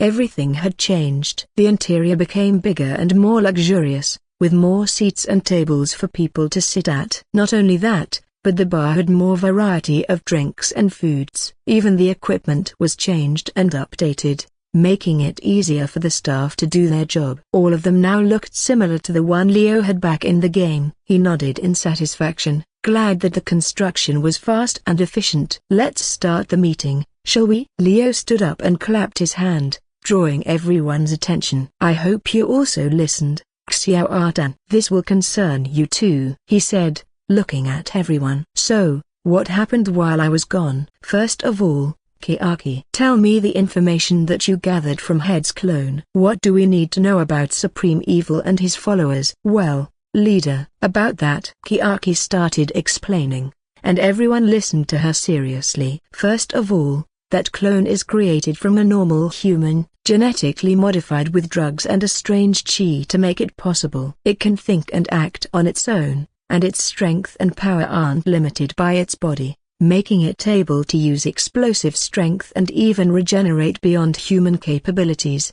I see. So, the clone itself can be a danger, especially if it is enhanced by the original. Yes, leader. But, there are also more pressing issues. The brain, or rather the core that controls the clone, is something else. It can control the clone's emotion and thought, making it possible for the real head to control it even from a distance. And, the way it can absorb and control the surrounding chi makes it dangerous. Like a robot, huh? Shui interrupted, and his expression was serious. So, it's not the clone, but the real head that we need to deal with. Yes, head is an AI, a computer program, so to speak. And the clones are her real bodies. I won't be surprised if Heart or this Eyes have similar abilities. Compared to the two leaders' guild, Feet and Hands, whose ability was physical enhancement and absorption, these three are something else. They are not martial artists, or even a human. Kiaki explained in a way that everyone could understand,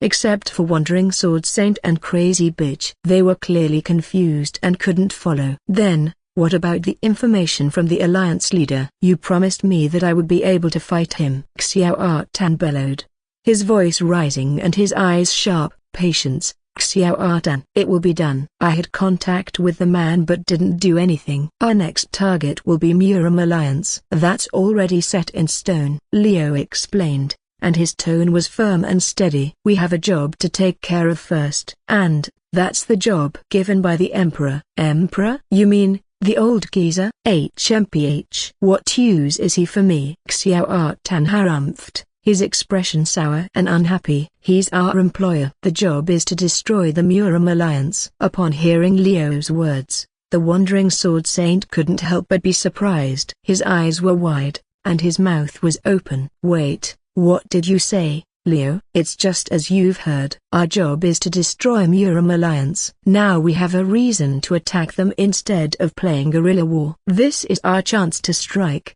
The old man nodded, understanding what Leo was implying. You don't mean? Yes. You can fight Xuang. Stop asking questions. We have a lot of things to discuss. Ha ha ha ha. Very well. As long as you keep your promise, I will fight him. My honor is on the line. Good. Xiao Artan laughed, his eyes shining with excitement. The meeting moved on. Shui and Kiaki filled what was missing when Leo was in the capital. Jessica also joined midway and she shared what happened in the capital and their plan moving forward. In the middle of that, Li Hian suddenly interrupted. What about those bastards from what's it called? The disgusting group that destroyed my clan. Supreme Evil Followers? Jessica suggested, and the barbarian girl nodded. Yeah, them. What happened after Torso's death?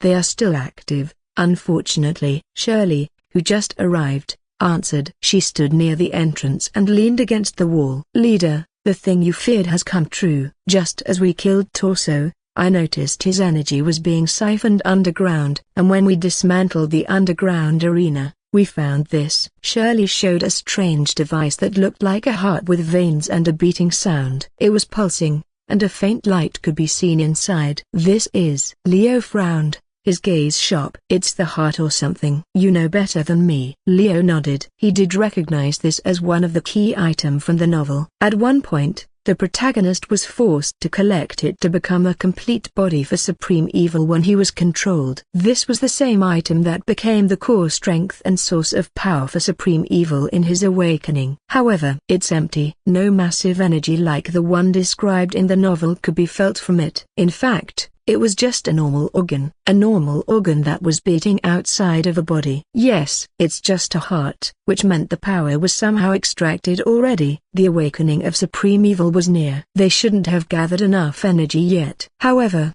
in the novel, the Supreme Evil is revived with all of the Supreme Evil followers still alive. Maybe I make his revival quicker by killing the top brass. The top brass energies weren't something to scoff at.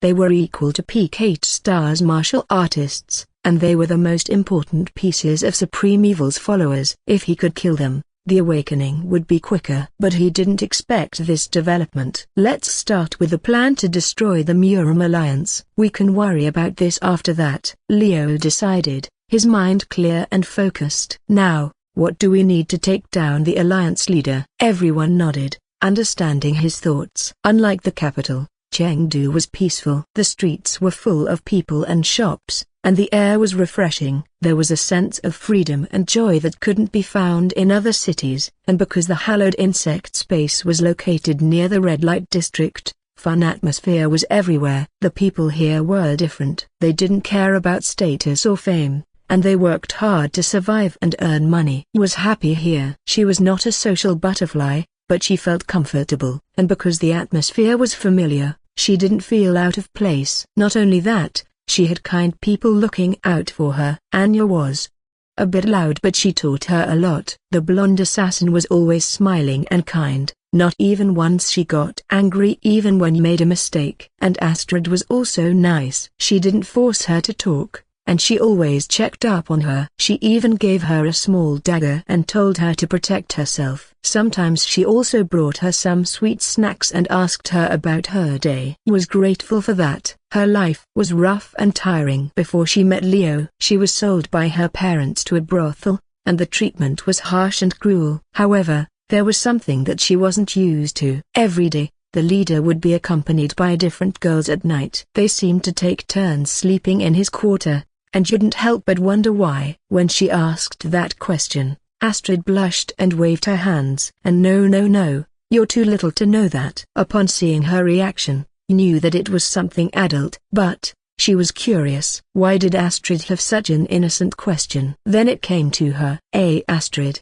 are you a virgin? An innocent question that made the girl's face flushed red. No, of course not. I have experience. Astrid's eyes were wide and her hands were trembling. She couldn't believe the words coming out of her mouth. As a former Peng Clan's princess, she had a strange pride that didn't allow her to admit her inexperience. Even though she was a virgin, she was too stubborn and strong-headed. And because she was a senior, she didn't want her junior to look down on her. Every day, I helped Leader to clean his bed. Compared to the others, he likes me the most, and sometimes we even had a chat. We have a close relationship, and he always makes sure that I am happy. And I am the one who teaches others how to please men in bed. I have been doing this for years. Oh, then, that's great. So, you have a special relationship with the leader. That's amazing. Astrid, seeing a gaze filled with respect directed to her, Astrid puffed her chest proudly. HHMPH. Of course. He likes me the most. I am his favorite. That's right. The leader is very kind. Right? I will teach you more about him. So,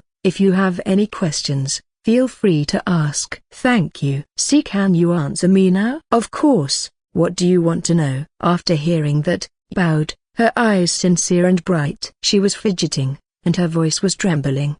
What kind of position does leader like? Position? Why yes, the position he likes in bed. He takes me from the front with his big penis. That was so embarrassing. When he took my virginity, I fainted and squirted. I wanted to bury myself in the ground, but he hugged me and comforted me. He said I did a good job, and I didn't have to worry about it. So, I was relieved. As someone who grew up in a whorehouse, a sex tropic was normal for you. She had listened a lot to the conversations between the girls and their clients, and she knew the ins and outs of the matter. But the same case couldn't be said for Astrid. She grew up in a sheltered life, and her knowledge about sex was limited. She knew the basics, but she didn't have a lot of experience. Forget about experience. She was so innocent that listening to someone talking about their sex life made her blush.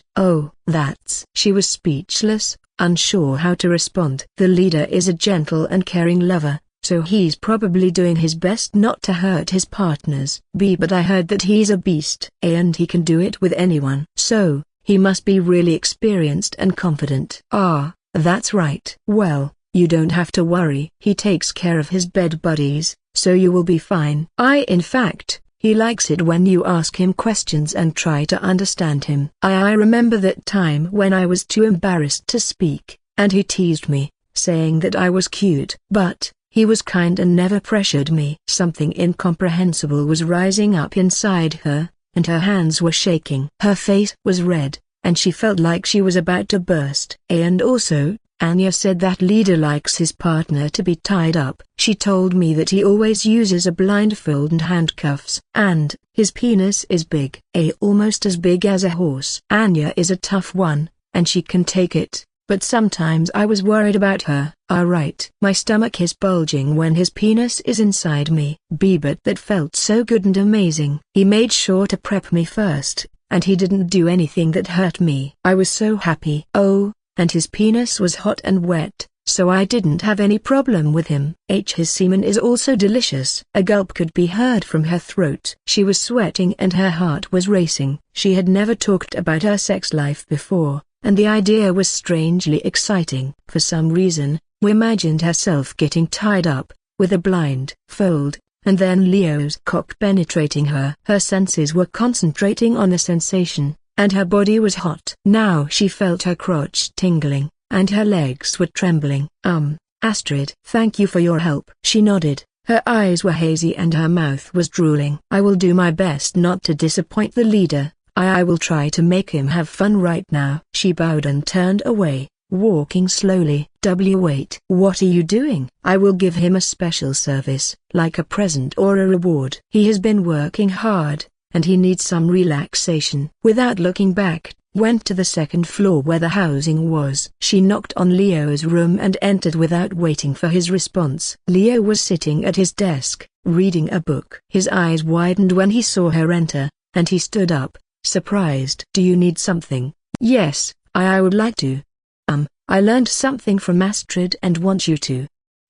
She couldn't finish her sentence, but she was determined. I want you to tie me. And, you use a blindfold. I will be a good girl and obey you. You can do whatever you want with me, master. Just, don't hurt me, please. Huh? Leo was confused. He blinked, unsure what the girl was talking about. Then, he heard fast footsteps moving toward his room before Astrid's face popped out. She was panting for breath and extended her hand. No, no, no, no. Leader, this is not what it looks like. She just... Astrid. I am sorry. I forgot to ask your permission. Why you leader's favorite, so you should be the one giving him service. I am not his bed buddy, and I'm not qualified. Sorry. Was blushing furiously, and her gaze was on the ground. Now Leo understood everything. He closed his book and sighed, looking at Astrid with a gentle gaze. I see. So, you've been talking about me and teaching her things. A smirk formed on his lips, and his tone was playful. You can't blame her for that, Astrid. She's curious, and I guess it's my fault. I spent too much time with her. What? Huh? No, leader, I didn't do anything. It was all her own initiative. I didn't tell her anything about that. She just wanted to learn. No, number. I know you've been teaching her many things, and I am happy that you did. However, I am still your leader. I have the responsibility to listen to what you've been teaching her. Nothing. I've not taught her anything. Now, Astrid, the last time you tried to lie, your eyes were swimming around. Like right now. Astrid's gaze was moving from left to right and her feet were shuffling. You're a bad liar, Astrid. Now, you know what to do, right? Grunting, Astrid approached him, her head lowered. Her face flushed red, and her hands were shaking. Leader, please forgive me. I am not used to talking about those things. It's embarrassing, and It's okay. He patted her head, his eyes warm and understanding. You did a good job, Astrid. Don't worry, you're not in trouble. Really? Yes. In fact, I want you to continue teaching. She's new, and you're her senior. I trust you to help her a lot. You're a smart girl, and I am glad that you're working hard. But don't teach her something you shouldn't. Especially by lying. Astrid couldn't help but blush and nod. She felt a bit ashamed for lying and being caught, but she was glad that the leader wasn't angry. I'm sorry, leader. I will teach her correctly. Good. He nodded and smiled, turning his gaze to you. Now, you shouldn't trust Astrid 100% too. She's a little mischievous, and she might pull pranks on you. Also, if you are unsure about what she teaches you, you can ask Jessica or Kiaki. At least they won't lie to you. Giggled, understanding what he was implying. Don't worry, leader. I will be careful and do my best. Very well. Now, go and play. I am still busy getting the last prep ready for the attack. We will leave tomorrow. With that, Astrid nodded and left the room, closing the door behind them. They could hear Leo chuckling and sighing. How can she pull such a prank on you? Kids these days. I have to keep an eye on her. She's learning too fast. Leo couldn't help but feel a bit worried. He didn't think Astrid was bad, but her mischievous personality and innocent nature was something he couldn't ignore. She was influenced by Anya too much that she became such a prankster. Anyway, the Murim Alliance's movement is a bit worrying. Since Xwang met him in the capital, the Murim Alliance began to gather their strength again. This time, they chose to strengthen their defenses, putting guards in important places that made the outcast group have a hard time attacking.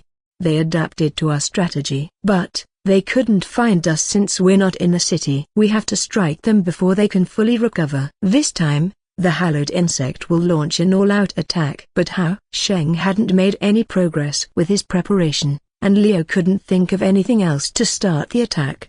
The only idea he had was to gather more information, which was easier said than done. The Murim Alliance began to keep everything under the wrap, probably with the help of the remaining of Supreme Evil's followers. They were pretty good at hiding. This is troublesome. At least if Emperor Sheng finished his preparation, he could begin his attack in earnest. But the Emperor was too busy dealing with internal and external issues, and Leo didn't know if he had the time or resources. We have to wait and see. There's nothing we can do. Unless there was something or someone who could help him, he couldn't think of a way. In the morning, Leo received unexpected news. Murim Alliance's leader has changed. It started after Leo visited the Butterfly Pavilion to meet Nabi and Tang Jiaofu to have a meeting regarding the Mercenary Union. In a way, it was a regular meeting between 3 founding members to talk about the direction and the future of the Union. Leo shared the knowledge. He had to help both of them know the latest development in the capital and outside. However,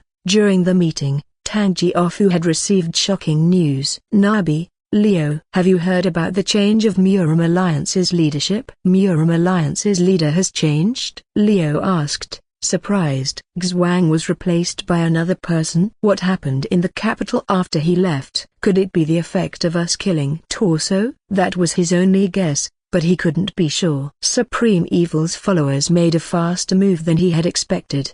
They probably planned to end everything, just like him. That was why they prepared their own attack. Yes, it's true. According to my informant, a new leader has been appointed to the alliance just before we held this meeting. His name is Kang Jian. He's not well known, and no one knows where he came from. But one thing is clear. He defeated Xuang and stripped him of his position. Defeated Xuang? This time, Nabi was the one who was surprised. She didn't expect Xuang to lose his position and become a loser. Everyone knew that the Murim Alliance leader was a powerhouse that was trying to break through 9 stars. No one could come close to his strength and his experience. So, how could this happen? Yes, apparently, Xuang was caught off guard by Kang Jian's power and technique. They fought in the mountains and he lost. The trace of the battle can still be found in the surrounding, and the Murim Alliance members are shocked. Surely, they were. But, Leo had a strange feeling. Something was fishy. I'll go and check the news. Leo didn't have the time to ponder. He immediately contacted Sheng without thinking about how busy the Emperor was. If what Tang Jiaofu told him was true,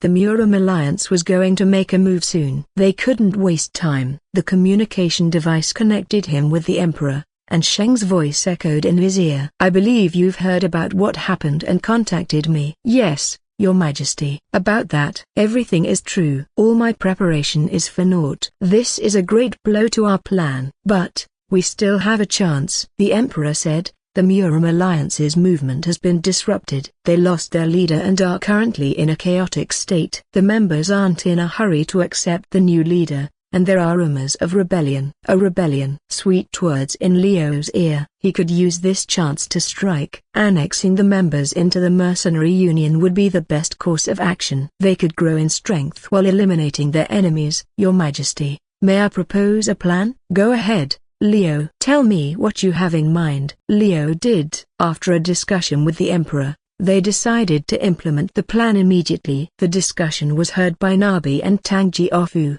who looked at Leo as if he was some kind of monster, who would be able to contact and talk with the Emperor so casually and easily. Even the Alliance leader, who was one of the most powerful people in the Murim, couldn't achieve that. Yet, Leo did that. And without any kind of appointment, before their communication was cut off, the Emperor left words that made the 2 leaders of their own factions speechless. I am counting on you, my friend. The Emperor said that word to Leo, someone who was an outsider and not part of his faction. Nabi and Tang Jiaofu were speechless. I shouldn't be surprised anymore, yet here I am, speechless. How? Forget about it. I will prepare my clan and get them ready for the war. Tang Jiaofu shook his head, his gaze focused. He left first after bowing to the other 2. And, I will do the same. The Butterfly Pavilion has been waiting for a long time. Nabi nodded, her eyes sharp. I will give orders and then make sure everyone is ready. How Sect and other allies will also be notified. I'll contact the others and start the plan. It's time for the outcast group to finish what we started. Leo stood up and clapped his hand. Now, let's begin our counterattack. Leo. Before that, the blue-haired woman called out to him. She leaned forward. Due to her sexy body, her clothes were pushed together, and her cleavage was exposed from her tight outfit. Her expression was serious, and her eyes were focused. "Have you ever considered being the Butterfly Pavilion's master? Just take over my duty and I shall be yours." "Master of the Butterfly Pavilion? Are you asking me to become the leader of your group?" "Why should I do that?" "Because you're a smart and powerful man," Nabi answered. Her finger was moving on his chest toward his chin. "If the counterattack is successful, the Mercenary Union and the House Sect's relationship will become even more solid. The Alliance won't have a place anymore. And I'll need to step down, because I want our members to live honestly, as Mercenary Union members." She was a strong woman who was not afraid of anything. However, the way she looked at Leo was different. It was filled with admiration and respect. "Say, am I not attractive enough? If you want, I can offer my body. It's the best you will ever get." She leaned closer, her breath brushing his cheek. "I am a professional. If you want, I can show you heaven and hell. You don't have to worry about anyone finding out." Leo chuckled, amused by her words. "You're a shameless woman." "What can I say? I'm not a saint, and I've never claimed to be." "If you're interested, come and find me." She winked, her lips curved into a smirk. "It's fun when it's a secret." He couldn't help but smile. "Let's see what happens," he said, "and I will think about your proposal." Being the House Sect's master wasn't bad. Leo had his own goal and vision. He didn't know what kind of person he was in this world, but he didn't think it would hurt. After all, his life was filled with adventure and excitement. And the only reason stopping him from agreeing to Nabi's proposal so easily was to tease her. She pushed her body against him, her cleavage pressed against his chest. Her sweet perfume entered his nose, and her body was hot. "You're playing with fire." He didn't respond, only grinning. The naughty adventure in the capital had lowered his aversion to sexual desire. And he was a bit curious. "Am I? I thought you were a lightning, not fire."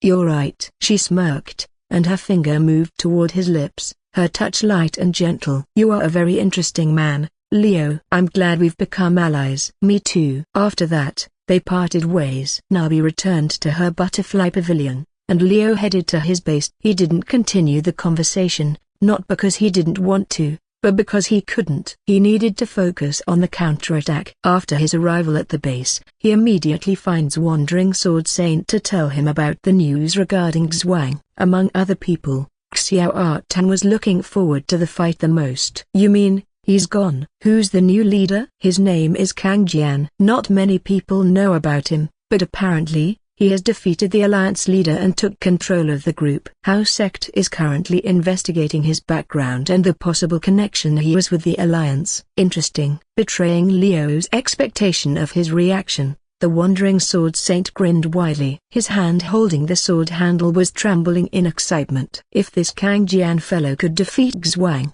doesn't that mean he's stronger? I can't wait to meet him." "Are you sure?" Leo frowned. "Are you not disappointed?" Foolish question. I've been looking forward to fighting strong people, not Xuang himself. Just in the past, that guy is the known strongest, and I was a little sad about not having a chance to face him. But now, there's someone better." The Wandering Sword Saint was like a kid who just received a new toy. "Someone who defeated the strongest. Doesn't that mean he's the real strongest?" "Oh, I can't wait to find out. I hope you get the chance to test his strength." "Oh, I will. Mark my words. I will defeat him and prove my strength." "And you will help me set the stage for that." "Don't worry about it." Leo was a bit worried, but he didn't show it on his face. He didn't know about the new Alliance leader, and there was no information about him in the novel. But he could leave him to Wandering Sword Saint. Surely, the old man would have a good time fighting him, and Leo could gather data from the battle. In the Murim Alliance's headquarters, a young boy could be seen sitting on someone's back. He looked so cocky, raising his chin as he gazed at the old men who looked at him with hatred. These old men radiated killing intent and murderous aura, and Kang Jian didn't seem to care. He only smiled, his eyes sharp and his lips curved into a smirk. He moved his finger, and a woman wearing a blindfold got closer to him, drinking a wine before kissing him. Their tongues intertwined, and the sounds of sucking and moaning could be heard. The woman's hand touched his crotch, massaging his length, making him sigh in pleasure. "Enough!" An elder with wrinkles on his face and his white beard shouted, his voice booming. "Stop it, Kang Jian. We will not allow you to disrespect us any longer. Release the woman and step down from that position. Don't disrespect Alliance leader any longer. The other elders nodded, their eyes filled with anger and indignation. His eyes went to the armorless man bound in plenty of seals under Kang Jian. His identity was none other than Xuang. You're just a bastard who's not qualified to lead the Alliance. We should have killed you the moment you challenged the Alliance leader. Kang Jian didn't say anything, only looking at the old man with a calm gaze. I see. You're angry because I defeated your precious Alliance leader. So, you're trying to challenge me now that you think you can defeat me. How pathetic. How dare you? HMPH. The Murim Alliance should be the one who's pathetic. He waved his hand, and a group of men wearing black clothes came out from behind the elders, their expressions cold and their swords ready on their necks. They were led by a woman who was beautiful and sexy, her body covered in leather and her eyes hidden under her black hair. Now, the Murim Alliance belongs to me, and my order is absolute. The elders were shocked, and their eyes went wide. As someone sitting in the Murim Alliance's elders' position, they weren't fools. And they were all at least 6 stars martial artists, with experience and knowledge. They knew what kind of situation they were in. To think I can't feel them. The elder from earlier, Yuan Li, couldn't help but shiver in fear. He could sense the group of people behind him, but their energy was hidden, and he couldn't sense their presence or their strength. I am a 7 stars martial artist. Yet, I can't sense these people. One, it's as if our broken bar as if they have no chi. Wonderful, aren't they? Kang Jian chuckled, his tone full of pride. We took some inspiration from the Thunder God and his companion. At first, I thought having chi and exceptional control over it was amazing and would make them the best assassin. But we found a way to surpass that. Just modify their bodies and let them be strong enough while having no chi. That way martial artists wouldn't be able to detect them. Yuan Li glanced at one of the assassin appearing behind the elders. He noticed that their exposed skin had stitches marks, indicating that their body was modified. Not only that, their bloodshot eyes were terrifying, and their hands were trembling. They were unstable. These people are not human anymore. Now, I will ask you nicely. Will you cooperate with me or die here? Your choice. Kang Jian said, his eyes shining with evilness. The elder was silent. They couldn't believe this was happening. Just a week ago, they were still trying to figure out a way to deal with the mercenary union and the pressure from the emperor. But now they were facing a bigger threat. Kang Jian, what do you want? Scared, the other elders bowed their heads and asked, their voices shaking. Yuan Li felt betrayed, but he knew they had no other choice. If they were killed,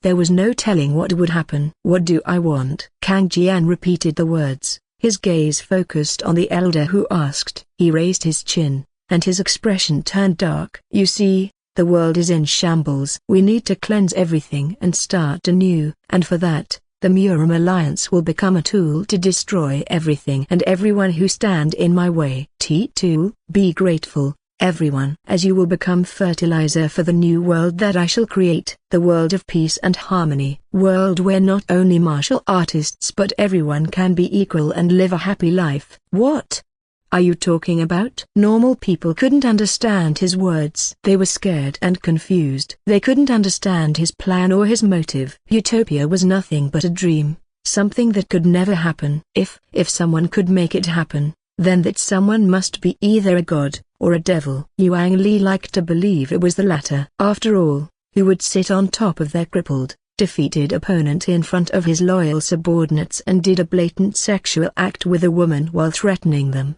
Not even a devil would do that. They had their own pride. The old man shivered in disgust and anger. You will not succeed, Kang Jian. Your ambition will never be achieved. The emperor will not allow you to destroy the world and create chaos. The emperor?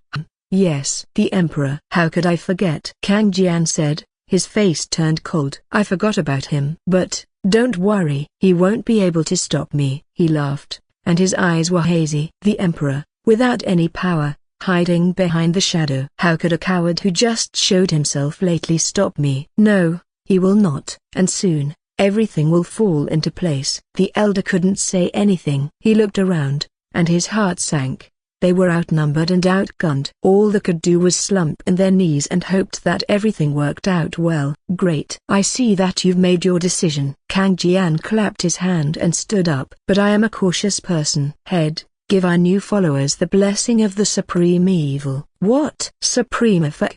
Before the elder could speak, they felt their neck being punctured. A needle was inserted, and a strange liquid entered their body. They trembled and convulsed, and their skin around the neck turned white, making their strangely purple veins visible. Their eyes rolled to the back of their heads, and they fell backward, their bodies stiff and unmoving. What have you done? Kang Jian didn't say anything. He only grinned and pulled the blindfolded girl closer, grabbing her head and forcing her to lick his crotch, all while sitting on top of crippled Xuang, who couldn't do anything. Just a welcome gift. And take them all away. I want to have fun while this feeling lasts. Service me well. Eyes. Slurp. A wet sound echoed, and the smell of sex filled the air. Meanwhile, Yuan Li and the other elders were taken away, their bodies paralyzed and unable to move. They couldn't do anything but pray for their life. I need to ask for help. Please, don't let me die.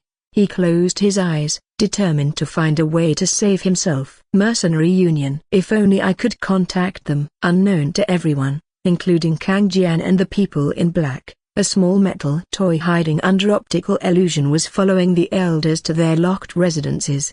Now that's bad, Leo muttered, sighing deeply. Kiaki had spread cocoa around the capital when she last visited. And just now, the latest video taken from the toy had been delivered to the hologram screen in his room. It showed live footage of what happened over there right now. The toy could be controlled manually, and he made them follow the elders who were taken away. And from the video, he could see what was happening. So, the Murim alliance is taken over by the Supreme Evil followers. And the new alliance leader is called Kang Jian. The way he called the women head and eyes made it clear that he's the heart. Also, poor Xuang. He ended up in that kind of situation. That's a problem. Leo didn't underestimate Xuang's strength. In fact, he was wary of the alliance leader's strength that he didn't launch an all-out attack toward the Murim alliance and chose to strike them little by little from the shadows. He's the strongest alliance leader. He could reach 9 stars if given time. His strength and control over his chi is incredible, and with his experience, he's a seasonal fighter that's hard to handle. Such a man was defeated and humiliated in front of his subordinates. The talismans and seals over his body kept him crippled without arms and unable to move, ending as a chair for the cruel heart. But the Supreme Evil's followers are no joke. These people in black are probably Head's new clone and toys. From the conversation I heard, they have no chi. Did Heart say he took inspiration from us? What a silly thing to say. He smirked. If nanites was something that simple, he wouldn't be able to achieve what he has now. They were not a mere inspiration or model. They were fundamentally different. Even Kiaki could make a better body enhancement with just drugs and physical training. Compared to Head's modification, she was like a child playing with toys. Now onto the main topic. Maybe I need to strengthen myself more. With our base and all facilities reaching level 5, and Jessica securing all kinds of materials every day, I can create a new weapon and the best bodysuit now. One that's suited for high-level combat and not the normal one we currently wear. Matching and enhancing their strength according to their opponents were the basics. Leo knew that. He had been doing it for a while, and the results were clear. However, he had a feeling that it wouldn't be enough this time. The enemy's power was unknown, and their strength could come from anywhere. Let's go all out in our preparation. We can't allow any mistake. Thinking so, he opened an open communication line for everyone and declared, the situation has changed. Now our war against the Murim Alliance will be classified as an S-rank mission. S-rank mission. In the game, Leo had always prioritized those missions. They were difficult and had high rewards, which meant he had the chance to get new skills, items, or weapons that could help him improve his strength. But he also knew that they were dangerous. An example of a S-rank mission was the time he had to fight a city full of cyborgs with the latest weapon technology controlled by a wild artificial intelligence trying to destroy the world and massacre humanity.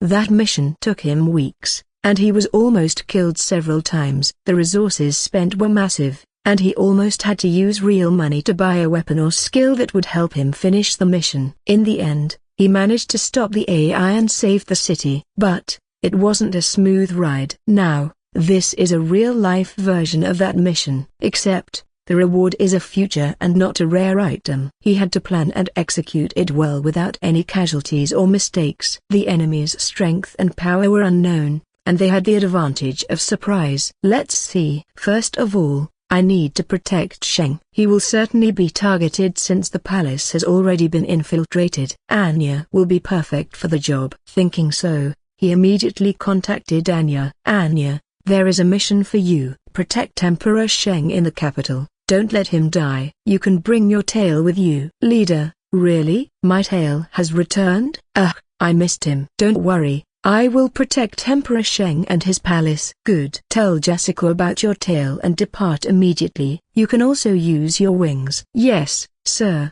I love the S-rank mission. You allow me to use all my equipment and weapons. Of course. Don't disappoint me. With that, he cut off the communication and called Jessica. Jessica, I need you to upgrade my bodysuit. I will send the material in the main cube to the warehouse and don't spare anything. I need it ready in a day. I have begun the preparation, leader. It will be finished shortly. Hearing the answer, Leo couldn't help but smile. His secretary was the most reliable.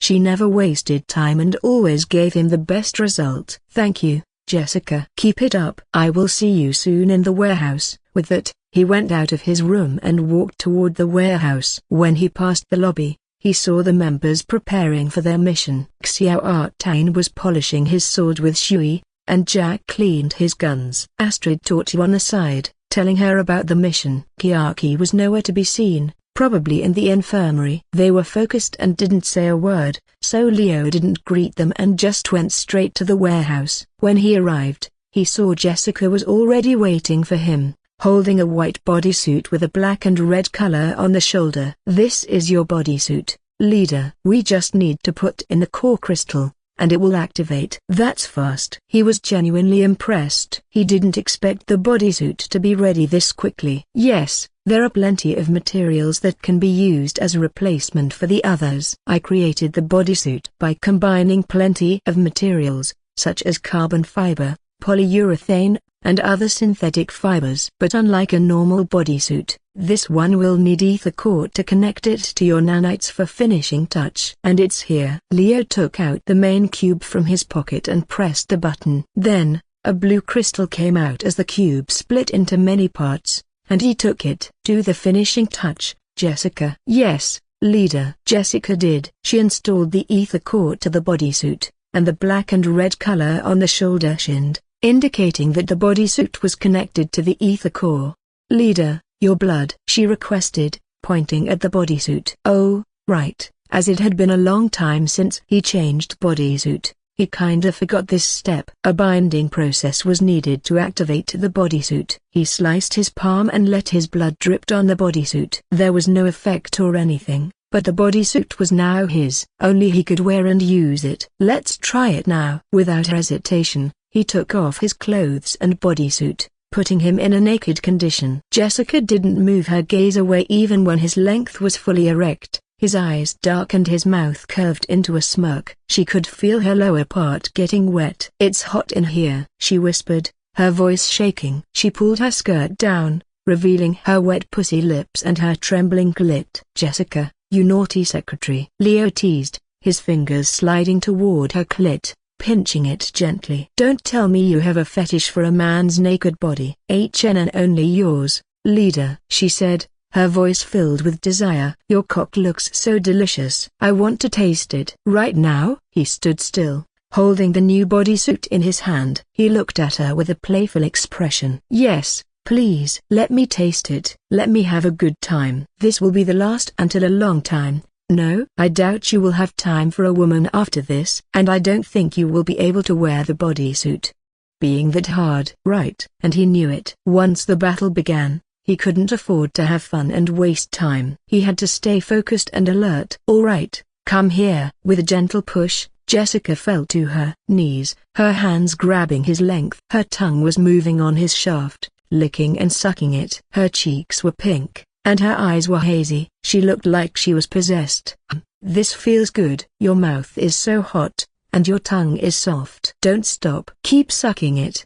Jessica bobbed her head back and forth, her tongue moving on the tip and the shaft. Her saliva was dripping, and the sound of sucking could be heard. I'll come soon. And GHNHHH. She increased her pace, her tongue moving faster and faster. I'm coming. With a deep grunt, he buried his cock deep inside her throat, his seed spilling and pouring out. She didn't choke, only gulping and drinking his sperm. When he finished, he pulled out and looked at her. She was a mess, her clothes wet and her face covered with cum. Her hair was disheveled, and her lips were red. She played with the semen in her mouth, swirling it and gulping it. Delicious. Thank you, leader. No, thank you, Jessica. Now, let's continue. Raise your ass and show me your pussy. Yes, sir. Jessica didn't hesitate. She raised her butt and spread her legs, showing her wet and dripping panties through her pantyhose. The sight was so erotic, and Leo could feel his length getting hard again. He ripped the pantyhose and exposed her pink pussy. Juices were leaking out,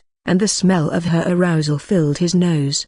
So wet. He slid his finger on her slit, and she trembled. Yes, I'm wet. Your clit is swollen, and your lips are hot. Let me lick it. He didn't wait for her response. He knelt and buried his face between her legs, his tongue flicking her clit and sucking her pussy. She moaned, her legs shaking. HNG, Hilda. L leader, you're making me come. Trembling, she felt her orgasm hit her. Her legs lost strength, and her body was limp. She couldn't do anything but breathe and let her juice spray on his face. He didn't mind. After she finished, he licked her clean and stood up, his length hard and ready, raring to penetrate her. HN and fuck me, put your big cock inside me. She raised her hips and shook her ass, her butthole twitching and her pussy dripping. I will. With a quick move, Leo thrust his length into her entrance, filling her completely. She shivered and screamed, her nails scratching the floor and her eyes rolling to the back of her head. Fuck. A hit's so deep. It's tight and hot. You're squeezing me hard. He didn't stop. He thrusted his hips, his pace getting faster and faster. His length went in and out of her, his balls slapping her ass. Ha, ha, ha, Her moaning echoed in the warehouse, and the sound of their flesh hitting each other filled the room. Come, I'm coming, I'm coming. She couldn't hold it. Her body trembled, and her orgasm hit her like a storm. She came, and her juice leaked, soaking her in the thigh and the floor. Leo didn't stop. He increased his pace and kept fucking her, his cock moving faster and deeper. Yes, fuck me, Hilda. Slapping and slapping, he didn't stop, and Jessica couldn't stop screaming. Her pussy was twitching, and her clit was hard. She was feeling another orgasm coming.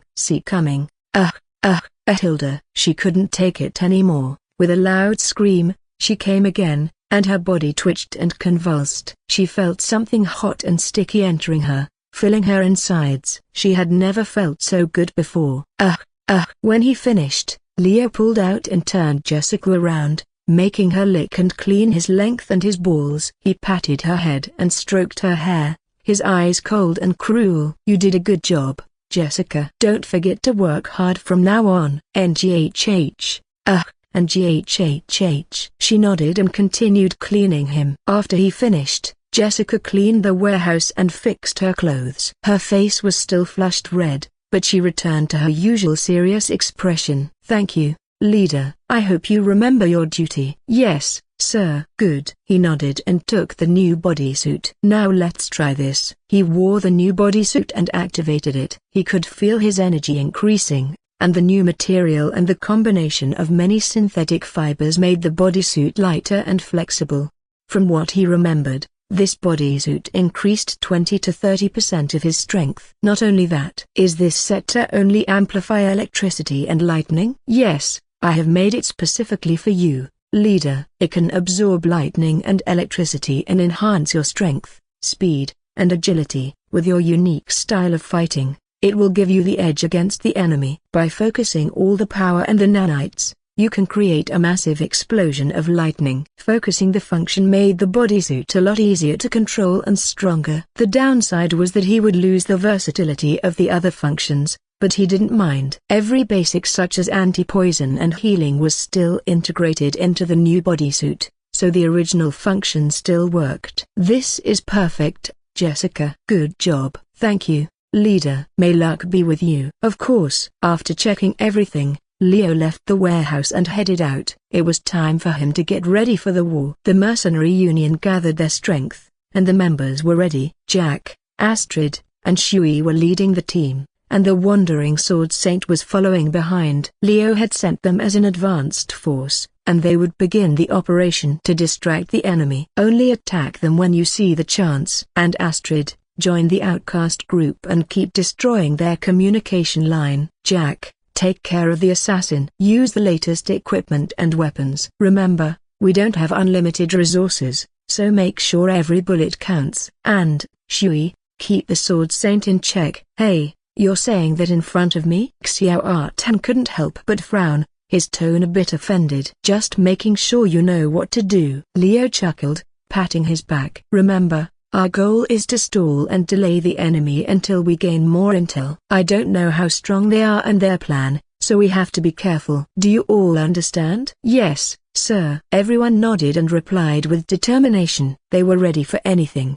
except for the wandering sword saint who looked disappointed. After seeing them off, Leo turned around and looked at Li Hien, the crazy bitch, who leaned against the wall. "Are you sure you don't want to go with them?" he asked, curious about her decision. Earlier this morning when he finished his plan, he wanted to include Li Hien in the first group to depart to the capital as backup. But she refused, claiming that she had something to do. "Yeah, I need to go somewhere first," Li Hien answered, her voice calm. "It's not something important, just some personal issue. And besides, if I'm not wrong, the main force will move soon, right? I'll catch up and join the fight." Slinging her axe behind her back, she began to walk away. Leo watched her as she disappeared from his sight. He couldn't help but feel that there was something she didn't want him to know. There is no way someone with that kind of expression will just go and have a fun time. But he decided not to ask any questions. It was her business,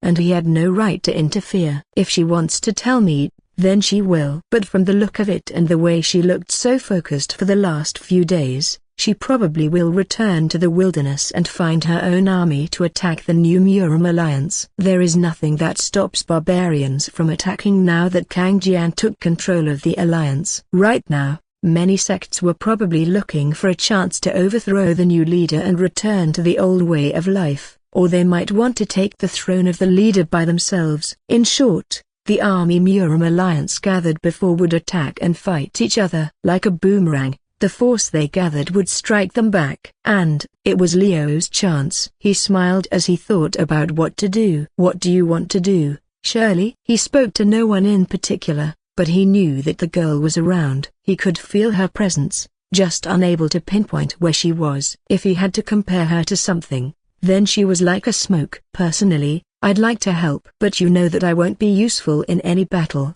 leader. I'm only good at supporting someone from behind." Shirley's voice echoed in his ears, and he could feel her breath behind him. "Stop your trick." Looking back, he saw that there was no one there. "Where are you hiding?" "Here," she chuckled, appearing next to him. She waved her hand, and the smell of mint filled the air. "And I wear a new perfume. What do you think? Is it too strong?" "It's not bad." "Hee hee. Thank you." "So, what are we going to do, leader?" "No, what do you want me to do?" "I don't have any fighting skill, so I can only provide support from behind." "Stop lying. Your martial arts are unique to the point I would call it magic." "Don't tell me you don't have any skill to use your chi and body. You can easily defeat anyone else with a single punch or kick." But my hands are so precious." "What if I get injured? Won't I be unable to write novel anymore?" She pouted, her eyes teary. She didn't want to fight, but Leo knew she was ready for it. "If you don't want to fight directly, then help me with protecting the Emperor." "I have some bad feelings about this. Anya is an assassin. She's actually not fit for the protecting job. However, she's the only one I can count on." "You surely know the reason why I made this decision, no?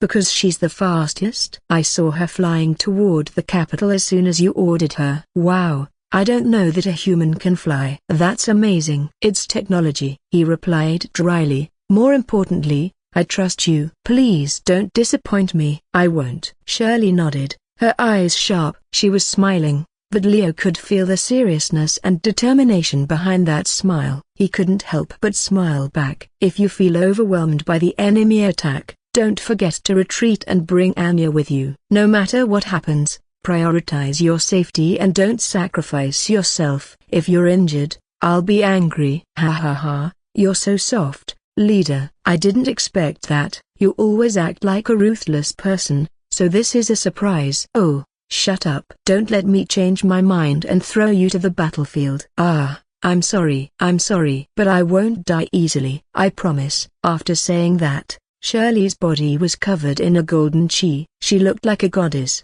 her smile bright and her expression confident. No matter what happens, I will return alive. Don't worry, leader. You can count on me. Leo nodded. Yeah, I will trust you. Aye, Captain. Saluting with a grin, the light around her became brighter until Leo was forced to narrow his eyes. Then, instantly, she disappeared like a meteor shooting into the sky. He didn't see where she was going, but he knew that she was heading to the capital. With that finished, he turned around and entered Chengdu City again. There were only 3 people left in the base, 4 including him. Thinking about that, he couldn't help but feel a little bit lonely. It had only been a few days since he returned from the capital and enjoyed the lively atmosphere in this place. He wanted to go out and meet people, but he couldn't. This was a war, and he needed to stay ready. So, with a sigh, he went back to the base to monitor the situation. As the leader, he couldn't move as he pleased. He was the only one who could make the final decision. Welcome back,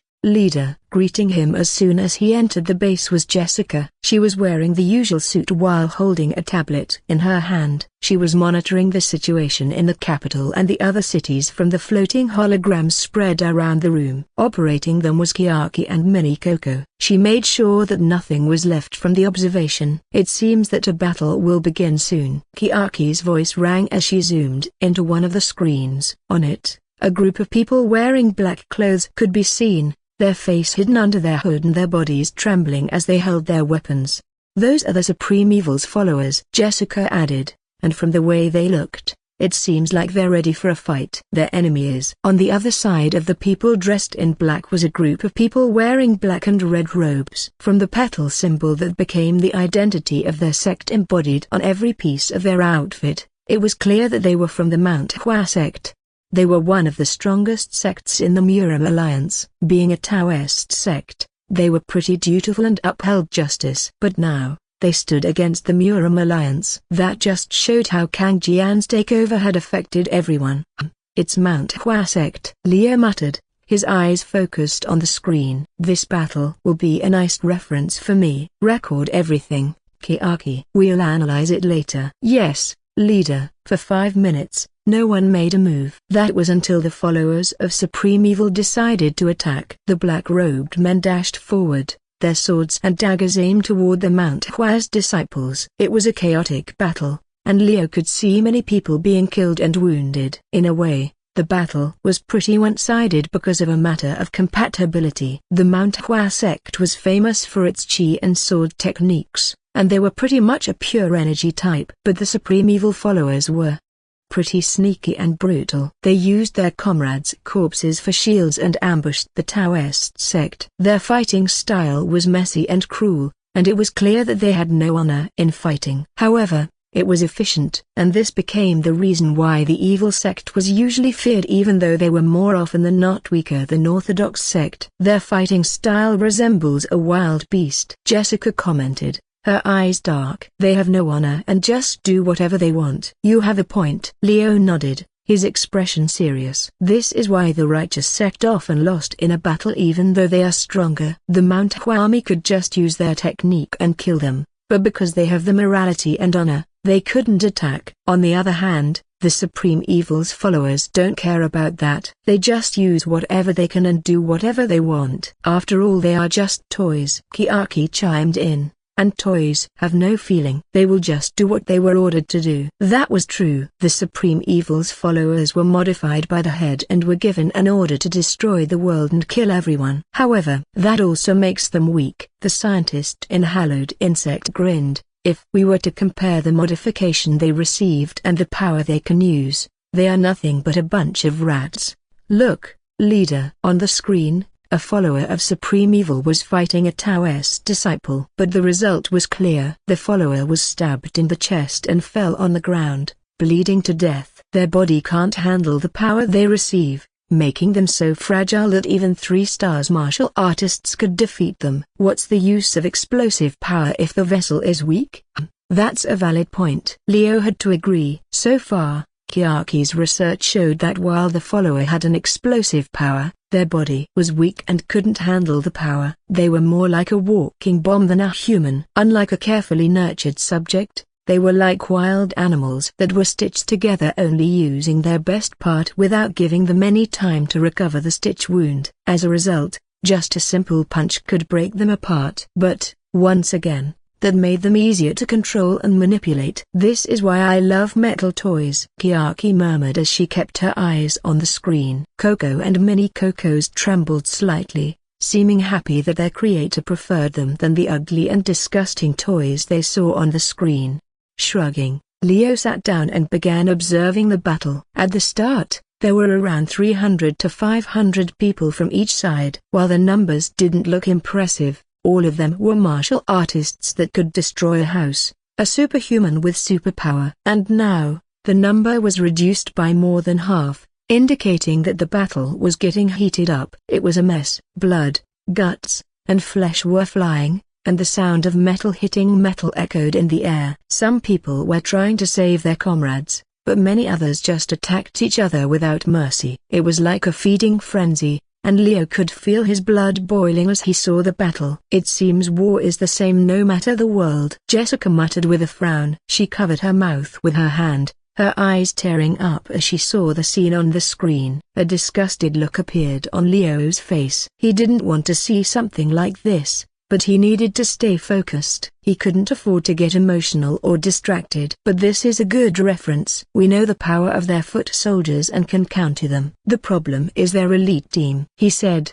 turning to one of the screens. "Kyaki, show me the footage from Small Coco in the Alliance Elders' residence. We need to know who we're dealing with." On the screen, the footage from the toy that had been following the Elders from the Alliance for days played. Now, they had gathered in one room, their eyes filled with hatred and anger as they talked about Kang Jian. "What should we do? We have lost everything," Yuan Li, the elder who had been captured, said. His wound had been healed, and he was sitting on a chair. "If we stay here, Kang Jian will definitely kill us all. That or we will be turned into a puppet like Zhuang." "You're right. We have no choice but to escape." Another elder agreed, his expression serious. "But, where can we go? If we leave the house, these people will kill us. I can't use chi since they injected us with that strange drug. We are nothing but weak mortals now." "No, not just us. The whole Murim alliance is in trouble now." Yuan Li shook his head. He looked at the other elders with a serious face. "And, I think the best way to counter Kang Jian's power and save everyone is by asking them." "The other sects?" another elder asked before his eyes widened. "Wait, you're not talking about—" "Yes." Yuan Li nodded,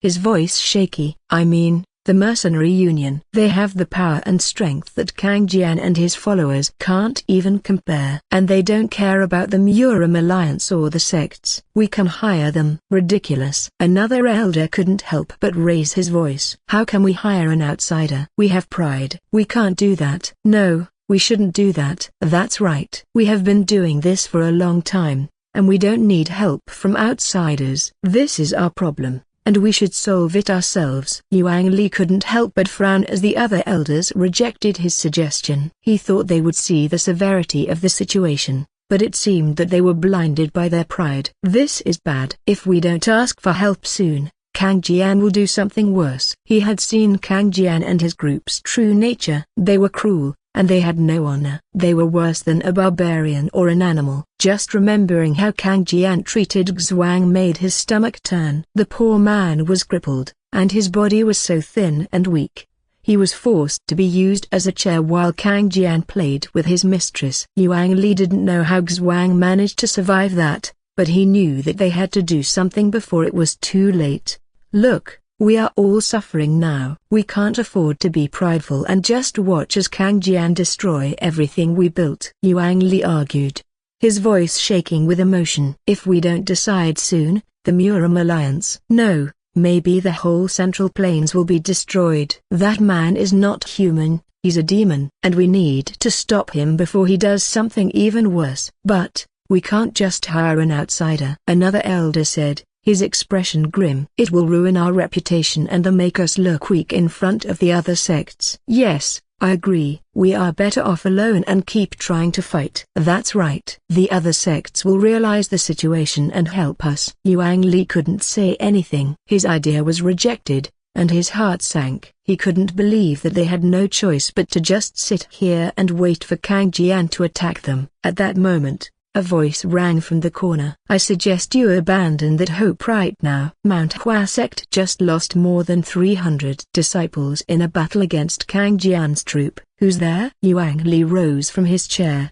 his eyes widening as he saw a small black toy on the table. It looked like a rabbit, and it had a speaker on its ear. "My name is Coco. I'm a toy." "What?" Everyone was shocked. No, they didn't know how to react to this small metal toy that was talking and watching them. "Who created this?" "Ah, maybe you will understand if I said that I am Leo from Hallowed Insect." "This toy is one of—" "Well, there is no need to explain it. It's not important." After hearing that, the elders understood. They knew that Leo was the leader of the mercenary group Hallowed Insect. He was a famous man with a unique ability and power that could be compared to a god. But how did he get this toy here? How this toy can enter this place is also not important. What's important is that I have heard what you said earlier, Elder Yuan Li. Leo's voice rang from the toy, making the elders shiver. "I heard you wanted to hire us?" That's true." Yuan Li nodded, his eyes wide. He was surprised that he was overheard, but he couldn't hide anything now. "We need your help, Mr. Leo." Elder Yuan. The other elders frowned and didn't like the situation. They were ashamed that they had to hire an outsider, especially a group of mercenaries that were known for their violence and cruelty as well as their enemies.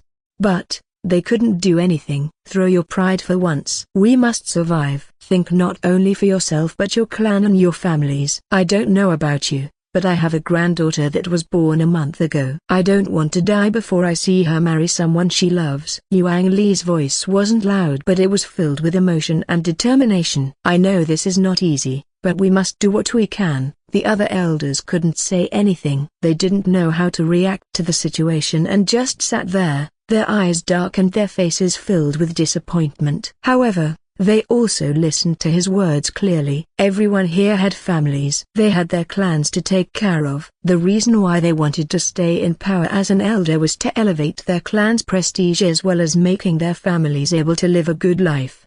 Some had different reasons, but the end result was the same. They were trying to survive and save everyone they cared about. So, after a while, one of the elders raised his head and said, "What do you suggest, Mr. Leo? Can you ensure our safety if we hire you?" Inside the Hallowed Insect space, Leo grinned widely. He stared at the screen and crossed his legs. "Yes, I can promise you that. But there will be a price. I will ask for compensation that's worth the effort and the risk. This is a war, and we are the hired hand. So, make your decision fast and don't hesitate." He waited. Patience was something he had in abundance, and he knew that the elders had to make a difficult decision. In the end, Yuan Li stood up and raised his head. "We will hire you, Mr. Leo." Leo's eyes gleamed with happiness. Finally, he had been waiting for this moment, and it was finally here. The next second, a hologram screen appeared on top of Mini Coco's head, showing his face and the elders who looked at him with fear and determination. "I am glad we have a deal. Keep this toy close with you to ensure your safety. But make sure to hide it under your clothes. In 3 days, we will rescue you and cure you from that strange liquid injected to you. That's the least we can do. So, just be patient and stay alive." "Thank you, Mr. Leo." "We will keep your word and wait for your arrival." After saying that, Yuan Li took the toy and hid it inside his robe. The screen was cut, and Leo couldn't see them anymore. "Ah, that's done." Finally, he muttered, his expression calm. He turned to Kiaki, who was sitting on a chair next to him. Now we have a legitimate reason and videos to invite other sects to join this fray. Jessica, I am counting on you to spread the information. Yes, sir. Jessica nodded and took out her tablet. She began sending the videos of the conversation to everyone who had an interest in the situation. The news would spread fast, and the other sects would come and join the fight. At the same time, Astrid, Jack, and Shui made a mess in the capital and destroyed the communication line. They went against Kang Jian's followers a few times, destroying them and leaving a mess. Meanwhile, Anna kept her eyes on the palace and the Emperor Sheng. She made sure that no one could attack him, and her wings allowed her to travel around and get the latest information. The Emperor evacuated the citizens and ordered the Bloody Guard to shut down the area around Murim Alliance headquarters. Some warriors who went against Kang Jian also helped. However, there were also those who got enticed by strength and followed Kang Jian's order, becoming the enemies of the Emperor and everyone else.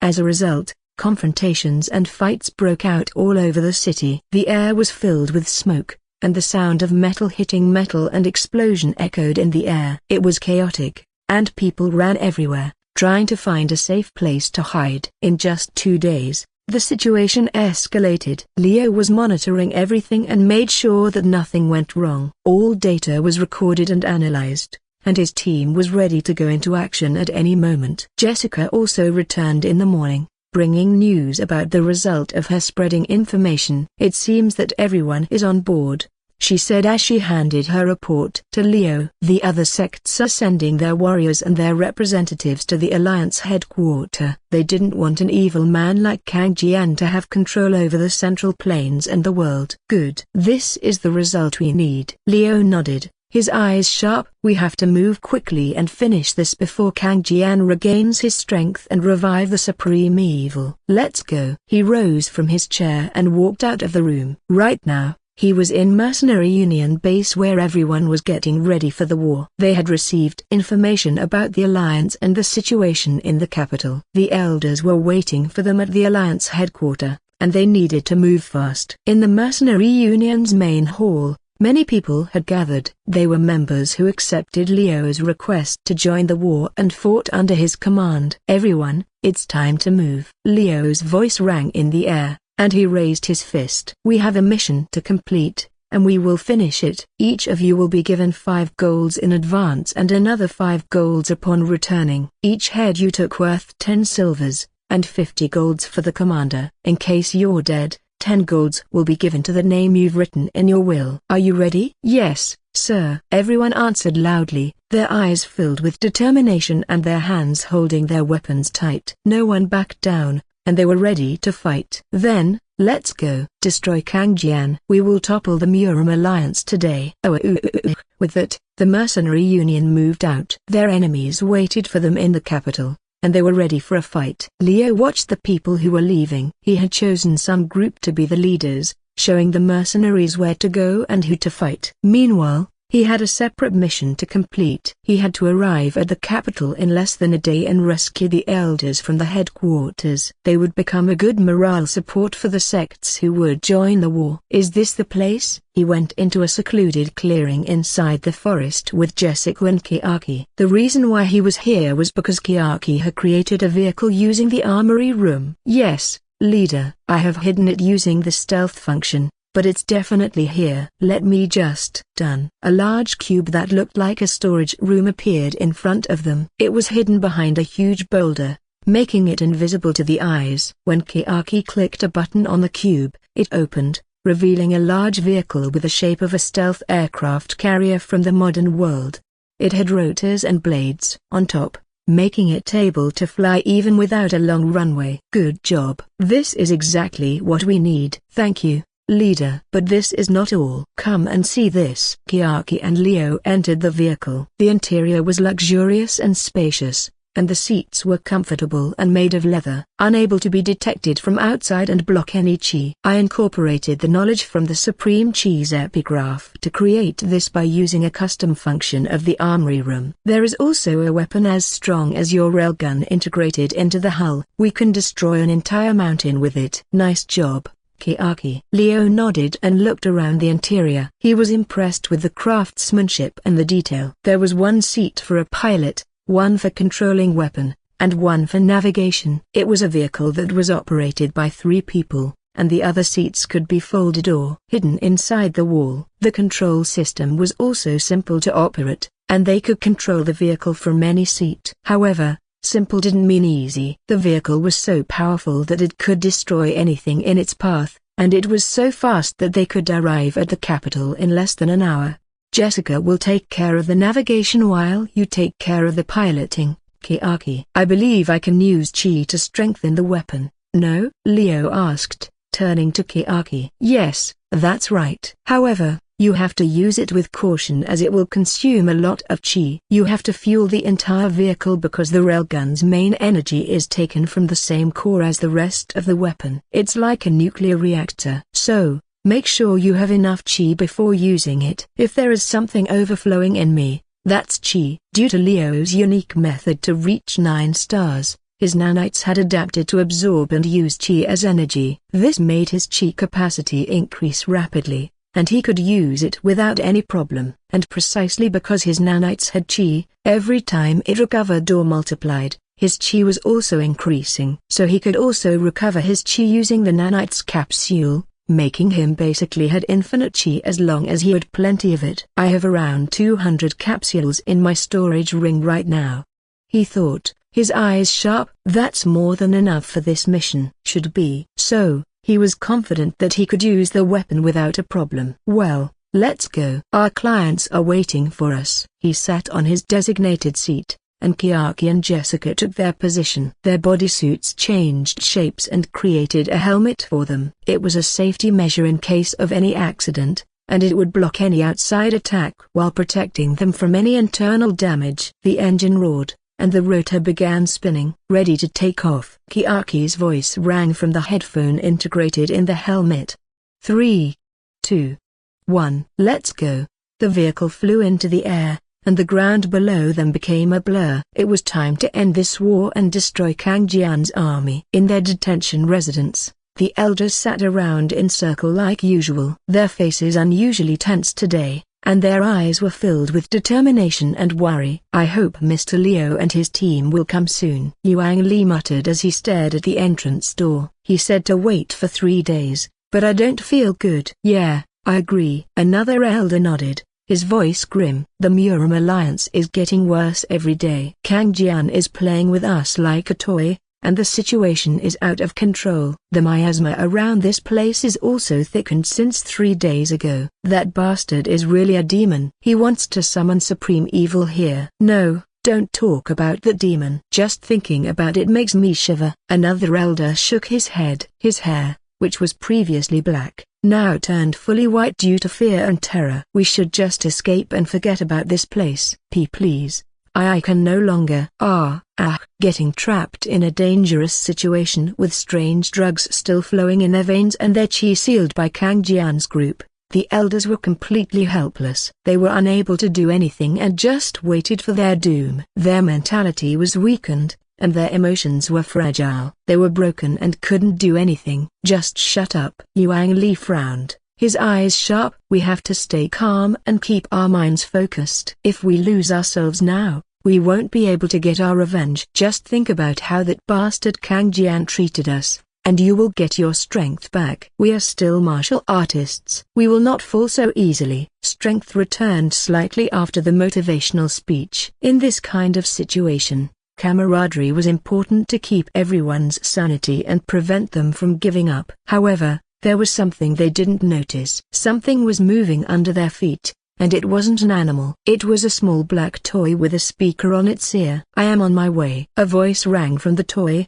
making the elders' eyes widen in surprise. It was the voice of Leo, the leader of Hallowed Insect and the one they had hired to rescue them. Hope returned to their eyes, and they gathered their remaining strength. They had been waiting for this moment for days, and now that it was here, they couldn't let it slip away. We'll be ready, Mr. Leo. How long do we need to wait for the rescue? Yuang Li, acting as the elder's representative because he was the one making the deal, asked with a trembling voice. With no food or water for a few days, It was natural for them to feel weak and shaky. They just hoped that they wouldn't be too late. In a few seconds, go hide in the corner away from the entrance and brave for an explosion. What? Now? An urgent voice rang from the toy and Yuan Li jumped. Run to the corner, he shouted to everyone. Hurry! The elders didn't ask any questions and did as he said. They ran to the corner of the room and hid behind a huge stone pillar. A few seconds later,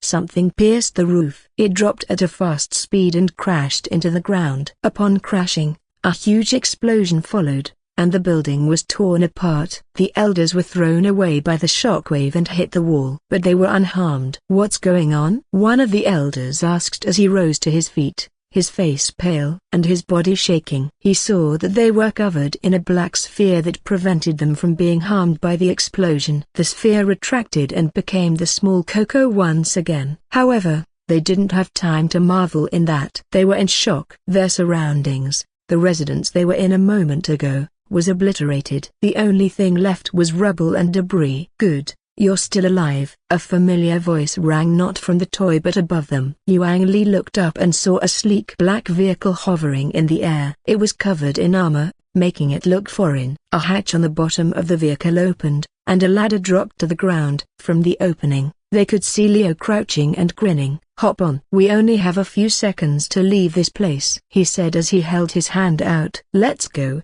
Elders, your savior is here. The elders didn't hesitate and grabbed Leo's hand. He pulled them up and they climbed the ladder. A total of 6 elders were rescued, and they sat weakly on the dock. Kiaki, get out of here quickly. The enemies are coming, Leo said to the girl who was piloting the vehicle. Yes, leader. The vehicle moved away from the explosion and shot toward the sky. It was fast and agile, and no one could follow it. In 2 seconds, it pierced through the cloud and disappeared from everyone's sight. Ah, I didn't know that the vehicle could fly. What kind of technology did you use? A secret, Kiaki answered with a cold face. She put the aircraft into an autopilot mode and rose from her seat, approaching the elders. More importantly, give me your blood. Put it in this tube and make sure it reaches the line. Don't ask any question if you want to be cured. She gave them a tube and a needle. She also gave them a small bottle with a green liquid inside. This is a nanite solution. It will keep the poison inactive until I analyze and find the antidote. It's not completely safe and will give you a fever,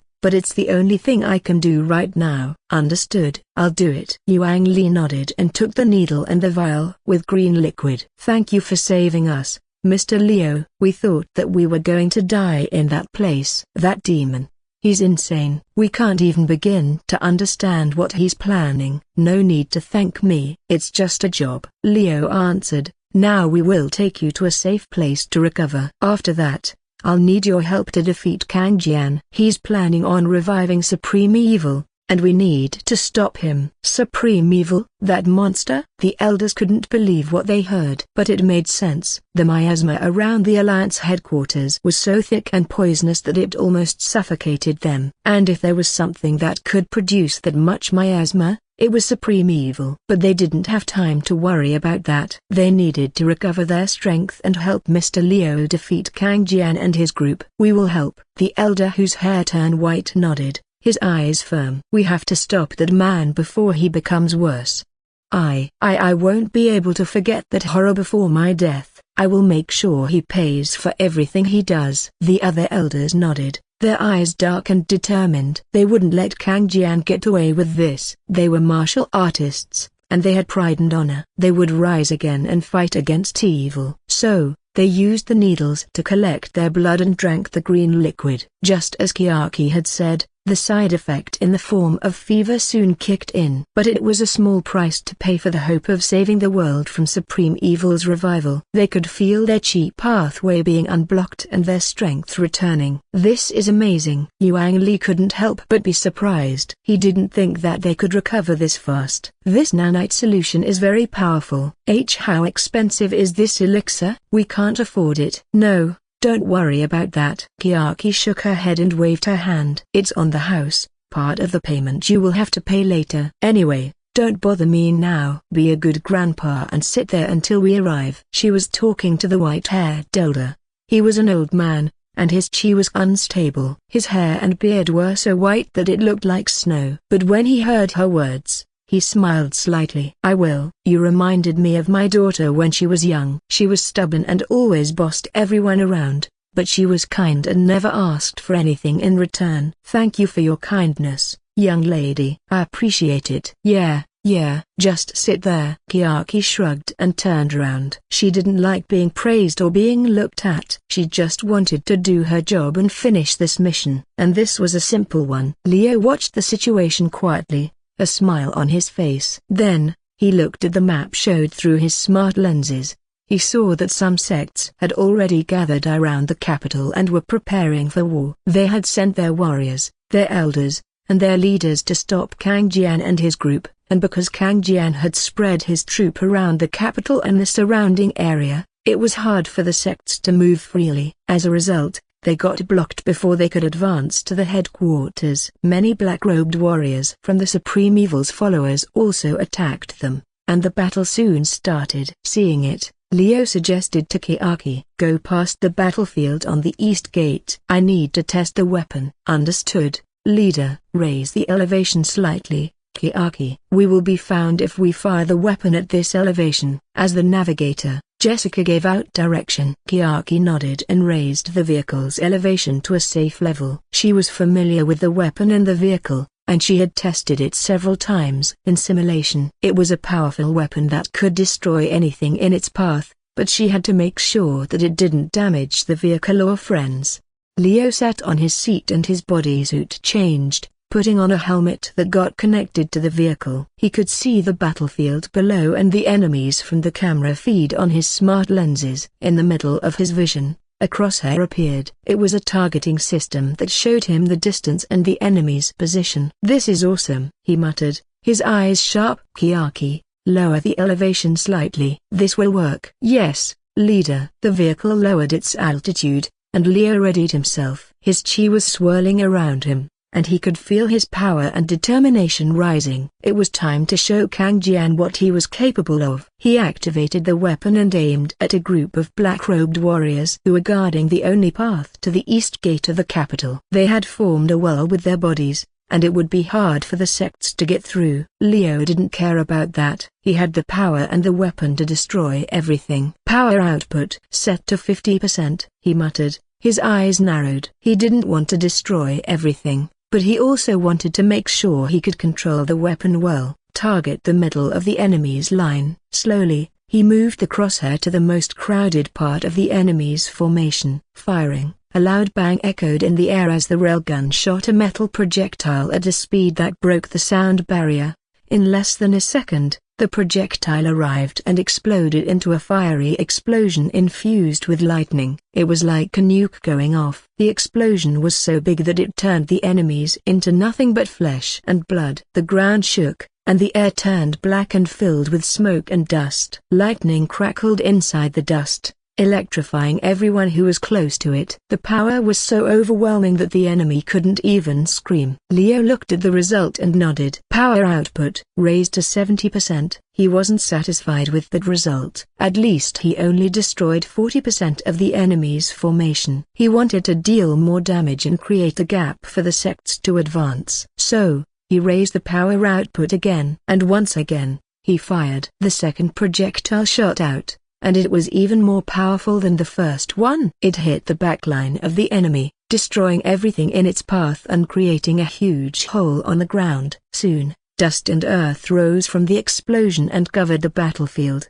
creating a cover for the sects. Using the microphone built in on the aircraft, Leo shouted, "Attack!" His voice was loud and clear, and the warriors from the sects who had been standing in shock finally saw an opportunity. They didn't know who had shot those powerful explosions, but they were grateful that someone had come to help them. So, they didn't waste time and charged toward the gap created by the explosion. When they got closer, Leo retracted his chi and made the lightning disappear. Go, go, go. The battle continued, and Leo looked at it with satisfaction. He didn't have to do anything else, so he just sat there and let the sects do the fighting. "Let's take the elders to a safe place now." He leaned back in his chair and turned to Chiaki. "Yes, leader."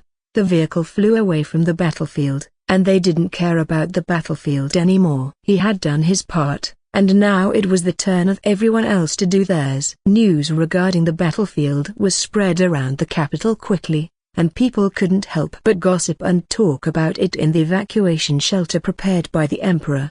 The power of the explosions was too great, and everyone could feel the tremor as well as see the dust rising from the battle. It was clear that something had happened, and many people were anxious about what it was. However, they didn't have time to think about it. The situation had escalated, and the war was getting worse every day. "Mum, when will we go home?" a little girl pulled her mother's skirt and asked. Her voice was soft and shaky, and her eyes were filled with tears. "I want to see Dad again." "Shh, don't cry, little one. We will return home soon and see Dad," her mother answered, her expression grim. She didn't know what was happening, but she knew that they had to wait for the situation to calm down before they could leave. On the second floor, Sheng looked at the people gathered in this evacuation hall he prepared in advance before turning away. He was walking with an old attendant, his former body double. "Emperor Sheng, are you all right?" the attendant asked, his eyes filled with worry. He had been serving the emperor since he was young and had seen him going through a lot of hardship. Not in his entire life had he ever seen the emperor lose sleep as badly as he did now. "I am fine," Sheng nodded and gave him a small smile. "I have sent all the citizens to this place and some others, guarded by bloody guard. We just need to wait for the battle to finish and everything will be all right." "That's not what I'm talking about, Your Majesty."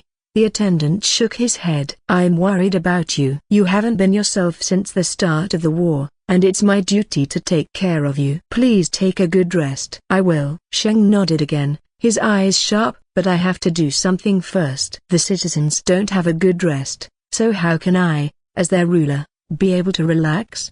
The attendant couldn't say anything to that. The emperor was a good man who had a heart of gold. He always thought about the people first before anything else. Even though the others saw him as a coward, cold-blooded, cruel, arrogant, and selfish ruler who only cared about himself, the attendant knew the truth.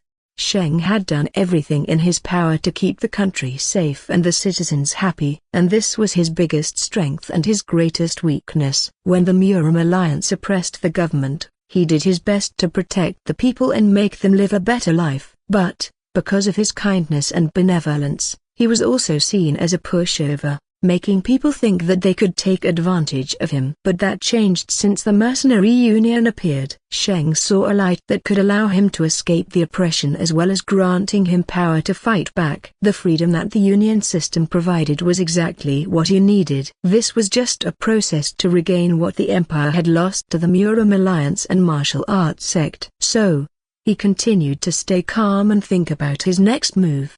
The attendant couldn't say anything to that and just bowed. "I apologize for overstepping, Your Majesty. Please let me know if you need anything." "You're forgiven." "And where is Leo's subordinate?" "The one who arrives later than the first one." "Ah, Miss Shirley?" "Yes, that one. I believe at this time she's in the second hall to read stories for children. She should be arriving at this hall soon to read the stories here." Thanks to her, there are only little complaints and the children seem happy. "That's good." Sheng nodded again. "Just make sure no one takes advantage of her. We don't need more problems here. I am already indebted to Hallowed Insect for their help, and I don't want to owe them too much." I called him my friend, and I thought so too. I don't want to feel that I use him for my selfishness. The attendant bowed again. "I will make sure that no one bothers her or causes trouble for His Majesty." "Leave it to me." With that, he turned around and walked away. Sheng watched him go and turned to look at the window. He could see the battle from here, and it was still raging on. The sects had joined the fight, and they were able to push back Kang Jian's army. However, Kang Jian's elite troops, people who were able to use qi, appeared once the allied army arrived near the gate and pushed them back again. 2 hours had passed since the battle began, but there were no signs of stopping. "I guess this is a long war," Sheng sighed, his eyes narrowed. "I don't think that my wish from before would turn into something like this." Supreme evil followers. How deep does this go? He was referring to his wish for Leo to find a way to stop the Murim alliance. He thought by weakening them he would get the government's authority back before he and Leo could make any move. However, Kang Jian and Supreme Evil followers took control of the Murim alliance first, destroying the government's influence completely. At the same time, the sects affiliated to the alliance turned their back and went against the new evil, Kang Jian. They didn't want to be controlled by him and fought back. As a result, a war was inevitable, and everyone was dragged into it. Do you know what your leader's next plan is? Sheng spoke to nothing, but he knew that there was always a girl following him closely to ensure his safety. He didn't know how she hid from him, but he knew that he wasn't alone. So, he just asked out loud and waited for an answer, and he got one. I don't know. Leader is so smart that he often plans everything by himself, leaving only the necessary information for me to do my job. Maybe only Jessica and Kiaki, also Jack, understand his plan. I am a bit stupid, so I will only do my job, especially in an S-rank mission like this. A blonde girl wearing a full black bodysuit and white jacket appeared next to him, her finger holding her chin. She was cute and looked innocent, but Sheng knew that she was anything but that. He had seen the metal tail pierced some men dressed in black out of nowhere when she first arrived, claiming that they were enemies. S-rank mission. Sheng muttered and looked at the girl. Is that a classification on how hard the request is or how much it pays? Can you explain that to me? Sorry, Your Majesty. I forgot to explain. The girl smiled sheepishly and giggled. It's how hard and how important it is. By the way, S rank is the highest, and there is normal request and special request from the bottom. S rank requests are usually ones that can decide the fate of a country or a world. That's it. Sheng's eyes widened slightly as he heard her words. Leo hadn't mentioned this S rank mission when he first requested him to destroy the Murim alliance, so the danger level might be elevated after Kang Jian took over.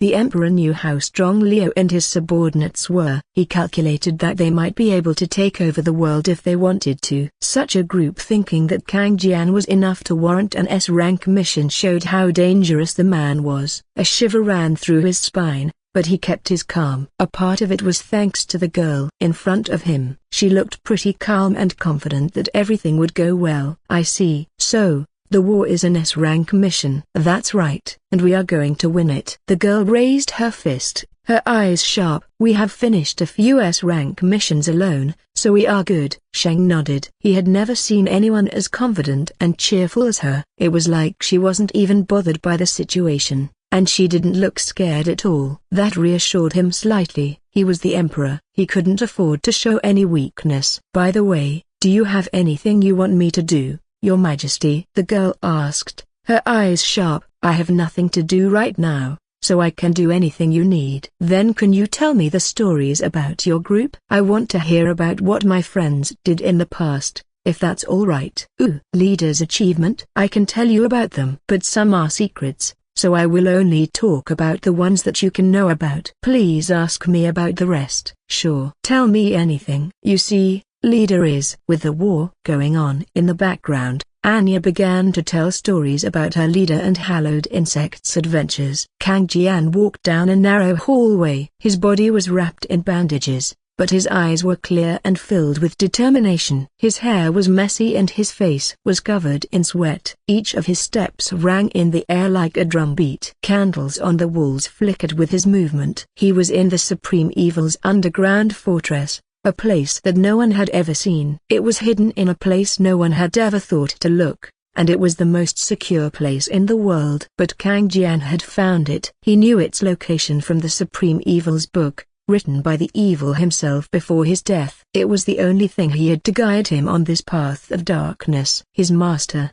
Lord, and Savior. The reason why this location was hard to find was because it was protected by an invisible shield made of chi. It was so strong and powerful that only a few could get through it, and the Supreme Evil had killed everyone who had ever tried to break it. And the second reason was its location. It was located right under the Murim Alliance leader's quarter, in the middle of the headquarters guarded by thousands of warriors and elite chi users. This was why the location was so well hidden and well protected. Not even the Alliance leader today knew about it. Miasma gathered around Kang Jian as he walked, and the candles flickered in the wind. The place was cold, dark, and silent, and it was like a nightmare come to life. However, He was unbothered. He felt unrest in his chi as he went lower and lower to the bottom of the underground. He knew he was getting close, and in a few moments, he arrived at a dark chamber. The place was cold and silent, and in the center was a stone pedestal with a huge book on top. "Ah!" a voice escaped from his lips as he stared at the book. His lips formed a smile, and he raised his hand to touch it. The moment he touched the book, sticky chi burst out from it, covering him completely. He felt his chi being drained, but he didn't care. This was for the supreme evil. "I'm finally here," he muttered, his eyes sharp. "Master, please guide me to your path of darkness." Suddenly, he felt a huge amount of chi rushing toward him. It was like an ocean, and he was in a small boat in the middle of it. It crashed against him and sent him flying to the ground, but he held on to the book. His body began to tremble, and he could feel his strength being drained. He didn't know what was going on, but he knew that he had to hold on to the book. All of this was necessary. This book was the original one written directly by the hands of Supreme Evil. The book was the only thing that could lead him to his master and his path. So, he didn't let go. His chi flowed toward the book, and he felt something else moving, like something was pushed out of this book. The talismans written on the cover disappeared once by once as he poured in more chi. Miasma covered his body, and he felt like he was losing control of his body. But he didn't care. He just focused on pouring in his chi and bringing his master back, and in just a few seconds, it happened. Skeleton arms appeared from the book and fell to the ground. Followed that, ribs, legs, feet, and finally a head that looked like the Supreme Evil himself. A complete head with bone, meat, and even skin. Not just bones like the other parts. The head had a short black beard and long black hair that was tied into a ponytail. It was a man, and he looked so similar to the Supreme Evil that Kang Jian had seen in the painting.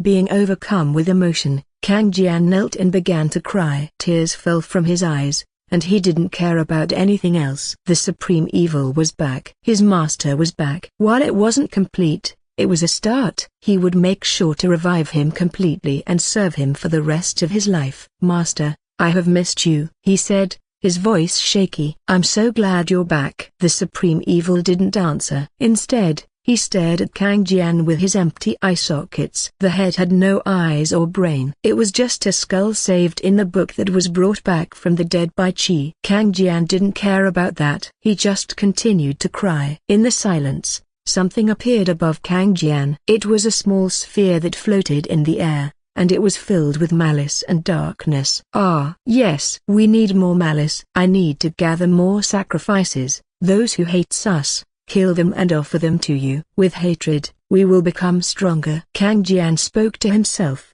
his eyes fixed on the head. "That's right. We will gather malice and create a dark chi that can destroy everything in its path. All according to your will." Slowly, he brought the head close to his and put his forehead together. A connection was formed between him and the head. He made an oath with his chi and soul to serve the Supreme Evil forever, and he wouldn't back down until his master was completely revived. After that, he put the bones together and placed the head on the pedestal. He was not satisfied with the incomplete form, so he had to revive him completely. But he would do it in his own way. He turned around and began to walk out of the room. Sacrifices were usually hard to find. He had to be careful not to take too much or too low before. However, now the situation has changed. There was a place where he could get as many sacrifices as he wanted, and he didn't need to hold back anymore. The Supreme Evil follower had become strong enough to appear on the surface. Heart's new body, Kang Jian, was also one of them. The narrow passage he was in was connected to his new chamber. Waiting for him by crawling naked was Head, who was still punished after her mistake. Her eyes were filled with guilt, making her even sexier. When Kang Jian was asleep, she let an enemy get close and destroyed the residence where they kept their hostages, the elders of the Murim Alliance. Not only that, she was also in charge of defense while Eyes was in charge of attack. The fact she let an enemy attack them and escaped was unforgivable. She was kneeling, her face buried in the floor and her ass up. Her body was covered in bruises and scars from Kang Jian's punishment. I will fuck you later. For now, mobilize the puppets somewhere and bring more sacrifice. Our master's resurrection is near." Kang Jian ordered, his eyes cold. He was in no mood for anything else right now. Hearing that, Head raised her head and her eyes were full of hope. Finally, standing up, she left the room, naked. Her boobs bounced with each step, but she felt no embarrassment. The only thing in her mind was to bring more sacrifices. Thankfully, the Emperor had provided a place to gather them easily. The evacuation halls.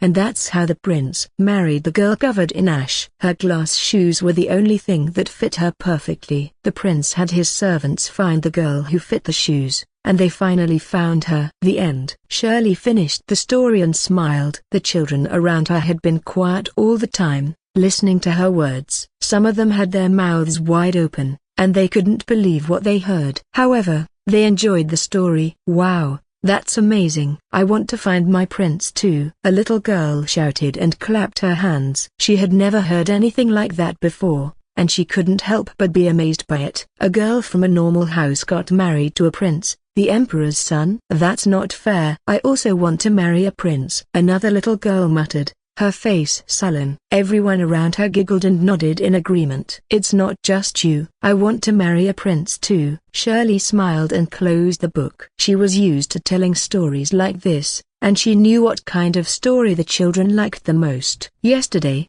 she had read about a female martial artist and 7 mythical creatures in the woods. Today, she read about Cinderella and the prince. She didn't want to tell any story with violence or bloodshed. She was here to distract them and keep them happy. However, she couldn't stay here forever. All stories had to end. Everything had its limit. Now, let's continue the story tomorrow. This sister has to meet the evil stepmother and keep her away from all of you. Shirley rose from her chair and gave the children a wave. She was in charge of watching over the children and entertaining them, but she couldn't stay for long. She was a member of Hallowed Insect and had her own mission to complete, and that was protecting this place. Exiting the hall, she was greeted by sunset. The evacuation halls were located in a few different locations, with the most crowded hall 1 to 5 located near the main street right in the middle of the capital.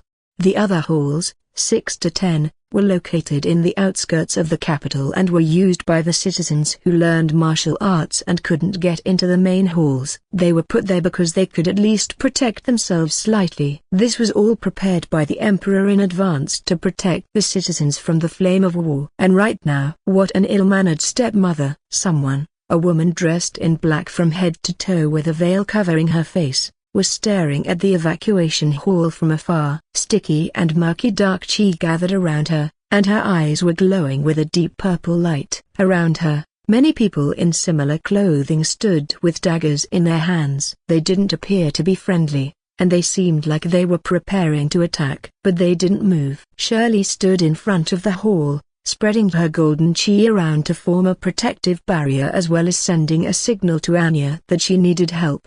Are you lost, miss? The halls for martial artists are located in the west. I suggest you go there if you want to protect yourself. She spoke, her voice clear and loud. The woman in black didn't answer. She just stared at Shirley with her purple eyes. Suddenly, she raised her hand and pointed her finger at the evacuation hall. Kill them all. Bring me their bones and meat. We will make them the perfect sacrifices for our master, she ordered, her voice sharp and clear. Yes, head. Her subordinates rushed forward, their daggers gleaming in the setting sun. I guess we have to do this the hard way. Oh, I will take the role of the fairy mother if you don't mind. Shirley spoke to herself, raising her hand. And the fairy mother will be powerful enough to protect these innocent children from an evil stepmother. With a wave of her hand, the evacuation halls and all buildings behind her disappeared, leaving only the empty land and a few small buildings.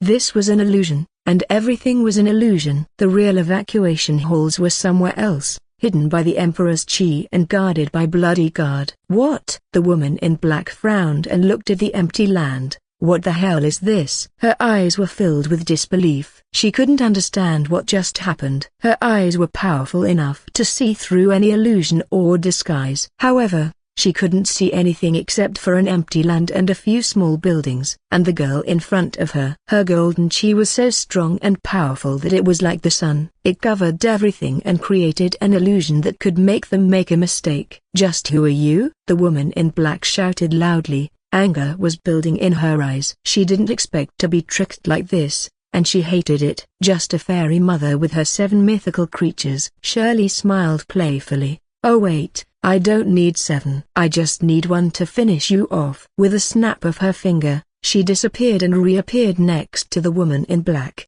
holding a sharp knife in her hand. She moved quickly, but the woman was even faster. She dodged Shirley's attack and backed away immediately. Oh, you dodged that? Shirley raised her eyebrows. You're pretty fast. She was not going to let her get away. However, her golden chi spread out and covered the woman in black. But Shirley had forgotten about one thing. Swoosh! The men in black rushed toward her and surrounded her with daggers in their hands. Without waiting for her response, they attacked her and stabbed her in the back. Shirley's eyes widened in surprise as she felt the pain and blood running down her back. She hadn't expected them to move that fast. Her body was covered in golden chi and she disappeared from where she stood, reappearing a few feet away. She looked at her wound and frowned. It was deep and would take a while to heal. Unlike the members of Hallowed Insect, her body was fully human. She had no nanites or whatnot in her body, so she couldn't heal fast like them. And the enemies in front of her, they were powerful,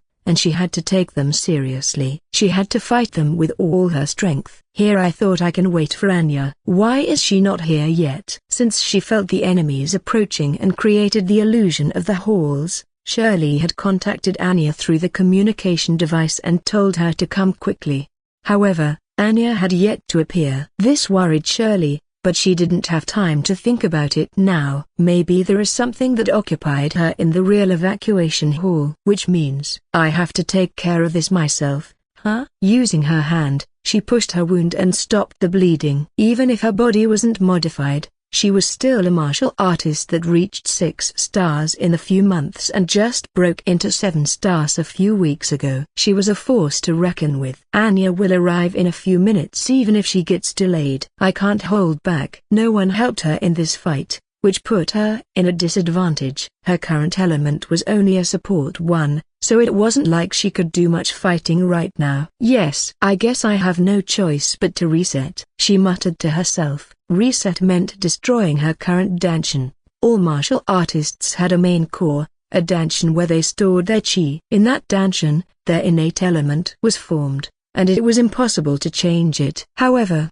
if a martial artist's danshin was destroyed, it would mean they would have to start from scratch. All their training, all their hard work, everything would be reset to nothing. This was a painful process, and it could lead to disability or even death. No one would do it unless they had no choice. It's going to hurt. She chuckled and raised her hand. After bracing herself, she struck her own stomach with her palm. A sharp sound rang in the air as the wind around her was pushed away, and her golden chi shattered. The next moment, she felt her danshin shatter, and she fell to her knees. Her breathing became shallow, and she coughed blood. Her vision blurred and she felt like she was going to faint. Blood trickled down her mouth. She did it. She destroyed her danshin and reset everything. Have you gone crazy? The woman in black, head, asked with her eyebrows raised. She was confused and couldn't understand what Shirley was thinking. Destroying your own danshin was madness. It was like destroying your own soul. She had never seen anything like that before, not in a normal condition,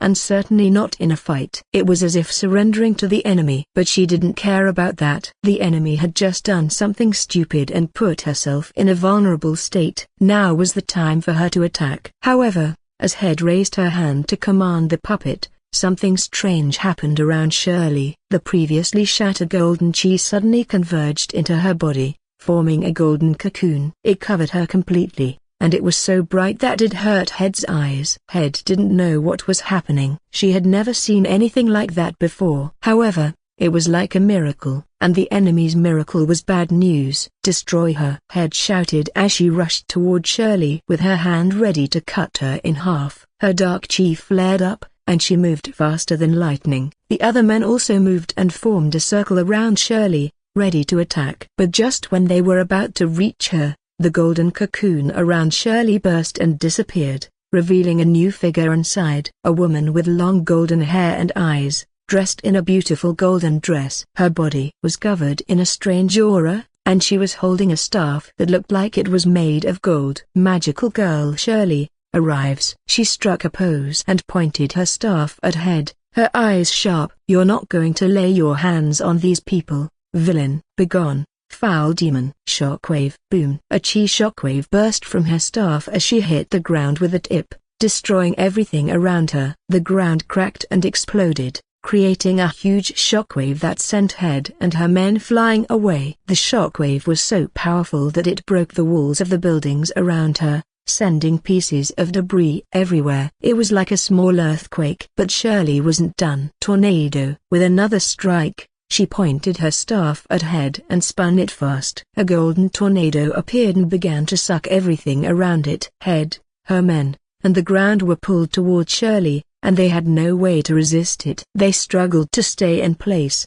but it was futile. While they were mid-air, Shirley gathered chi around her hand and formed a fist. She aimed it at Head, and her golden chi gathered on her fist like a huge boulder. Golden impact. Boom. She threw her fist at Head and hit her squarely in the chest, sending her flying away at a sonic speed. The ground shook as she crashed into a wall on the other side, and there was no sign of her getting up anytime soon. Her men were also scattered around, their bones destroyed and their bodies covered in bruises and scratches. They were in no condition to move. Shirley stood there, her eyes still sharp and her staff in her hand. Her breathing was erratic, and she could feel the pain from her wound. But she didn't care. I can't rest yet. She turned around and looked at where she sent the woman flying. From what she knew and understood, the enemy was Supreme Evil's follower and the one who could control human puppets. Head, the person that Kiaki deemed as a stupid person. Of course, only Kiaki thought that. Everyone else knew that Head was a dangerous person, maybe the most dangerous in Murim in terms of her ability to create strong puppets. What's wrong? Shirley asked as she saw Head struggling to get up. You want to continue? Ah, fuck you, Head muttered, her eyes filled with pain and anger. Don't mess with me. Don't mess with me. Don't mess with me. The woman in black held a red pill in her hand, and she was about to eat it. But Shirley didn't let her. With a wave of her staff, a golden wind appeared and pushed her hand away from her mouth. The pill flew out and hit the ground. You're not getting away. Shirley spoke, her voice cold. Stay still, and I will make it quick. Head didn't listen to her. She jumped up and rushed toward her, her dark chi swirling around her like a cloak. She moved fast and kicked Shirley in the stomach. Bang! The golden wind around Shirley disappeared, and she flew away. She crashed into the ground and rolled on the ground, her body hitting the wall on the other side. Pain was everywhere in her body,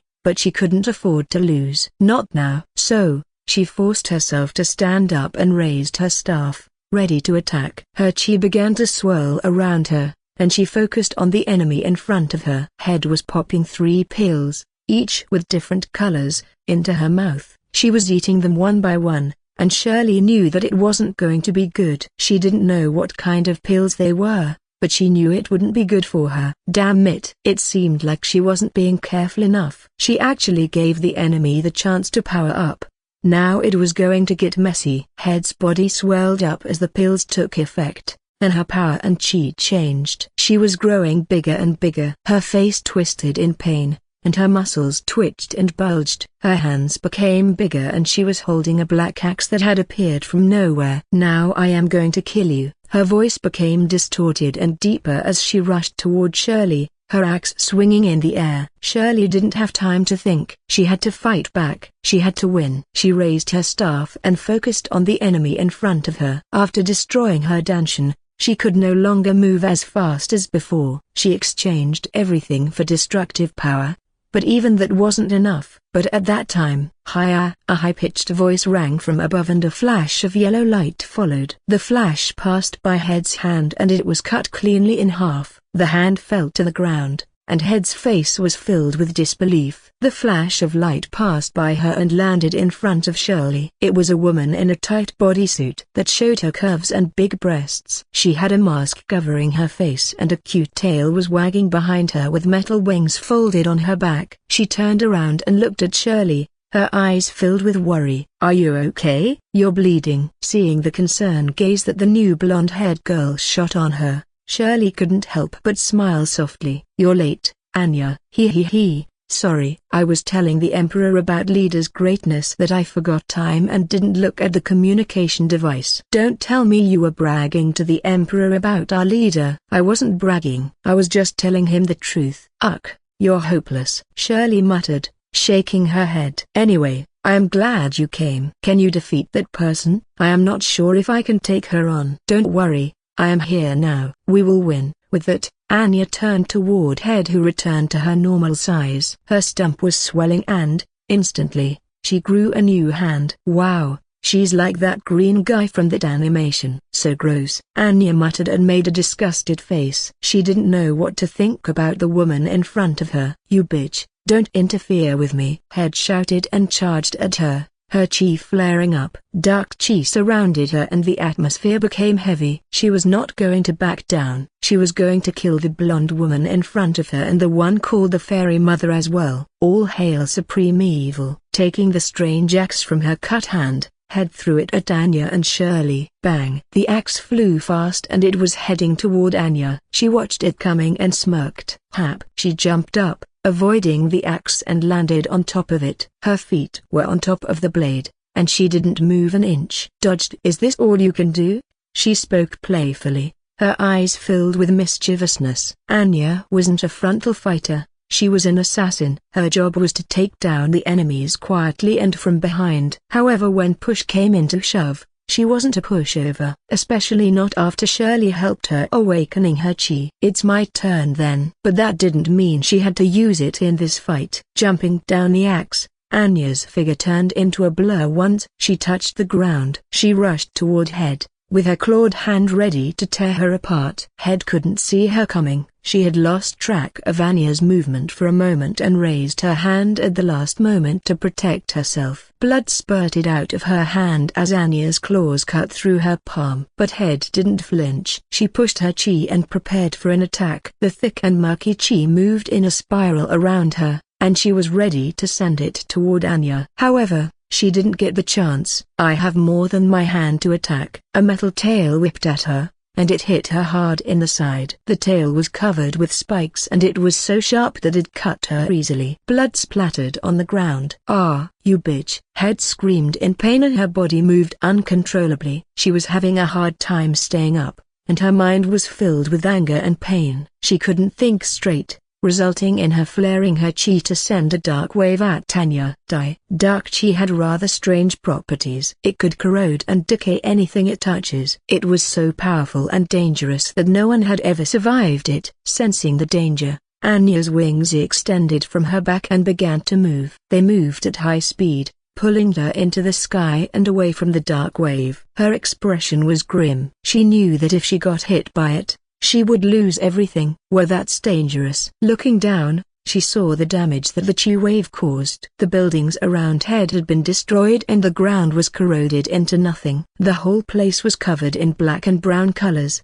All human puppets who were unable to move earlier were damaged beyond recognition. Their skins turned black upon contact with the dark chi, and their bones were charred and broken. They had no chance of survival. I have to kill her soon, she decided. If the enemy's power kept increasing, it would be harder to beat her. She needed to end this quickly and get out of here. With that thought, she folded her wings back and rushed toward Head, who took out a syringe. Anya didn't know what kind of syringe it was, as she lacked the knowledge about medicine. But she knew that it was dangerous. Kiaki had shared one enemy's information, and she definitely said not to allow that enemy to eat pills or inject a syringe into her body.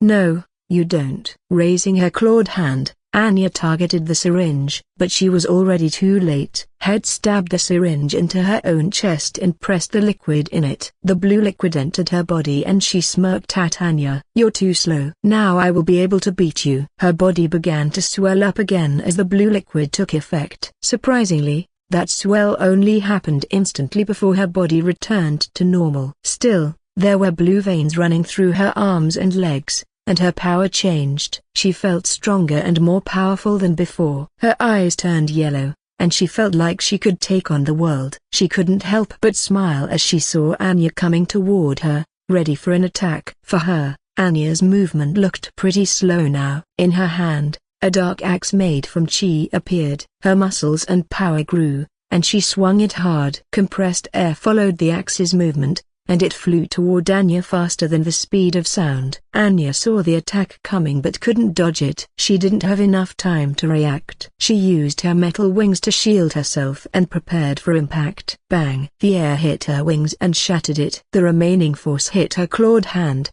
creating a deep wound and sending her flying backward. She rolled on the ground, and blood trickled down her mouth. Shit, she thought. She didn't expect the enemy to have this much power. Her wings and main weapons were damaged. Not only that, her inside was damaged, and her arm had a nasty gash on it. Ha ha. Is this what they call a dangerous situation? Anna muttered and licked her wound. It was healing at a rapid speed as her nanites fixed it. She had no time to be distracted, however. She had to make a decision, and she did. With her wings and clawed hands damaged, she decided to discard them. They would only be in a way in this battle. She didn't need them anymore. Really, why did leader ask me to do this? Protecting someone isn't my strong suit. For the first time ever, Anya complained. Her wound was healed already, and she lowered her body. Her hands touched the ground and she raised her ass slightly, making a pose like a cat. I want some reward later,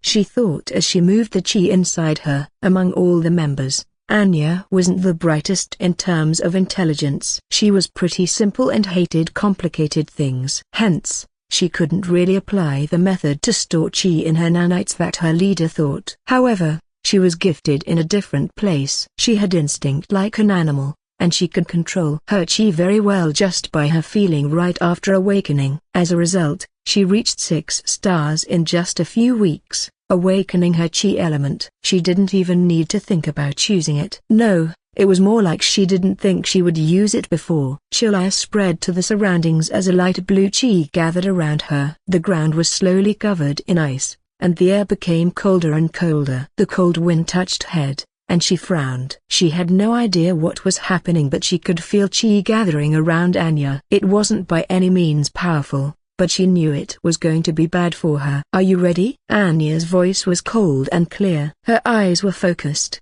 and she had a smile on her face. Ice covered her hands and feet, forming clawed fingers and toes. Her metal tail was also covered in a similar ice, making it look like a spike as it moved around her. Here I go. With that, she rushed toward Head. Her speed was faster than before as chi enhanced her body. She was like lightning, moving left and right to avoid Head's attacks. With each steps, cold spread from her feet, forming a thin layer of ice on the ground. Head's movements were slowed down due to the ice. She could only see a blur and decided to feel her enemy's chi to predict where she went. And that was easier than before. Right there, she swung her axe to the left after sensing Anya's chi. Unfortunately for her. Boo. That's wrong. Anya's voice rang from behind and she thrust her clawed hand forward, aiming for Head's chest. She knew that Head had strong defense and chi, but her ice would break it down. And it did. Gah! Head screamed as Anya's clawed fingers broke through her chest, tearing her ribs and piercing her. Purple heart was hanging on Anya's finger, and it was frozen solid. Without hesitation, Anna crushed it and pulled her hand away. She didn't know why, but her feelings told her that a bad thing would happen if she didn't run to safety. She trusted her instincts and jumped away. She ran to where Shirley was, who had just finished to stop her bleeding and picked her up. What are you doing, Anya? We're running, she shouted and carried Shirley on her shoulder. Now, what do you number? Before Shirley could finish her sentence, she felt a large amount of chi gathered behind her. When she turned around to look, she saw Head's body swelled up and it turned into a huge ball. That didn't look good. In every kind of story, when the enemy abandoned their human's form, it usually meant they were preparing a last attack that could take down everything in its path or having a strange power-up. This time, it was the former. Shirley understood that with just a look and patted Anya's shoulder, prompting her to move faster. Run faster. Ah, this is so bad. We're going to die. Don't move too much, Shirley. Anna ran as fast as she could, her eyes focused on the evacuation hall that she saw in the distance. From what she felt, the explosion would surely take out the evacuation halls if she did nothing about it. If the evacuation hall was destroyed, the Emperor would be in danger. And if she put the Emperor in danger, Her mission would fail and leader wouldn't praise her. I can't let that happen, she thought as she came into a halt, throwing Shirley to the ground. She turned around and faced Head's expanding body. Ouch! Hitting the ground, Shirley yelped in pain. She looked at Anya and saw her looking at the expanding enemy, who was now as big as a house. What are you planning to do? Don't think of doing anything stupid. Anya ignored her. She didn't know why, but she felt like she had to do something to prevent the explosion from destroying everything. With that thought, she ran toward Head, ignoring Shirley's shout from behind. Anya! But it was too late. She was too far away to catch up. She was running with all her strength, and she was about to reach Head. I should bring her outside the city before she explodes. A superhuman's body was not only strong, but they could also withstand a lot of damage. Anya had a plan in mind to move this huge ball of flesh outside the city before it exploded, as the explosion would be devastating and destroy everything in its path. However, it wasn't as easy as it sounded. Dark chi surged forth from the body of Head and expanded like a black mist, covering everything in its path. This chi was like an acid, corroding and destroying everything it touches. Ah, why are you so hard to kill? I won't get any praise if I let you do as you please, Anya complained. Gathering her chi around her, she created a barrier to stop the dark chi. It was a thin layer of ice that stopped the mist from moving any further. Chi acted like an oil and water against each other. They didn't mix well, and it was near impossible for dark chi to get past Anya's barrier unless she wanted to mix it. Thankfully, Head's body had stopped expanding. She couldn't get bigger as she was already a big ball of flesh. Following that, red lines formed on her body, indicating that she was ready to explode. Now, Anya rushed toward Head's body and pushed her ice barrier with all her strength. It was a little hard as the dark chi was corroding it, but she had no choice. She gathered all her strength and was ready to punch it. While rushing forward earlier, she thought of something. If she carried this away, she would probably get caught in the explosion and that would injure her greatly. More than anything, her leader would hate it if he saw her getting injured. If only she still had her wings, it would be doable to bring her into the sky and escape. But her wings and claws were broken from the enemy's attack that she couldn't predict. That was why she changed her strategy. Instead of bringing it away with her, why didn't she just punch it away? She had the necessary strength to do it. Convert half of the nanites from enhancing my speed to strength. Focus this chi thing into my hand to further increase the explosive force. Then add ice to cover my fist. She wasn't really good with this chi thing, but she had a feeling that she could do it. Her nanites weren't infinite. She had to pop a nanites recovery capsule while gathering her strength to repair the broken nanites inside her. Thankfully, she still had a lot of capsules left, and she could keep going. Her plan was working. The ice covering her fist had increased her strength, and her chi was focused into her hand. From what her smart lenses analyzed, the explosion would happen in 10 seconds. Head's body would explode and send the dark chi into a shockwave that would destroy everything around her. According to the analysis's result, the damage would cover more than 5 km in range. That was not good. Move, move, move. With a shout, Anya punched Head with all her strength. The ice around her fist broke, and the dark chi around it shattered. She had expected that, and she wasn't afraid of the dark chi. She kept pushing with all her strength, and soon she reached the body. She pushed harder and harder, until finally, it worked. Fly. Bang. Head's body was punched away and it flew into the sky at a sonic speed. The flesh and dark chi exploded in the sky, creating a huge explosion that sent a shockwave to the ground. As it exploded, Anya didn't stay silent. She immediately ran to the evacuation hall at a fast speed, thinking that she had to create an ice barrier to protect it. However, when she could see the hall, she witnessed Shirley expanding her last strength to spread her chi and protect them. She smiled at the sight and called out to her. I will help you. The shockwave reached them, and Shirley was not strong enough to protect the hall completely. She was injured, and Anya knew that. So, she made a split-second decision. She stopped beside the girl and expanded her chi. She had just enough to make a thin layer of ice to cover the entire halls. As the shockwave hit the ice, it was like hitting a hard surface. The ice was cracked but did not shatter. It managed to stay in one piece, protecting everyone inside. Phew. Ha. Both of them sighed in relief and fell on their backs. They were tired and injured. Shirley couldn't believe that she had to destroy her dungeon and reset everything, and Anya was tired from using her cheat to the fullest for the first time ever. Ha ha ha ha, he ha he. They both chuckled in the middle of the ice-covered evacuation hall.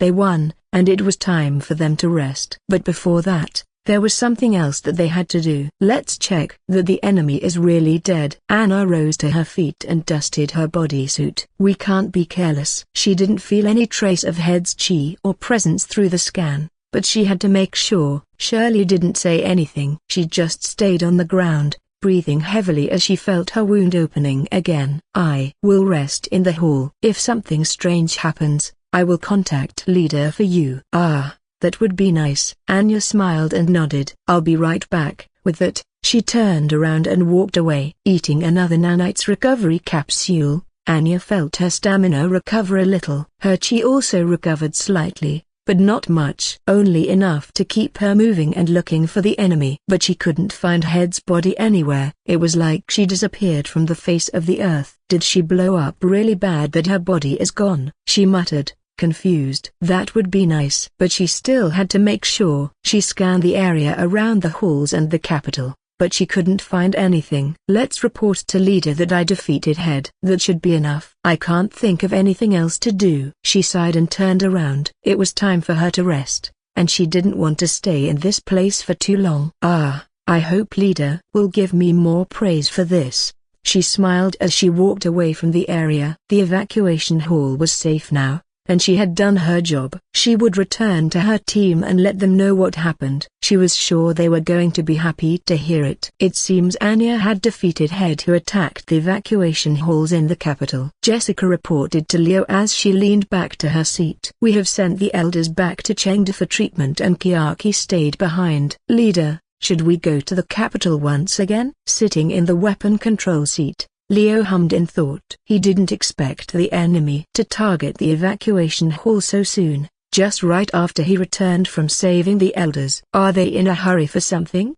He thought. This is pretty strange. They should have consolidated their strength in the headquarters instead of sending Head to attack the evacuation halls. Unless there is something that I missed. What is it? His eyes moved to the radar screen in front of him, which he linked from the navigation seat, and he frowned. There were still fights happening outside the capital. The people from sects went against the human puppets, trying to take them down. If Head was really defeated, how could the enemy still defend against the sects? It was not possible, unless the puppets were auto-controlled by something or someone. Maybe it's time for me to directly attack the Murim Alliance. I have tested this aircraft's weapon, and it's enough to destroy everything in its path. Decisions had to be made. At that moment, communication arrived from Jack. Leader, we've destroyed everything we can. Should we advance to the capital and provide backup? To be honest, Xiao Tan is making a fuss and he wants to fight the henchman boss. He has a feeling that he will fight someone really strong,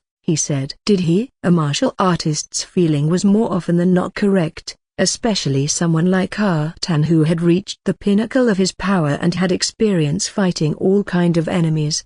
Then go to the capital. For now, stay in the evacuation halls and help Anya to defend it. She got injured from fighting, so help is needed. I will head over there after making a small stop. Roger that. With that, communication ended. Jessica, go to the mountain where we escorted the demon sect in the past. We will need their help in this battle. Leo spoke as he crossed his legs. His eyes looked at the scenery outside shown on the screen. He could see the mountain range in the distance, and he was ready to head over there. Roger that. Jessica nodded and set the coordinates and prepared for the change in direction. All Leo hoped right now was for the war to end quickly so he could focus on improving the mercenary union and building his strength. He had been waiting for the right moment to attack the Murim Alliance, and it seemed like that moment had arrived. The end was near, and he would do his best to bring it to an end. However, thinking just about the end wouldn't be enough. The path to the end had to be paved with blood and death,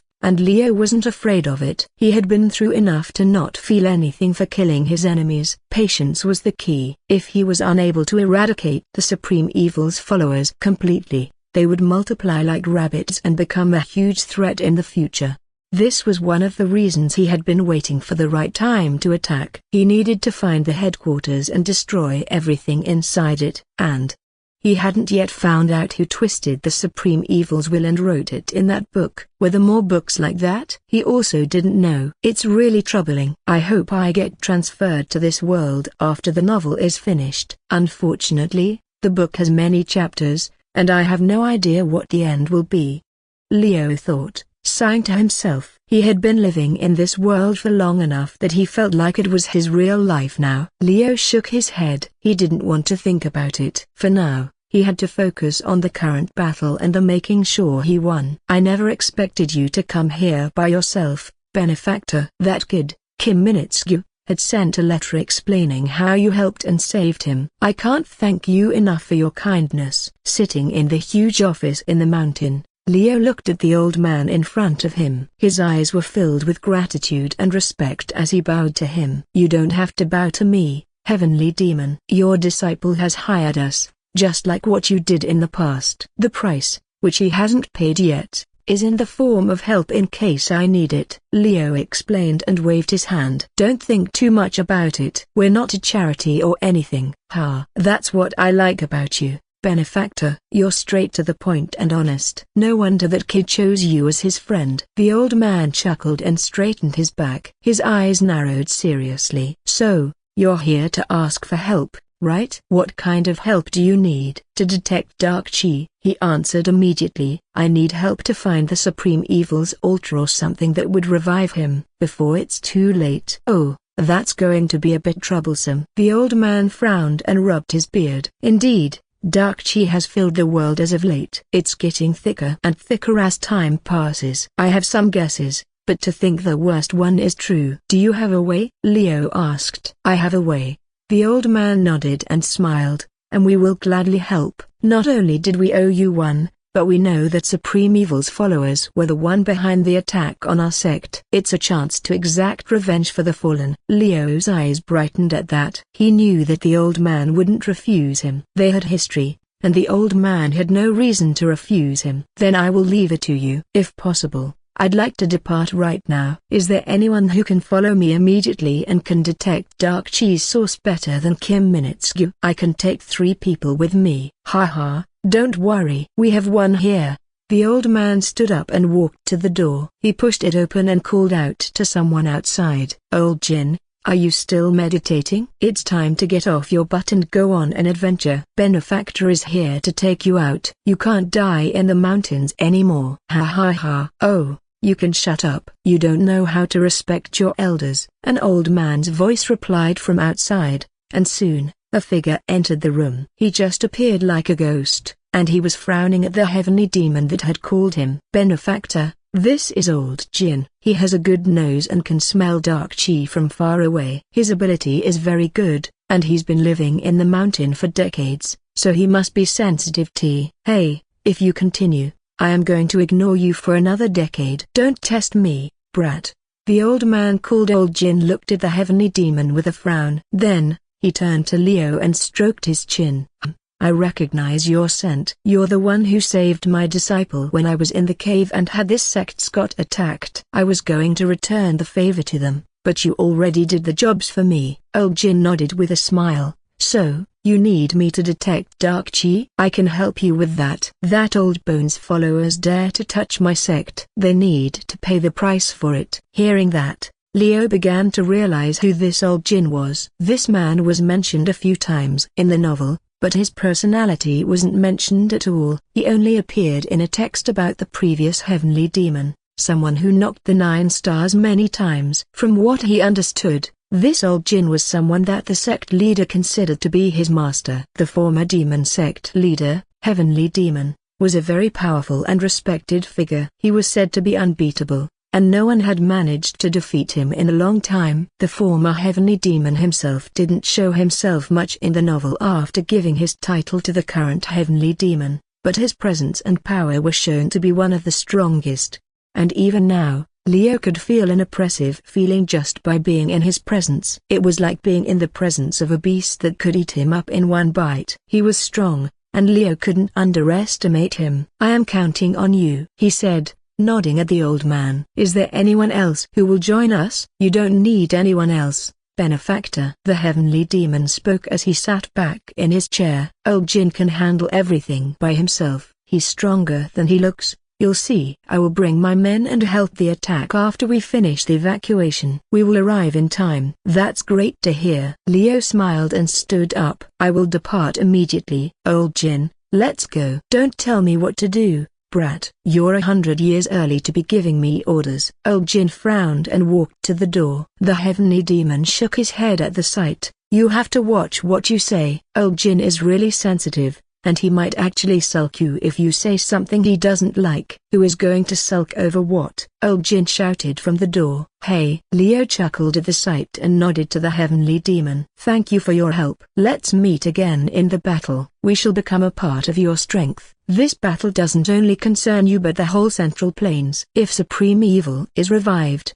the world will be in great danger. We must stop him no matter what." Leo nodded and walked to the door. Jessica bowed to the heavenly demon before following him, walking toward the aircraft. Old Jin also followed them, while grumbling. He didn't bring any weapon with him and wore a simple robe. Leo wondered if he would be okay, but he didn't have to worry. They walked in silence to the aircraft and climbed in. "What is this?" Old Jin looked around in wonder. His eyes widened at the sight of the aircraft. "It looks like a flying monster." "Where did you get it?" "I made it," Leo explained, sitting in the weapon seat. "With technology, not martial arts or chi. It's faster than running and you can arrive at the capital in no time." He. "This will be interesting." "It's been a while since I have seen anything interesting. The world has changed a lot since I was young." "You lads are really something." "Thank you for the compliment." "Now, let's get going." "Feel free to sit over there but please don't touch anything." Jessica sat on the pilot seat and started the aircraft. They departed from the mountain and headed to the capital,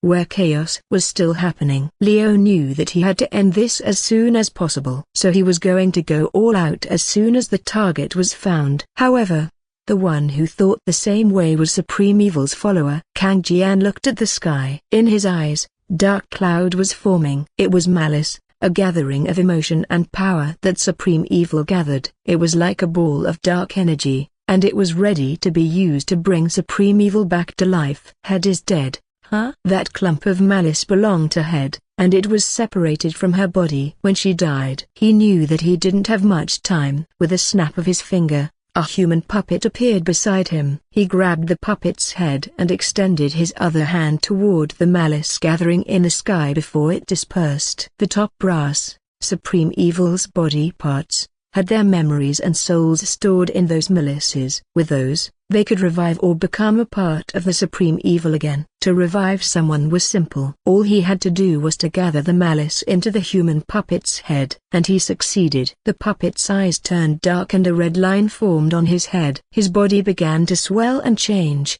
becoming smaller and curvier. Soon, he had changed into a female with short black hair and eyes. She wore a revealing black dress that showed her cleavage and long legs, and she had a sexy smile on her face. "My, did I die?" "My memories seem to reset from when I was a child." "Also, is that you, Heart? You look pretty young right now." "A new hobby?" "What happened to your old body?" "And what's the situation?" "Head." "Ha, all my training went into waste." Kang Jian shook his head. He had expected that this would happen. "You're talking too much now." "Not my preference at all." After all, he was the one who told Head to gather sacrifice. He had thought of that as the fastest way to bring Supreme Evil back to life. To think there would be someone strong enough to stop her was outside of his expectation. And now, her memories were reset to the moment where she first awakened, rendering all his loyalty training over decades useless. Right now, Head was the wildest and the most arrogant person. It was not easy to control her like before. Training.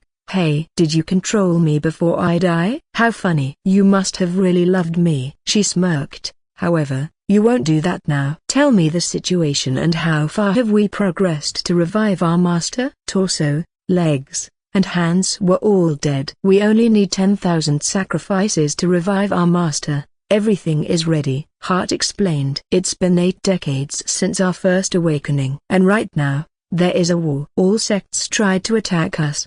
Only eyes remained. Huh? My little sister unexpectedly survives. She chuckled. Then, her expression turned serious. Who's the enemy threatening us? Murim Alliance. I guess not. We're in their accursed base. I can recognize that. There is a group called Hallowed Insect. They are very strong, and they're here to stop our master's revival. Hart explained, his voice grim. And you died fighting 2 of their members. It's really a shame. Me? Against 2 of them? Ha! What a joke. There is no way I can lose to any of them, she smirked. But if I did, then it's serious. I will have eyes to return to me, making me complete. Then I will go and get some revenge for my death. And you shall not stop me. I won't. If you die again, I won't be able to revive you. I will use your malice for our master's revival. Ha! Do as you please. Head waved her hand. Not that I will die that easily. I will destroy everything in my path. Those hallowed insect,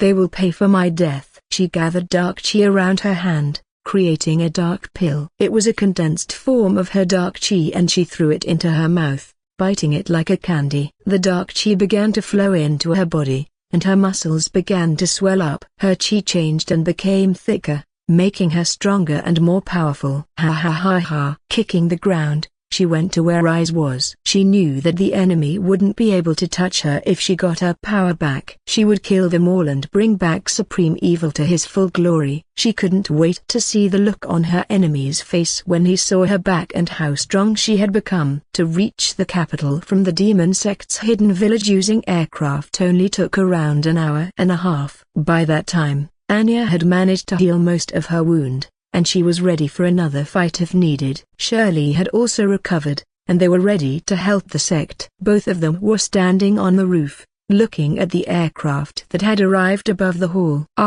Its leader. Anya's eyes brightened as she recognized the aircraft. She waved her hands, and the aircraft landed in front of her. The hatch opened and Leo walked out with Jessica and a strange old man following him. Welcome to the capital, leader. We have defeated Head and saved the hall. Shirley here helped me, and we managed to survive the explosion by a hairbreadth. It was so close. And Anna rambled as she suddenly stopped and casted her eyes down. It hurts, leader. It was the first time I got injured so badly, and all my equipment is destroyed. I won't be able to fight at full power anymore. So I know. You've done a great job, Anya, Leo said with a soft tone. He patted her and ruffled her head gently. I am proud of you. Sorry that you have to go through that. I will contact Kiaki to send more equipment here soon.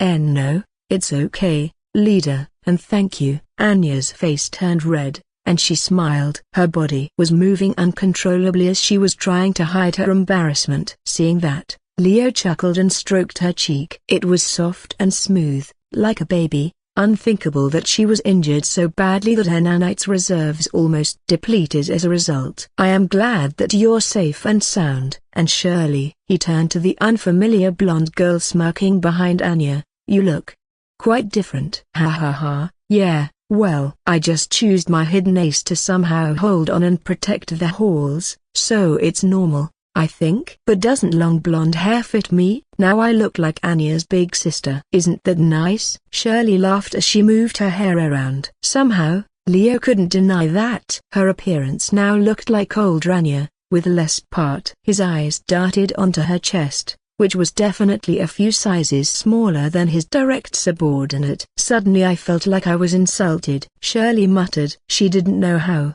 but she could sense the thought that Leo was thinking right now. You think I'm smaller than her, don't you, leader? It's not like that, okay? I just wear baggy clothes that hide my curvy and sexy figure. Now you get it, right, leader? She put on a smug smile, waiting for Leo's answer. Rather than obtaining what she wanted, she was insulted from the side. Ha, lad. Is that slut talking to you? How can a vixen like that exist? Let me tell you something. You shouldn't trust them, you hear me? They all lie and do everything for themselves. A real man can't be deceived by such a woman. The strange old man beside Leo said as he stroked his beard. Hearing that, Shirley glared at the old man and raised her hand. Hey, who are you calling slut? You old fart. Who gave you permission to speak here? Huh. A vixen like you will never get any man. Look at the lady accompanying the lad. She's graceful and beautiful. And the girl this lad consoled. She has a cute innocent charm although her clothing is a bit strange and lopsided. And you're just a slut." "I'm not a slut," Shirley screamed as she stomped her foot. "You didn't know,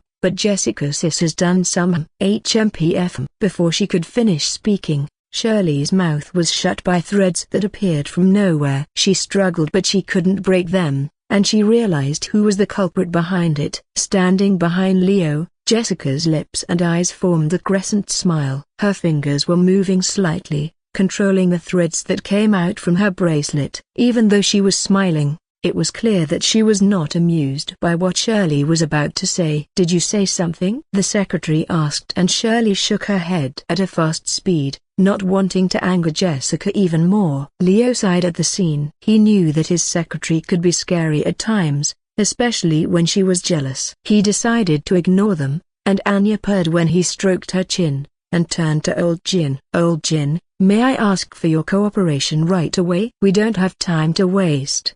"Of course." "Don't tell me what to do, brat." Old Jin nodded and crossed his arms. "But let me say this capital is doomed. Miasma is filling every corner, slowing down a normal martial artist's chi recovery. I suggest you move these people out if you don't want them to get sick." "Thank you for your suggestion." HMPH. With a snort, Old Jin tapped his feet and disappeared into shadow. There was no trace of him left, and Leo could only guess where he went from the life detector connected to his smart lenses. The dot belonging to Old Jin was moving at a fast speed toward the center of the capital. "He's fast," he thought. "Leader, are you going to meet the Emperor?" Anu asked, looking up to him with a frown. "Yes." "Do you know where he is?" he asked, and she nodded. He's in his private room, I believe," she answered. "But, leader, how long will Jessica bind Shirley?" "She looks like she wants to say something." Leo looked at Shirley, who was still struggling to break the threads. HMNN. It seemed like she wanted to speak, but her mouth was shut tight. She glared at Jessica, and it was clear that she wanted to say something that would make her angry. "Let her be like that for a while." "Jessica, please secure the area with Shirley for me. Also, please release her. She seems to have a hard time breathing." "Understood." Jessica nodded and removed the threads. Shirley immediately gasped for air and pointed her finger at the secretary. How dare you do that?" "I just said the truth." "No, you're lying." "Ha, I'm telling the truth." "Leader, Jessica Sis, look, Before Shirley could speak, another bundle of threads covered her mouth again, making her unable to speak. She protested, but it was no use. Jessica didn't look at her. "Leader, I will take care of the situation here. You may go and see the Emperor. Please return as soon as possible." She bowed and Leo nodded, smiling wryly. "Anya, take me to the Emperor's private room," he said, and walked toward the stairs. "Roger that." Following him, Anya skipped ahead and walked in front of him, leading the way. They ignored Shirley, who was dragged like a rag by Jessica, and soon, they entered the evacuation hall. Arriving at the Emperor's private room in the evacuation hall, Leo greeted Sheng and immediately explained about his finding without wasting any time for the pleasantries.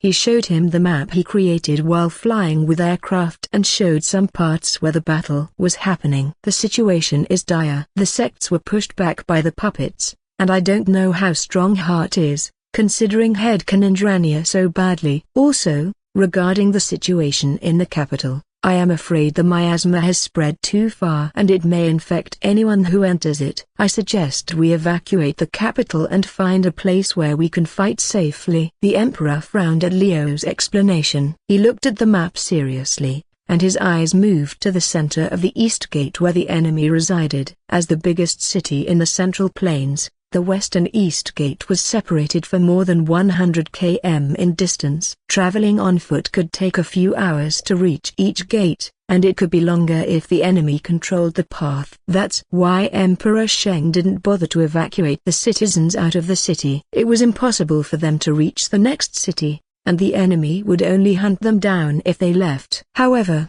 if the enemy controlled the capital and spread the miasma that could make people sick, it would be a different story. It would be more efficient to evacuate the capital. But how could they do it? Let's contact the sects and evacuate the citizens to the next city, Emperor Sheng said and stood up. Thank you very much, my friend. I won't ask for something impossible such as escorting the citizens, but can you at least help them to reach outside the west gate? I am scared if the enemy ambushes us. That's what I plan to do, Leo responded. Even if he had no duty to protect the citizens, he wanted to keep them alive and not fall into the enemy's hand as a sacrifice. Based on his knowledge, the more sacrifices the Supreme Evil's followers used to gather something called malice, the stronger and twisted the revived Supreme Evil was. He couldn't afford that to happen. Leader. At that moment, the door was knocked by someone outside, and Anya's voice rang from the other side. She looked in a hurry as if there was a ghost chasing her. What happened? Leo asked as he walked to the door. Anya took a deep breath and explained. I felt a strange chi approaching from the east gate. It's similar to the one I defeated earlier, but stronger. I think that my assassination has failed and that woman got revived again like a cyborg. Like a cyborg, meaning getting revived in another body. Now that was troublesome. Leo never heard of such a thing, but he didn't have time to ponder on it. I understand. Go and help Jessica. The Emperor will evacuate the capital immediately. We don't have much time left. Yes. With that, Anya exited the room again and contacted Jessica. Meanwhile, Leo turned to Sheng and ruffled his hair. You've heard what she said. I am sorry, but stopping that will be a priority. If we let that woman alive any longer, then the sect's alliance won't be able to even get close to the capital. I understand the situation. Sorry if I ask you the impossible. The Emperor sighed. I will move Muds to protect the evacuation with a bloody guard. We don't have any luxury to keep my force hidden now. The citizens' safety is more important than any hidden force. That's the right choice. Leo agreed. Now, please evacuate the capital quickly. Evacuation immediately began. The citizens who had been staying inside the evacuation hall were confused as they were guided to the west gate by the bloody guard. Move orderly. There is no danger at all. We will move to a better evacuation zone. Please everyone cooperate and let's move quickly. The guards shouted and urged the citizens to move faster. The east gate was out of the question as it was filled with the enemy, and they had no choice but to go through the west gate. The citizens looked confused and scared, but they knew that they couldn't stay in the city any longer. Leading them, the bloody guard's commander, a man named Yang Gong, was giving out instructions. He was a man with a broad body and a face full of scars, which showed how many fights he had been through. With him, the bloody guard moved like a well-oiled machine. They surrounded the citizens and kept them from falling into chaos. Leo looked at the evacuation process from the top of the wall. He stood alone with his arms crossed, and his eyes darted toward the east gate where he could see a group of human puppets gathered. That's a lot, he muttered. He was worried about the safety of the citizens, but he couldn't be everywhere at once. Based on Emperor Sheng's words, there were more than 500,000 citizens in the capital. That was a huge number, and Leo knew that he had no power to evacuate them all to the next city. Fortunately, more than half had saved themselves after the attack on the Murim Alliance. The others also moved away from the capital once the Murim Alliance declared war against the Mercenary Union. As a result, only a few actually stayed in the capital. Unfortunately, not all citizens were willing to be evacuated. There was no choice but to let them stay. Even if Sheng forced them, they would only slow down the evacuation. The Emperor had chosen to leave them, but he had a hard time coming to that decision. At least he had informed them about the danger and told them to make a choice for themselves. And now, Leo could see the result. There were less than 10,000 citizens following this evacuations process, leaving more than 50,000 inside the dangerous capital.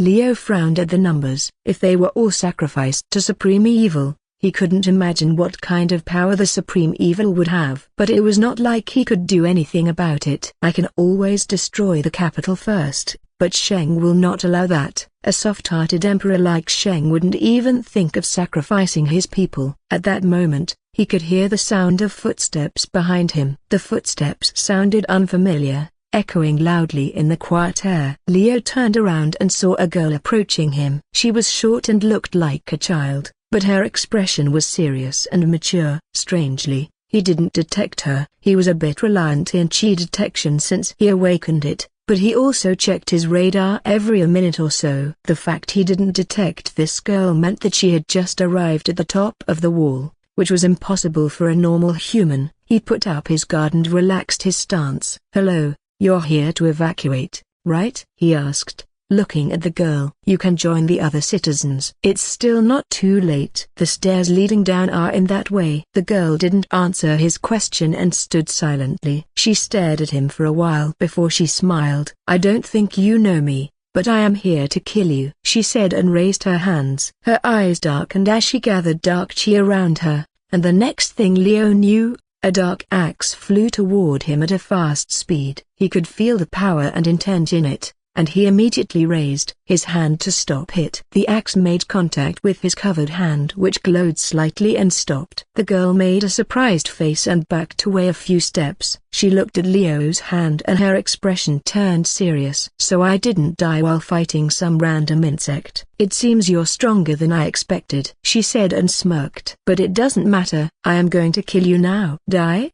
Leo raised his eyebrows at her words. What did she mean? "And this axe?" "I heard the report." "Head's weapon is a dark axe. She has short dark hair and dark eyes, which the former fit the report. Based on the scan, she has 2 brains." "Creepy. What kind of ability is that?" The girl didn't waste any time. She jumped toward Leo and swung her new axe with both hands, creating a dark shockwave that hit him. HMN. Leo was pushed back, but he didn't get injured. He held his hand up and blocked the attack, not even moving an inch. The girl frowned and swung her axe again. She hit him continuously, and Leo just stood there, blocking her attacks. His hands moved like a blur as he pushed her axe away without any effort. Without a doubt, his new bodysuit focused on combat and enhanced his lightning chi worked pretty well. If he used the old bodysuit, he might get cut here and there already. She's strong, maybe even stronger than the legs and hands he defeated before. Now that she was near and used her chi, he could feel the seemingly bottomless power in it. Once she used her chi, it was immediately replenished. And she didn't seem to have any problem with using her chi to create attacks and weapons. It seemed like she didn't care if she wasted her chi. Analyze the chi's replenishment of the enemy. Affirmative. For the first time in this world, Leo used his nanites and main cube to analyze the battle. He had never done so before in mid-fight because he could handle everything himself. But now, he couldn't afford to underestimate the enemy. There were too many lives at stake below him. As he blocked her attacks, the nanites in his body began to work. It connected to his smart lenses and detected the flow of chi in her body and recorded it for analysis immediately. Meanwhile, Leo began to counterattack. He pushed the girl's axe away and swung his leg. It hit her shoulder and made her fly. "Arg! Ha ha ha ha!" She laughed as she landed and rolled on the ground. She was a bit injured, but she didn't seem to care. Her wounds were closed as her flesh wriggled, healing her up in no time. She was like a monster, and Leo knew that he couldn't underestimate her. He looked at the nanites analysis and read it through his smart lenses. Analysis at 42%. For some reason, the analysis was pretty slow. The progress slowed down as strange black fog began to appear around the woman. "Interesting. So this is the person who killed me?" The kick was hurt, but it's not enough. "Am I getting weaker after that bastard heart did something to me?" "Must be so. I shouldn't have taken over and merged with my little sister if my enemy is only this strong. But this will help me killing these people. So, let's see if you can handle mental corruption." The fog suddenly became thicker and spread out, covering the top of the wall. Accompanied with the words she said before the fog spread, Leo knew this fog was bad news. Anyone who touched it probably would get mental corruption, making them crazy or becoming a follower of supreme evil. Something within it contained a brainwash element or something close to it. However, mental corruption,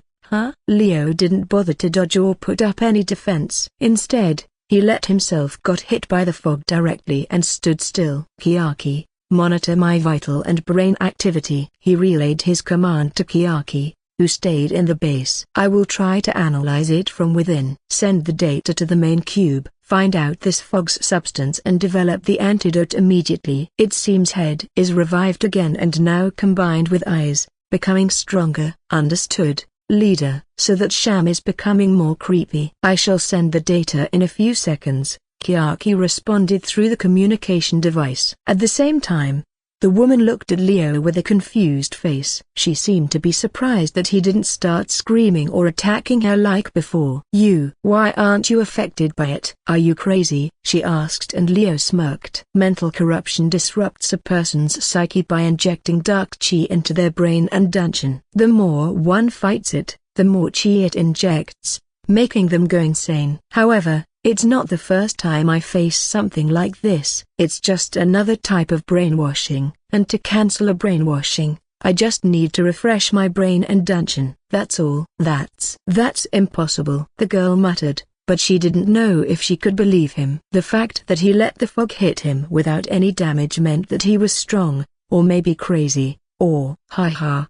Ha ha ha ha. You can control your body as you please? And you can do it without drugs? Amazing. I have never seen something like this before. Oh, this new era is truly interesting. Her eyes sparkled, and she licked her lips. She looked like a mad scientist who had found a new subject to experiment on. Leo knew that he couldn't afford to waste any time with her. He knew she was the same type as Kiaki and the other mad scientists out there, and apparently, she became worse after Anna killed her once. Leader, I've finished the analysis. Analysis complete. Fortunately, he didn't have to waste any more time. The analysis was done and the antidote for the mental corruption was sent to him immediately through the main cube. And he also finished analyzing the enemy's secret as well as her weakness. His computing speed increased as he used lightning chi to boost his nerves, and he smirked. His nanites used the information sent by Kiaki to render the fog's effect useless. It's my turn now, he said as his hands began to glow in blue. Electricity crackled around him. His hair slowly rose and turned white. The atmosphere around him changed as if he was a human lightning bolt,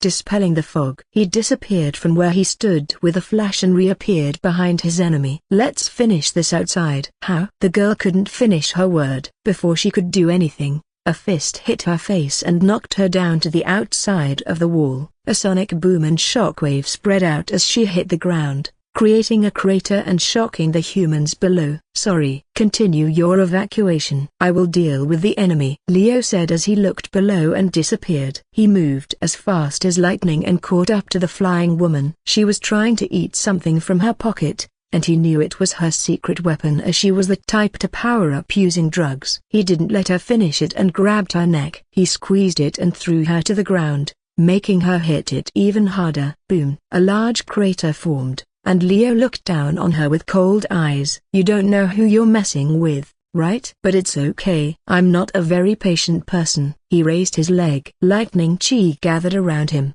making his skin crackle with electricity. He stomped his leg down, creating a flash and a loud bang that destroyed the ground. The lightning rose to the sky, creating a large pillar of thunder that could be seen for miles around. The woman's body was burned to the crisp. She turned black and unrecognizable, but Leo still detected her brain waves. It was still alive and recovering. How is she not dead yet? He asked himself. He knew that he didn't hold back at all. That attack could even kill anything with one hit. He made sure of it. But somehow, the woman was still alive and regenerating. She's like a cockroach. Based on his analysis, she used the surrounding malice, a negative emotion in chi form, to fuel her regeneration and refill her chi. Now that it was stopped because he brought her to a place where no one was around and depleted the surrounding chi by using a big attack, he thought her regeneration would stop.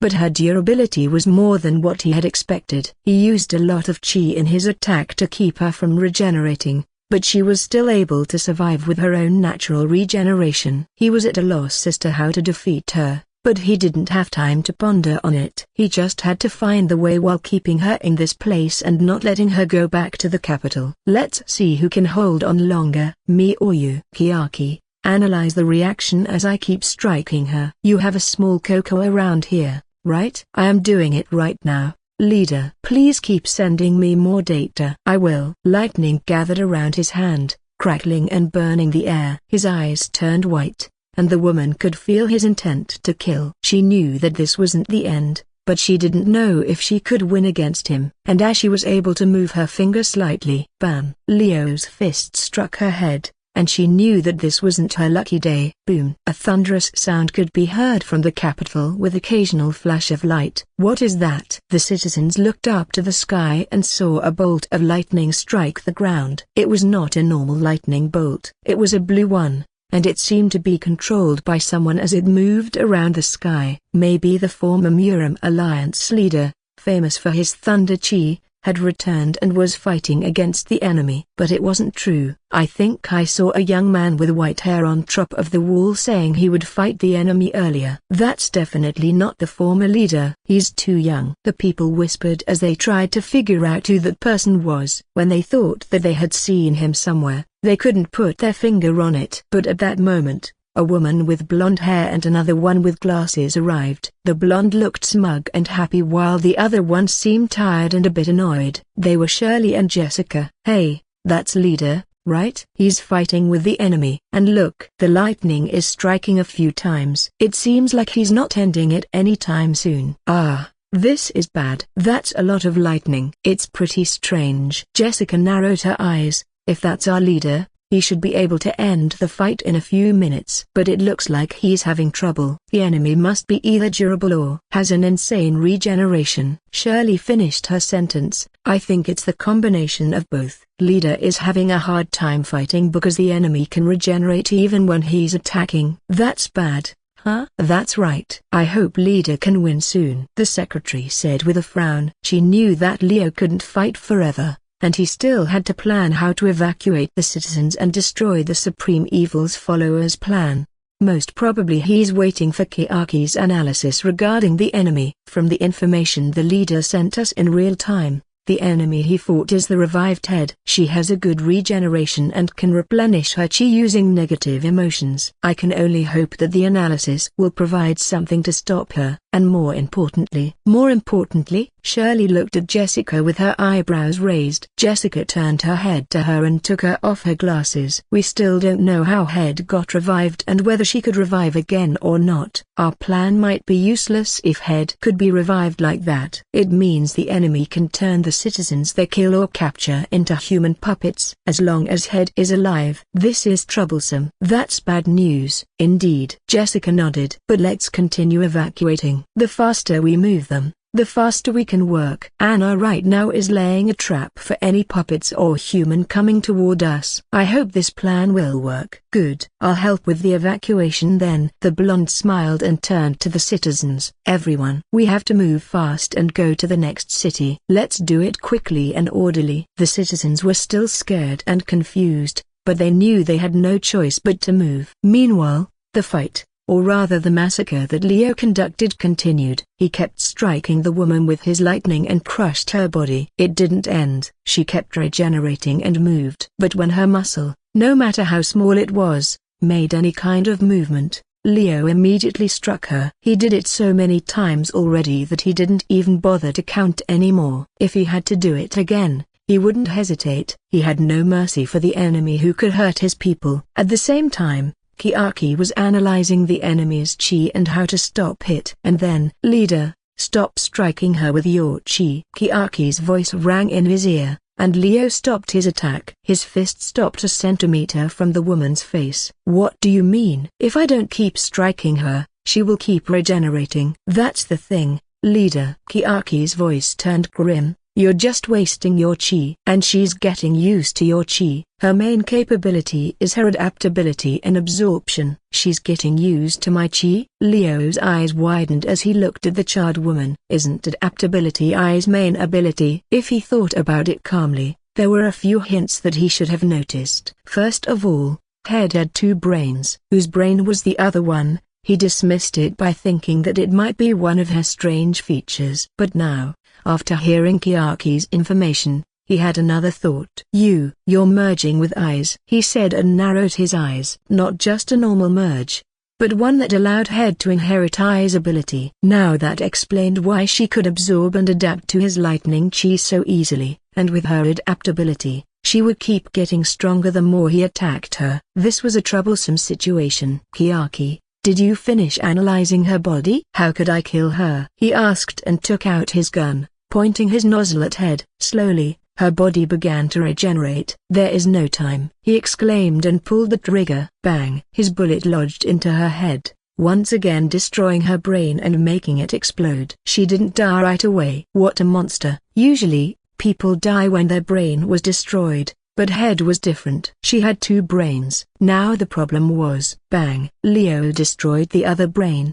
which was located near her throat. Even when it was destroyed, and the proof of its destruction was scattered all over the place, Head was still regenerating. She couldn't die no matter what he did. Chiaki, how to kill her? There has to be a way. I am currently analyzing it. Leader, please keep her in that place and keep attacking. Don't let her go back to the capital or the enemy will use her body as a sacrifice to revive the supreme evil. I am trying to find a way to kill her without giving the enemy an advantage to use her. Strangely, Chiaki's voice sounded nervous, as if she was struggling to find something. Leo decided to trust her and continue creating holes into Head's body without stopping. When he needed to reload, he used the photon sword to cut her body to pieces while reloading his handgun with a new battery. The sword could cut through anything and burn the enemy's body with a laser beam inside it. With this, her regeneration was slowed down. Change of tactic. I will cut you into pieces and make sure you won't be able to regenerate. Leo muttered and continued slashing. In the hallowed insect's main base, the puppeteer was confused and nervous. She had researched Head since she knew that she was going to be the next target,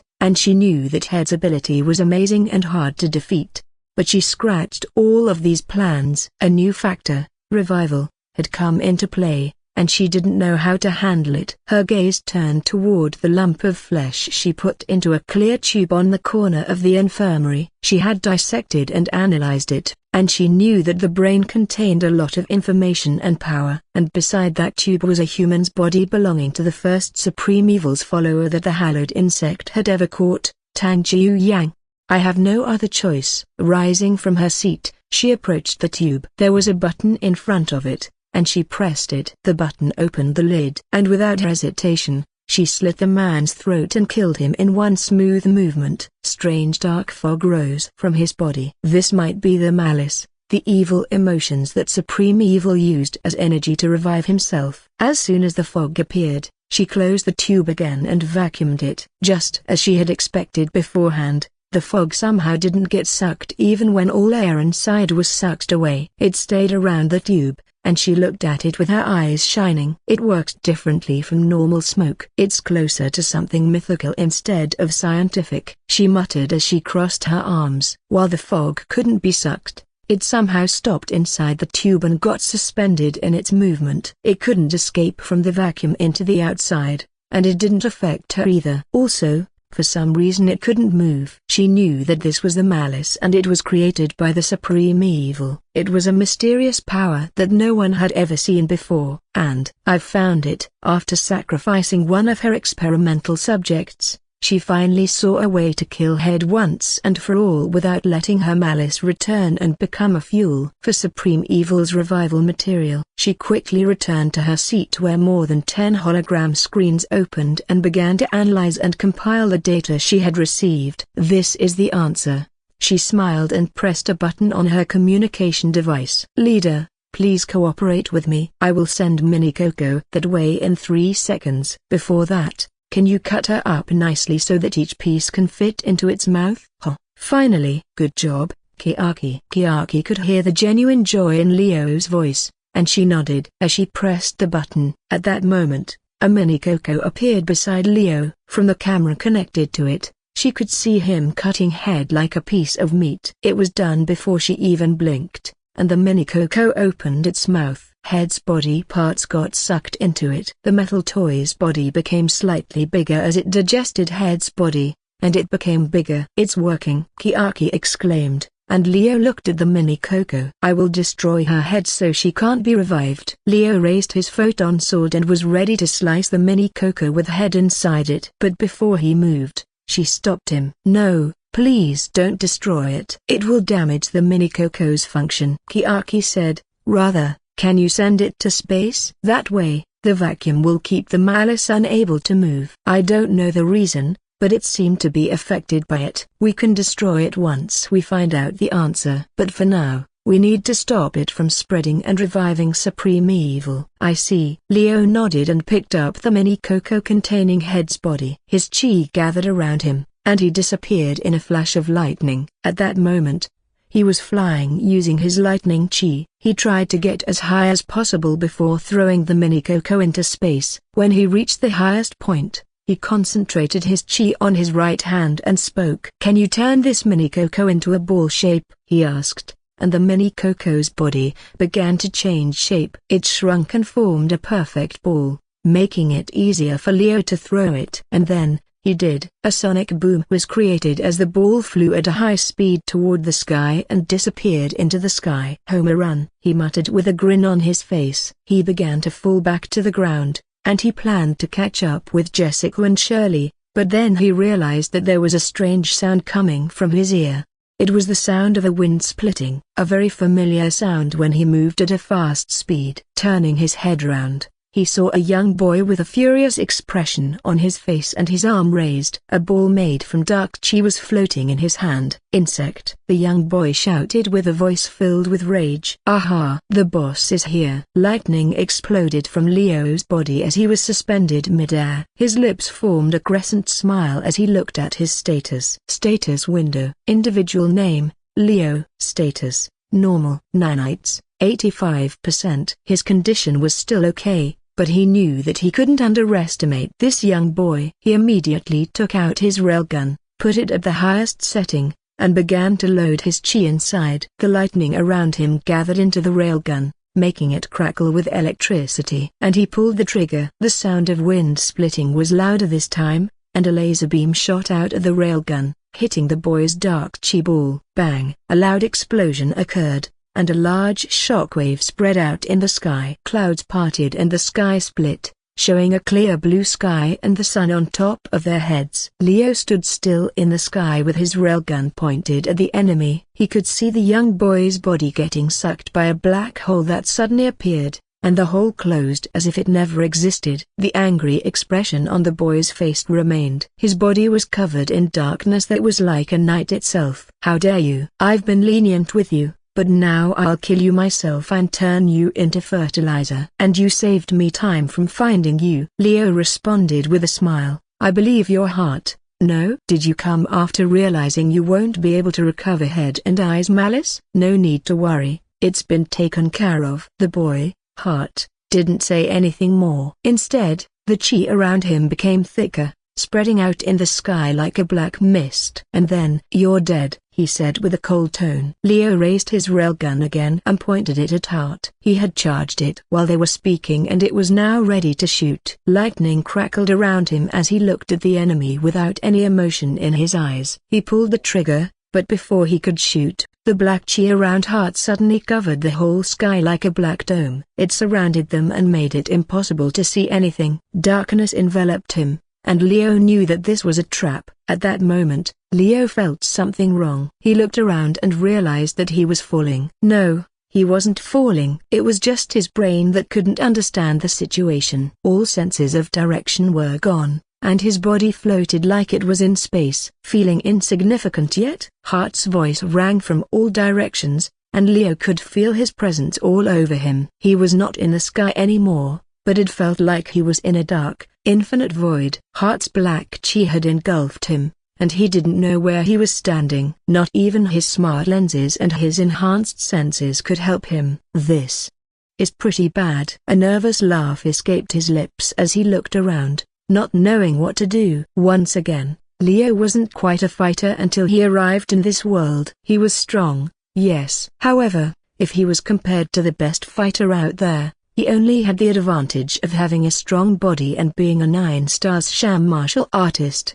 "I am in a pinch," Leo muttered as he tried to think of a way to escape. But before he could do anything, the black chi surrounding him suddenly moved and attacked from all directions. It was like a dark wave that hit him from all sides, and he didn't have any chance to block it. Force stronger than a hydraulic press pushed him down. He couldn't breathe and he could feel his body cracking. and it felt like his bones were breaking and his organs were getting crushed. Even his enhanced body couldn't handle this kind of force, and he was pushed around by the wave. Ugh, shit, he cursed as he tried to move. He gathered his chi and further enhanced his body. Nanites regenerated the damaged cells in his body, healing him slowly. However, the black wave didn't stop, and it continued pushing and pressing him from all sides. Leo couldn't move his body at all. He had to find a way to escape this. Fortunately, he had prepared many things in his main cube and storage ring. He put all materials into the warehouse and loaded the main cube with various compressed weapons and tools. He could take them out anytime he needed it. And it was time to use it now. With his body still being pushed around by waves of dark chi and was constantly destroyed,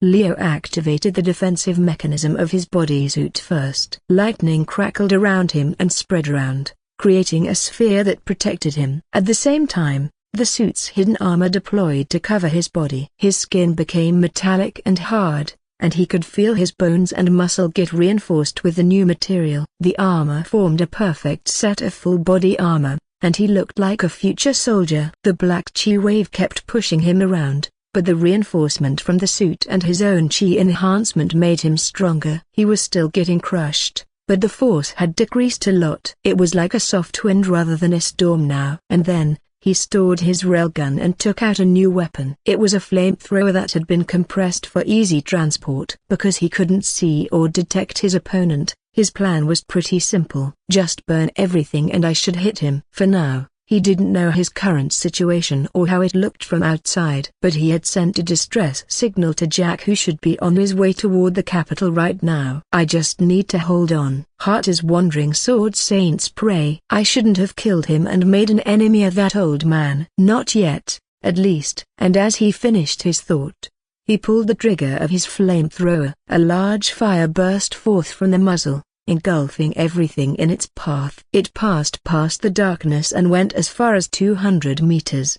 Before the darkness engulfed him, the distance between Leo and Hart wasn't that far. He was sure that Hart would be caught in the fire, but he was wrong. As the darkness engulfed the flame and devoured it, the fire disappeared from existence. Nothing remained except for the darkness that covered everything. What a new ability. It can even devour fire. Leo muttered. Is this a domain type of ability? In that case. Leo stored his flamethrower and closed his eyes. What he did earlier seemed useless, but it actually helped him calm down the dark chi's wave. With no waves pushing him around now, he could concentrate. And now, with a clear mind, he could gather his chi around him and enhance his body. His skin began to shine brightly, and the lightning around him became more and more intense. The crackling sound grew louder and louder, and soon, it was accompanied by a humming noise that came from the bodysuit. If his ability is based on a domain, then I can just create my own domain. Leo remembered the scene when he first awakened his chi and reached 9 stars. He remembered the balls of lightning floating around him. Now he could recreate that. The lightning around him turned into a sphere of light that expanded and expanded until it was 30 meters in diameter. It kept expanding,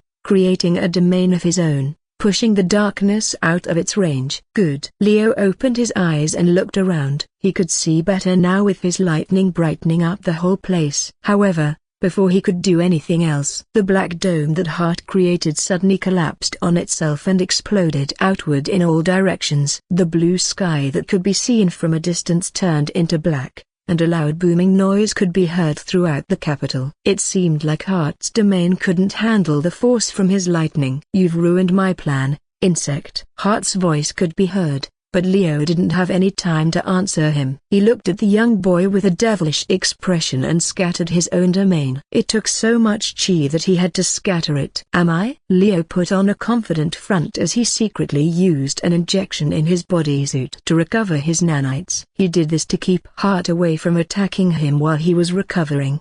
The injection filled his body with more nanites, and he could feel the boost of energy inside him. Unfortunately, he could only do this 3 times and he had already done it once. His body wouldn't be able to handle the pressure if he did it more than that. Die. The boy didn't hesitate to attack and dark chi engulfed him once again. This time, it was in the form of a ray that was like a spear. It pierced through the air, and Leo had to move to dodge. He barely dodged and let gravity pull his body to the ground, making him free-falling. Fighting midair would put him in a disadvantage. However, his enemy followed him and attacked. Leo looked at dozens of balls made purely from dark chi launched at him and frowned. He was surrounded, but he still didn't give up. He took out his photon handgun and shot them one by one, exploding them before they hit him. The balls of dark chi kept appearing in the air. They didn't seem to have an end. "What the hell? Is your chi infinite?" he yelled in anger as he dodged the balls. Each of these balls had the power of a missile. If they exploded near him, they would cause serious injury, and because of that, he was forced to keep moving. And to make the situation even worse, the balls that exploded created a strange black mist that surrounded him, creating an area where Hart could regenerate faster. The black mist was Hart's malice, and it allowed him to regenerate his lost chi and injuries. As a result, he could create as many dark balls as he wanted, and Leo couldn't stop them from appearing. "That's cheating," Leo shouted in his mind as he used lightning to propel himself faster to the ground. Fighting Hart near the capital was dangerous. Each of their exchanges created shockwaves that shook the earth and caused tremors that would scare the citizens. He didn't want that. He landed on the ground and looked up to the sky where Hart floated. There was an angry expression on his face as he pointed the handgun at the boy and pulled the trigger. A photon bullet, riddled with lightning, flew at the speed of light and hit him. An explosion rocked the sky,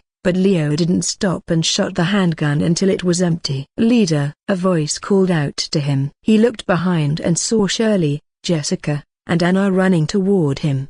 They probably arrived after seeing the strange darkness filling the area earlier. It was actually perfect. Leo could use their help. "Jessica, bind that guy in the sky." "Anya, help me find a way to kill him." "And Shirley, do something about the fog. It keep him regenerating endlessly." The trio's expression changed as they heard the order. They nodded and began their task. Anna created ice claws around her hands and jumped into the air. She moved as if she was flying and reached the young boy. At the same time, Shirley raised her staff and shouted, "Tornado!" A powerful vortex appeared from the end of her staff. It blew the fog away and dispersed it, but it couldn't destroy it. It kept coming back and regenerated. But at the very least, Shirley could keep the fog from the surrounding area. At the same time, Jessica's thread used the wind to reach Hart. She tried to bind him with the threads, but Hart was swift. He noticed the incoming threads and moved away before they could touch him. His movement was quick,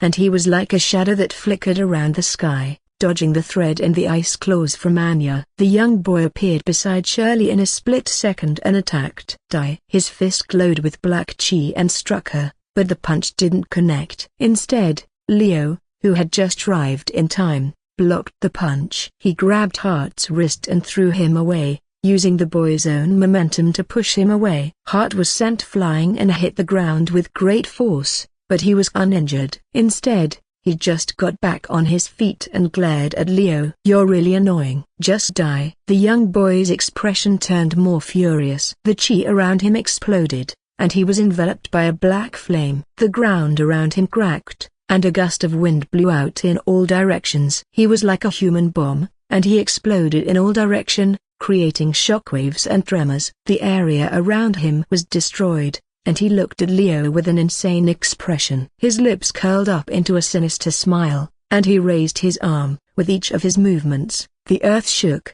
and the ground was torn apart. He was like an unstoppable force, and Leo didn't know if he could stop him. "I've had enough. I land you all here," he said as he took a step forward. However, instead of charging toward Leo, his body was stopped. A giant slash suddenly passed through the place in front of him. The earth cracked and formed a giant hole as if it was a knife that had been drawn through, destroying the path. A large sword that seemed like a mountain suddenly fell from the sky. Its tip stabbed the ground and pierced through it as if it was a sharp knife stabbing butter. Following that, a man with long gray hair descended, creating a large crater as he landed. Thud! Crash! A cloud of dust was created and the dust spread out in all directions. When it settled, they could see an old man wearing a gray robe. His hand held the hilt of the sword that pierced the ground, and there was an excited smile formed on his face. "I've found you, bastard." The man's eyes shone with fighting spirit as he looked at Hart with a wide smile. His gaze was sharp and full of bloodlust. "I appreciate you fulfilling your promise, Leo. Now it's my turn to have fun." "Don't disturb me for now," the Wandering Sword Saint said with a smile. His smile was not a happy one, but rather one that showed bloodlust and thirst for killing. He looked like a devil who wanted to tear someone's throat out. And at the same time, the old man's body disappeared and Hart's face was full of shock. A large slash wound was opened on his stomach and his body was split into half without him realizing it. His expression was confused, and the blood spurted out from his wound as his upper half of the body fell on the ground. "This," Hart muttered with an astonished tone, and he coughed out a mouthful of blood. He raised his head only to see Wandering Sword Saint already swung his sword in front of him. "Too easy." Muttering such a sentence, Wandering Sword Saint's sword hit the young boy's head. Crash! Blood and pieces of meat flew all over the place, and the body of the boy was smashed to bits. "I said it's too easy." Wandering Sword Saint rested his sword on his shoulder as he looked at Leo. "Hey, is this truly Kang Jian who killed Xuang?" "Idiot! Don't take your eyes off him!" Leo shouted and threw a photon grenade toward him. At that time, Wandering Sword Saint turned around and realized that the ground around him was covered in dark mist. He tried to escape from the area, but before he could leave the dark mist, a pair of black hands appeared in front of him and grabbed his hand and his leg, and he was pulled down to the mist below. "What in there?" Wandering Sword Saint tried to slash his sword at the black hands, but the dark mist covered him before he could do it. Only his sword remained to be seen. At that moment, the grenade Leo tossed earlier rolled on the ground and exploded with a bright blue light. The ground was destroyed, and the mist dispersed. Using that chance, the Wandering Sword Saint escaped from it with his clothes half torn. There was blood dripping from his mouth and his left hand and left leg were injured. "You okay?" Leo asked as he walked to Wandering Sword Saint's location and checked the wound. "Hey, it's nothing." The Wandering Sword Saint wiped the blood from his mouth and smiled. "To think I would underestimate my opponent because I cut him. This is a good lesson for me to stay sharp and not to let my guard down in the middle of the fight." "Thank you for that, brat. I will make sure that this won't happen again." "Let's focus on fighting." Leo sighed and looked at the mist in front of them, which began to condense. "Here he comes." "Are you ready?" "Of course." Wandering Sword Saint cracked his fingers and his chi surged. White Dragon roared in the sky as he brandished his sword. "Don't try to help or anything. This is my fight, and I am going to enjoy this. I just want to say that before you kill him, contact Kiaki. She will take care of the killing process," Leo said, retracting his chi and making his appearance normal once again. "I won't budge for that. Killing him normally is just too dangerous." "Do as you please." "But if your response is late, I might kill him already." "Ha ha ha ha." Wandering Sword Saint's laughter filled the air, making Leo frown. At the same time, Hart emerged from the mist and glared at them with his two eyes that turned completely dark. The dark chi that had surrounded him earlier had disappeared, and he looked normal except for his black eyes and clothes that were torn to pieces, showing the young boy's muscular body.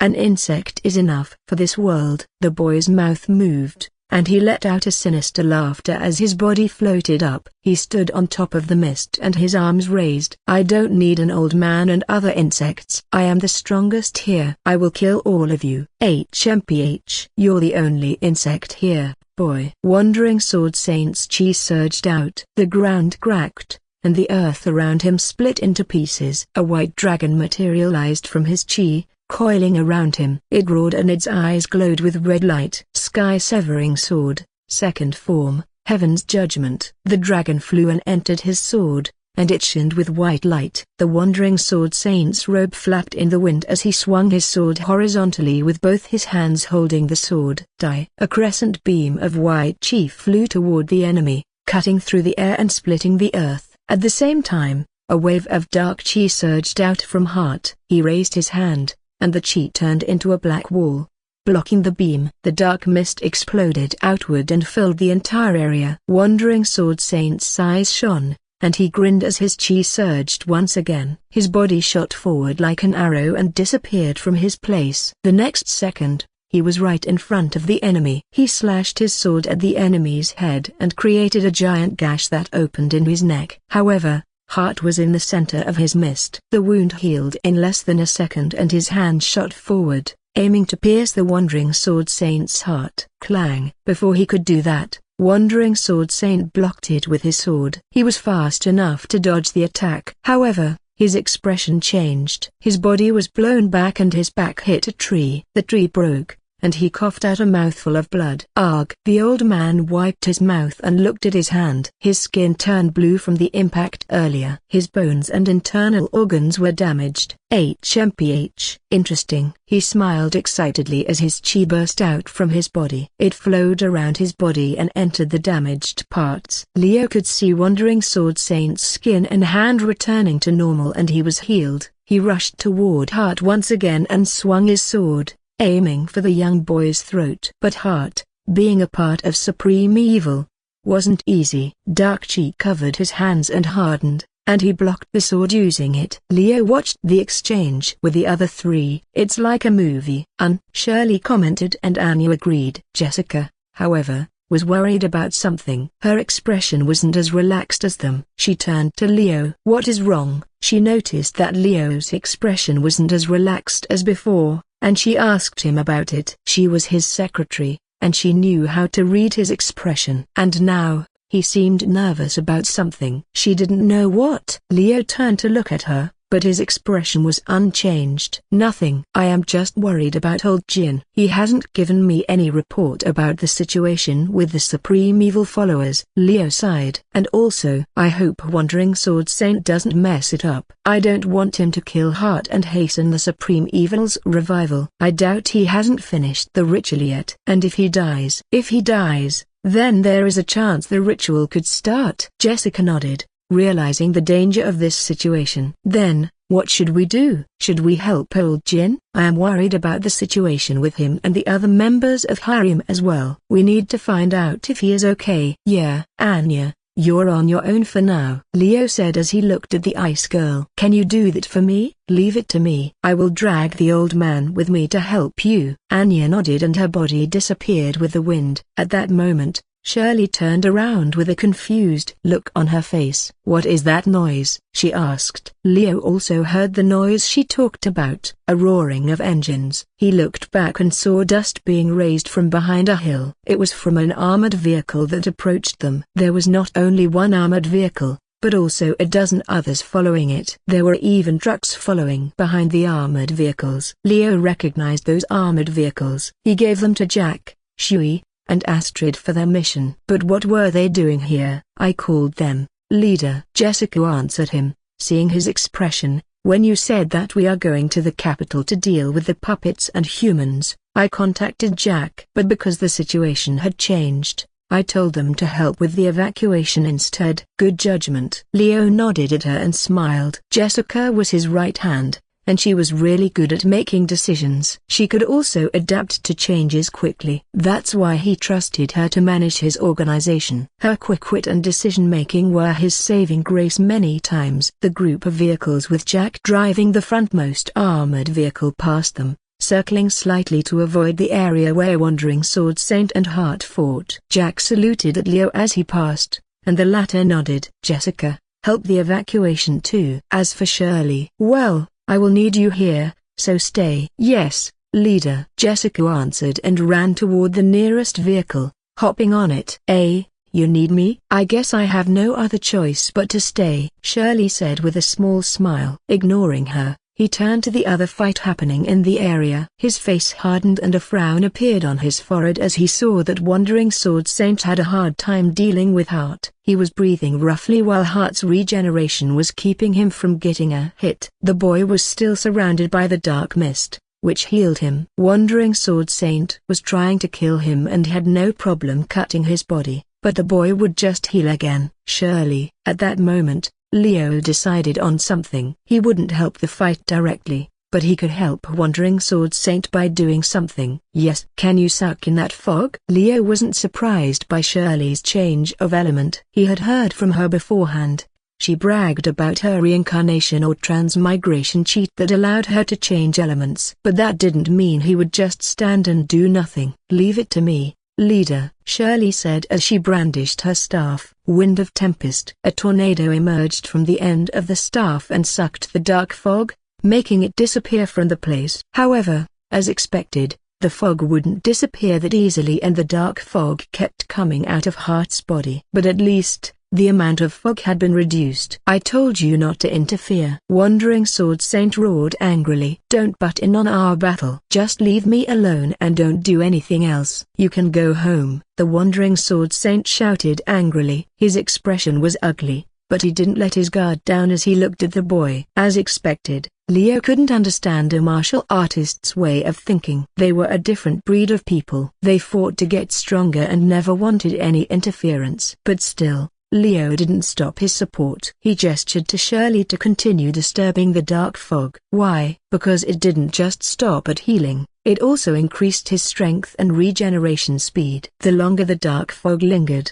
the harder it was to defeat Heart. That was why he decided to help Wandering Sword Saint. "We won't help the fight. This fog will hasten the ritual." "I don't know about you, old man, but we don't want Supreme Evil to revive." The old man was silent for a while, and then he clicked his tongue. "Fine, do whatever you want. Just don't bother me." "Use a weaker wind," he complained. Leo sighed and shook his head. "Do you hear that?" "You heard that, Shirley?" "Just use a weak wind." "Okay," the girl answered with a smile, and she did what the Wandering Sword Saint had asked for. As the fog thinned considerably, Heart's regeneration had stopped and he couldn't heal from the wound anymore. His face became uglier. "Die already," he shouted as a black chi covered him. At the same time, Wandering Sword Saint laughed and raised his sword. A white dragon soared to the sky and roared. Sky-severing sword, final form, Dragon's Fury. The white dragon descended from the sky and met Heart's dark chi,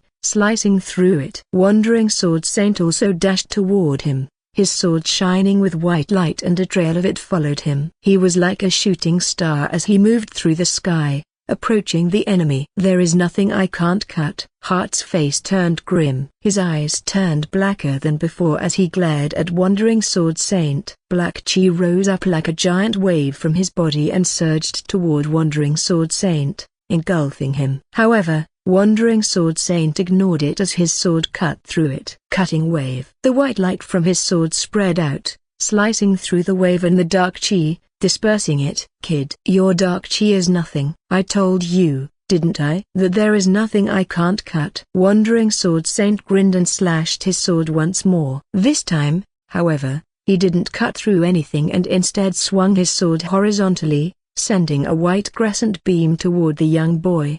"How bothersome!" Heart growled in irritation. He moved to the side to evade it, but Wandering Sword Saint just grinned and his sword suddenly appeared beside the young boy's neck. It moved at the speed of lightning and sliced through Heart's head, leaving only a small wound. Heart got so used to fighting against Wandering Sword Saint and his speed that he was shocked by his opponent's speed that increased once again.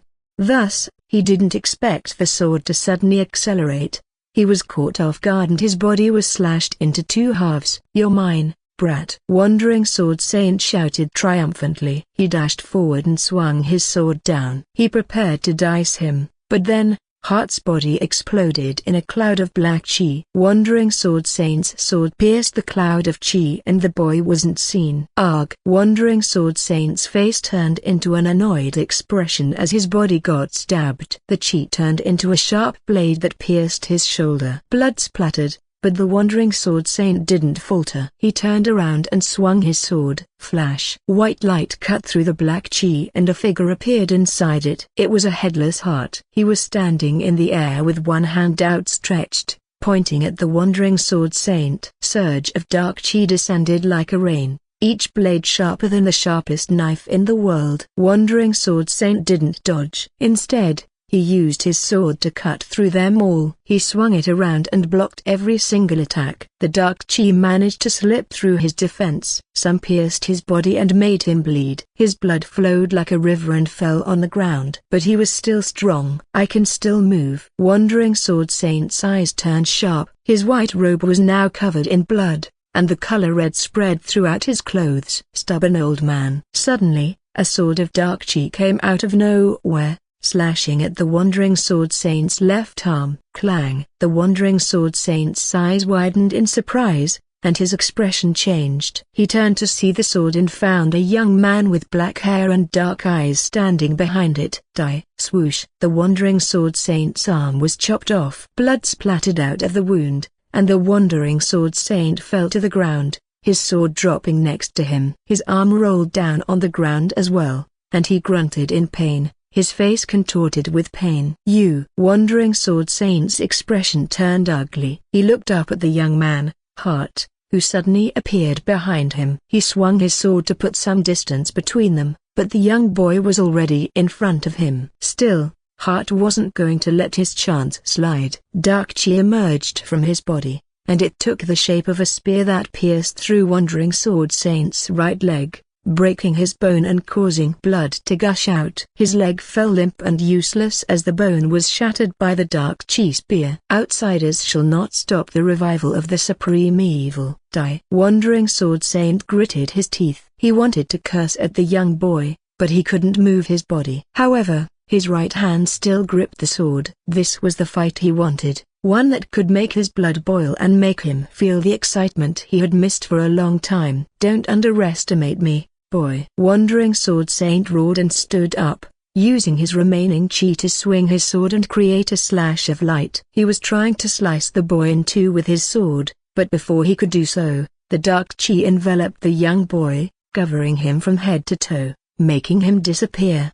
The slash unleashed by Wandering Sword Saint missed. It cut everything in front of him but Heart. Earth and sky split and the slash reached until the sky and hit a cloud that turned into a mist. However, there was no trace of the enemy. Before, Wandering Sword Saint looked like a dignified old man whose appearance was that of an ordinary person. His face was full of vitality and he looked like a strong man. Now, he looked tired and worn out. His robust body became thinner but his spirit remained high. His clothes were tattered, and he was covered in wounds. There was blood flowing down from the cut in his left shoulder and right leg, but it wasn't fatal. Even then, his expression showed a smile of satisfaction. Ah, this is what a good battle feels like.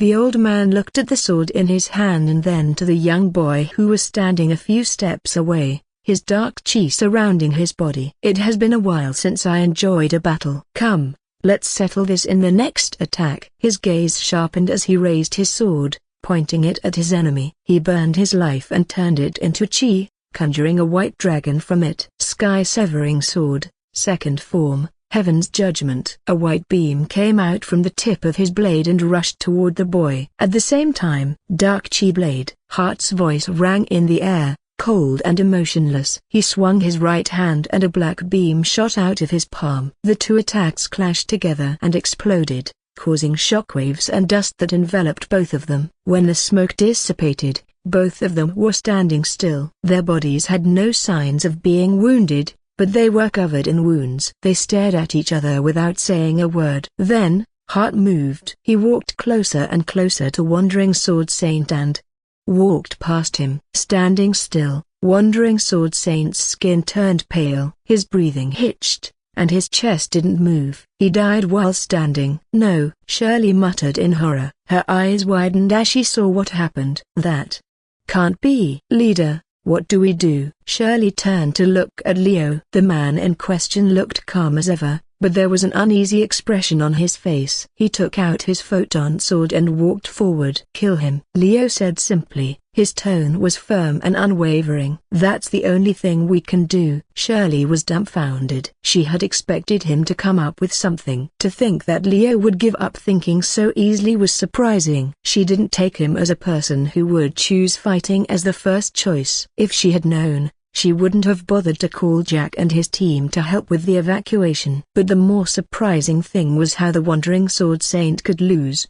She thought that he would kill the young boy easily and end everything. Leo glanced at her for the last time before he moved his chi. Electricity exploded in the air and thunder crackled around him, forming a lightning storm. His hair turned white and he dashed toward the young boy. Hey, brat! Leo's voice was loud enough to reach the ears of the boy, who stopped in his tracks and turned to him. "Let's have a fight." Hart's eyes glinted in the dark. His expression changed to a sinister one as a smile spread across his lips. "You, insect, are you not going to run away?" "Why should I?" Appearing in front of Hart, Leo swung his sword at him, aiming to slash the boy. But his blade didn't connect and it was blocked by Hart's dark chi. Hart jumped back to gain some distance. The ground cracked where he landed, and Leo's attack followed after him. Lightning Dragon flew toward the young boy, but it didn't manage to catch him. Instead, the dark mist covered his body and protected him. Everything happened instantly. The lightning dispersed the dark mist, and the young boy appeared behind Leo. His right arm was extended forward, and his palm was opened. Dark spear appeared from the shadow and stabbed Leo in his back. However, his bodysuit's hidden armor blocked it. "You can do that?" Leo asked, surprised by the new technique that Hart used. "Well, it won't work," Leo said as lightning danced around his body and his bodysuit glowed. It crackled with power and his body moved like a flash of lightning, leaving the enemy speechless. His photon sword swung horizontally and a slash appeared on the young boy's stomach. Blood spilled and his expression twisted into pain. Leo's attack had cut through the young boy's body. His wound was burned, slowing down his regeneration. This was a method he found out while holding on Head and Eye's body. A burnt wound wouldn't regenerate easily. If they wanted to stop Hart's regeneration, they could burn his wounds to buy them time. However, Hart wasn't an idiot. He immediately scooped his wound,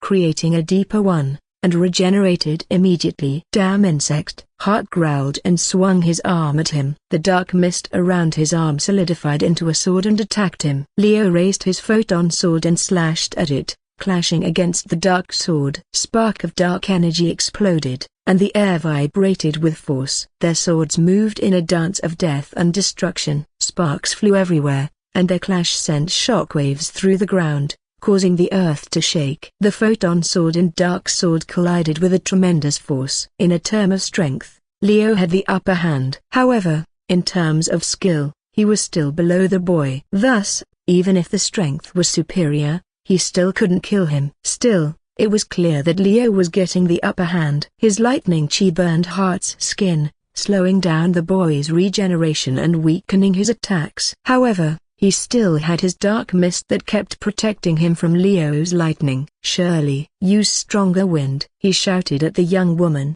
not daring to lose his focus on the enemy. "Understood." The wind blew even harder, dispersing the dark mist. Now, there were only 2 people left in the destroyed battlefield. "Oh, I can do this for a long time," he grinned as he pushed forward. However, inside, he was begging for something. "Come on, old Jin." Destroy the altar and the ritual already. An immortal enemy was just too troublesome. At that time, Anya was running through the capital, using her new toy called Chi to create a foothold in the air and increase her speed. Her new job, entrusted directly by her leader, was to find old Jin and locate the enemy's main altar to stop them from reviving the supreme evil. If the enemy could successfully complete the revival, the supreme evil would descend upon them, creating damage beyond their payslip's capacity to repair. Thus, as she was running in the air, the cold wind blew her white jacket and her long blonde hair. It was like a scene from a fairy tale. However, the situation was anything but a fairy tale. It was more similar to a dark fantasy story with demons and devils running around. As she ran through the air, her body moved like a snake, swaying from side to side, avoiding the incoming attacks from below. Arrows flew at her from all sides. They were shot by dark-robed men left behind in the capital, who had taken over a city watchtower and were shooting arrows from there. As Anya approached them, they aimed their arrows at her. She moved like a ghost and dodged the attacks easily. Some arrows scratched her, but the bodysuit protected her. Moving her hand, she created icicles around her. The sharp ice formed into arrows, and they shot at the dark-robed men in the tower. In just one shot, 5 men died. The ice arrow pierced through their heart. The remaining dark-robed men didn't stop, because their orders were to stop anyone from going into the headquarters of the Murim Alliance. But they didn't know how strong Anya was. Swoosh, swoosh. Ice arrow rained on them and their life was extinguished. As their bodies fell down the tower, Anya passed through without any problem. Her ice arrow pierced through the dark-robed men, killing them. After a while, she arrived at a large building surrounded by high walls. This building was the headquarters of the Murim Alliance. Destruction remains of a battle were visible everywhere. The scars were new, indicating that there were battles that took place not long ago. However, no one was seen, only dead bodies. It was an eerie silence. Is it Old Jin? From what Anya knew, Old Jin was a mysterious old man that her leader brought. From the chi she felt, something she was just able to do a few days ago. His chi was pretty dark, similar to the dark-robed men. Maybe he had died in the battle? Anya wondered, looking at the headquarters. I can't differentiate his chi, so a manual way would be needed. She would have to find traces left by the battle, such as the direction of the enemy's attacks or the enemy's movement patterns. However, before she could do that, she noticed something. She saw a group of people that were running in her direction, but they weren't dark-robed men. Huh? Martial artists? They were wearing the same robes. On their chest, there was a symbol of pink petals. Mount Hua sect? She muttered and recognized them. She didn't know that these people were here. But their gazes weren't that good. Their eyes were dark like a black void, showing no signs of emotions. They were walking in a straight line, not even bothering to avoid the bodies that were on the ground, and some stepped on the corpses. Zombies? Anya immediately lowered her stance and formed ice claws around her arms. Her metal tail moved and she prepared for combat. However, these men didn't do anything to her. Instead, they just ignored her presence and kept walking toward a specific direction. Huh?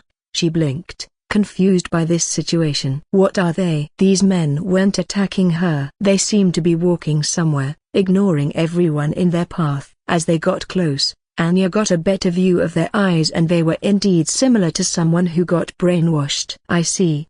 She thought about something. They are moving towards somewhere, right? Anna remembered her job and her current objective, which was finding Old Jin. If he was in a battle with these brainwashed people, there was a chance that he had gone to the place where these people were headed to. Let's follow them. The ice shattered around her hand, turning into water and freezing again in midair, creating a large block of ice. She stood on it and controlled the block to move in the same direction as these men, and she disappeared in a flash. After following the men, Anya found out that they were heading toward a specific building in the headquarters. They were digging something in a small, isolated place. It was a place without many decorations or trees, and there was nothing special about it. But for some reason, the men kept digging, and the dirt kept flying. A mound of dirt was formed on the ground as they were digging deeper into the earth. Anya was looking at the scene from a safe distance, observing the situation. Upon closer inspection,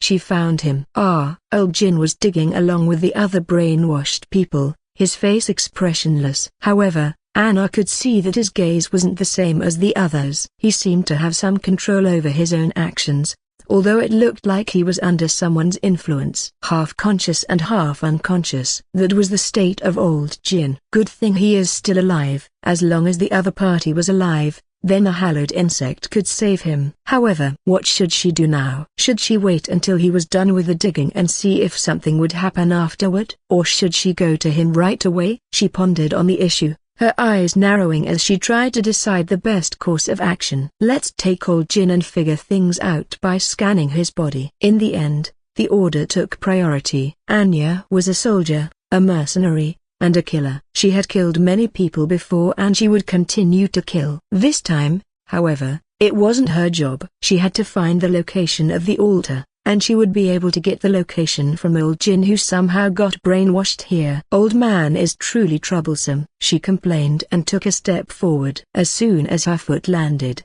an explosion of ice formed under her. The cold temperature froze the ground instantly and the earth became frozen, causing a chain reaction of freezing in a large radius. Everything within the area froze solid. The ice covered the trees, buildings, and people around them, including Old Jin and the other men's legs who were in the process of digging a hole. Anya's body became blurred, her body disappeared. She quickly snatched Old Jin and jumped away from the scene. Old Jin's legs were still stuck to the ground, so Anya broke the ice. He groaned in pain but his face was still emotionless. Well, it will heal soon anyway, Anya muttered to herself. She quickly ran away from the place and carried him on her shoulder. His weight wasn't a problem for her. She ran through the city, searching for a safe location. Before long, she found an abandoned inn. No one was inside, and the owner had already fled from the city, leaving everything behind. She broke the lock with her ice claws and went inside. "Here, lie down here." She pushed old Jin to lie down on the bed, but his expression remained the same. He was on the verge of fully losing consciousness. Whoever brainwashed him must be truly strong. Anya had to act fast. She scanned his body, searching for any signs of injury. She didn't find any, but she did discover something strange. There was a strange substance that had penetrated his skin, and it was spreading through his body, reaching his heart and his head. Based on the shape, it seemed like it was a poison-based attack. However, it was not the type of poison that Anya was familiar with. This was something entirely new to her. She didn't know what this substance was, and it was moving around in his body. "However, this will cure it, I think." She took out syringe given by Kiaki before the operation started. A black liquid was inside the syringe. "I don't know what is happening to his body, but this thing can help him." At least that's what Kiaki said. Every member going on the mission was given 3 of these syringes. They were antidotes for their situation. If their body was taken over, then they could inject this thing into their blood, giving them time for hallowed insects to take care of their problem. It was a miracle drug, a magic drug, a panacea that Kiaki developed specifically for the mission. The serum could heal almost anything, returning the body's condition to its previous state. "Let's hope it works." Anya jabbed the syringe into his neck and injected the black liquid. Then, she threw away the syringe. She didn't have to wait for a long time as the serum took effect almost immediately. Black veins bulged from the point of entry. They spread through old Jin's neck, and they branched out, traveling all over his body. Soon enough, they covered every part of him. A black liquid started seeping out from his skin and mouth. His body trembled as if he was in a cardiac arrest. However, it didn't last long. After a few seconds, old Jin opened his eyes. "What?" he groaned as his vision focused. "Ah, old man!" Anya exclaimed in joy. "Ha ha ha! The thing really works." Old Jin sat down on the bed and rubbed his temples. He sighed deeply as he tried to recall his memories. "I see." Old Jin nodded and turned to Anya. "Young lady, I must thank you for saving me. I am grateful to you." "Oh, don't mention it. We're all comrades in arms after all. Besides, Leader told me to find you and destroy the altar. I can't detect that murky dark chi, you know," Anya said, shaking her hand. "Ha ha ha. You're right. I understand." Old Jin chuckled. "I was caught off guard when I found the fake ritual place. These people were really cautious and I underestimated them. To think they would put such a heavy trap on the place, that was unexpected." Dark chi, feeling different from the one Supreme Evil's followers used, seeped through the old Jin's body. His face morphed to look similar to an old demon as his chi changed. A pair of red horns appeared on his head and his eyes shone red. His skin also turned darker and a black tattoo spread through his skin. His transformation finished, he turned to Anya and said, "I hope you can catch up with me, young lady. And I pray that you're used to seeing blood, because I shall not holding back from now on." He, don't underestimate me, old man." With that, old Jin jumped through the ceiling, destroying it while leaving a red track. Anya followed suit right after. The wandering sword saint was defeated, leaving only a trail of blood on the battlefield. Leo was fighting hard with everything he got. He used his sword to block the attacks of his enemy and his chi to keep the enemy from regenerating. "You're so annoying," Hart said. His eyes were cold, his face devoid of emotion. The dark fog surrounding him dispersed and he raised his hand, creating a giant black spear out of the dark fog. It was longer than 2 meters and it was thick and heavy. For some reason, Leo felt like Hart was going all out now. He threw away the regeneration, proved by the remaining wound, and focused his chi to attack. Uh-oh. He immediately retreated and threw an nanite's recovery pill into his mouth before enhancing his body to the fullest. He also spread his chi to prepare for his strongest technique, Thunderbolt Dragon Roar. His chi was shaped into the form of a blue western dragon that roared into the air, creating a deafening noise. Its roar was as loud as a clap of thunder, shaking the entire area. It opened its maw, showing rows of sharp fangs, before unleashing its breath of energy at Hart. At the same time, Heart created a bow out of dark chi and knocked the spear, with his finger on the bow. He pulled it until his right hand reached his jaw. The spear flew like a meteor and pierced through the lightning dragon. Leo saw the spear approaching and his face changed. It was stronger than anything he had ever encountered before. The lightning dragon roared once again, trying to stop the spear, but it was useless. It passed through the dragon and destroyed it, and the spear headed straight for him, its power still intact. Instantly, he took out a golden coin from his storage and imbued it with chi, making it even stronger. He threw it at the spear, blocking its path. Bang! The spear and the coin explode upon impact. A huge cloud of smoke rose from where they collided, and a gust of wind blew, creating a lightning tornado that swallowed everything in its path.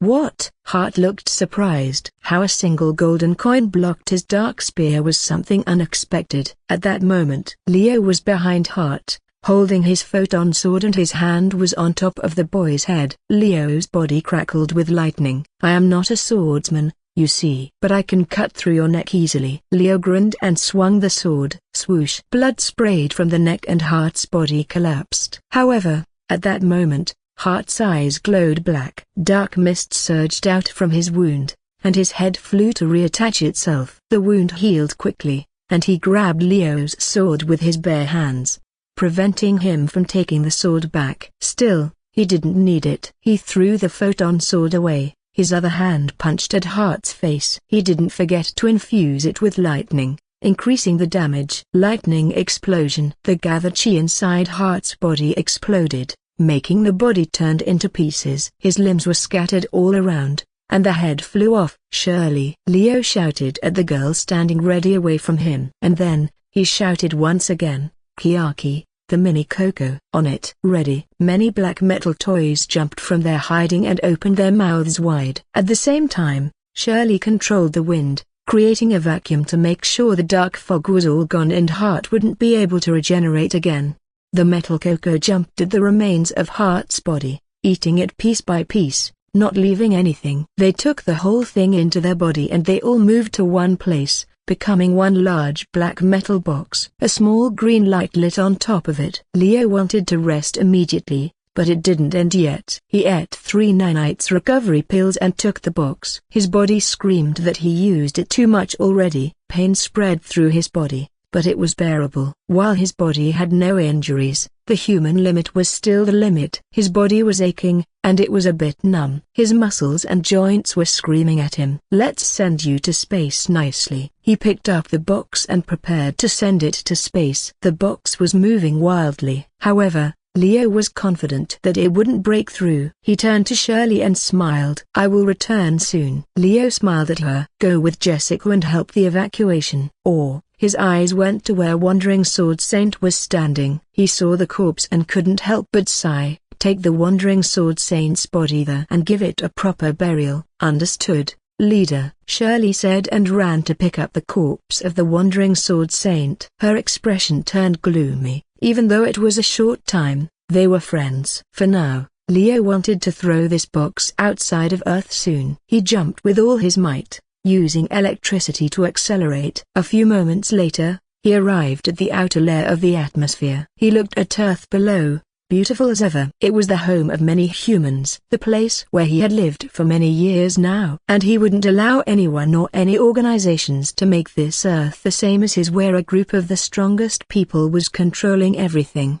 This is my Earth. I shall make this place a peaceful world where people can live without fear. A place where they don't have to live under a rule of the strong. The Mercenary Union will be the organization solving people's problems. He muttered and raised his right arm, the black metal box in hand. The green light on the metal box changed color to blue, signing that the box's durability had decreased slightly. Wow! I never thought this guy was that persistent. Let's throw him so far away that he won't be able to return. Then, he threw the black box with all his strength. His arm shone with lightning and he pushed the box, using his entire force. The box accelerated faster, breaking through the outer atmosphere, and was sent to space. Space, please take this thing. He might return in the future, I have no doubt about that. But that will be for the people in the future to solve. Not my problem. At least, He won't be able to return for 100 years. We can prepare until then. He stared into space for a few moments, watching the box disappear from sight. He didn't feel any regret. He had done what needed to be done. With a satisfied look on his face, Leo turned his head back and descended to the surface. Going to fight 2 times and even going to space 2 times 2 was exhausting. All he wanted to do was to take a hot bath and sleep. Maybe he would even need help doing that. Shirley's boobs pillow was a tempting idea. As Leo descended to Earth, his communication device suddenly vibrated in his pocket. He looked at the hologram that popped up. It was Anya. "Leader, we found him. We found Supreme Evil's head and bones.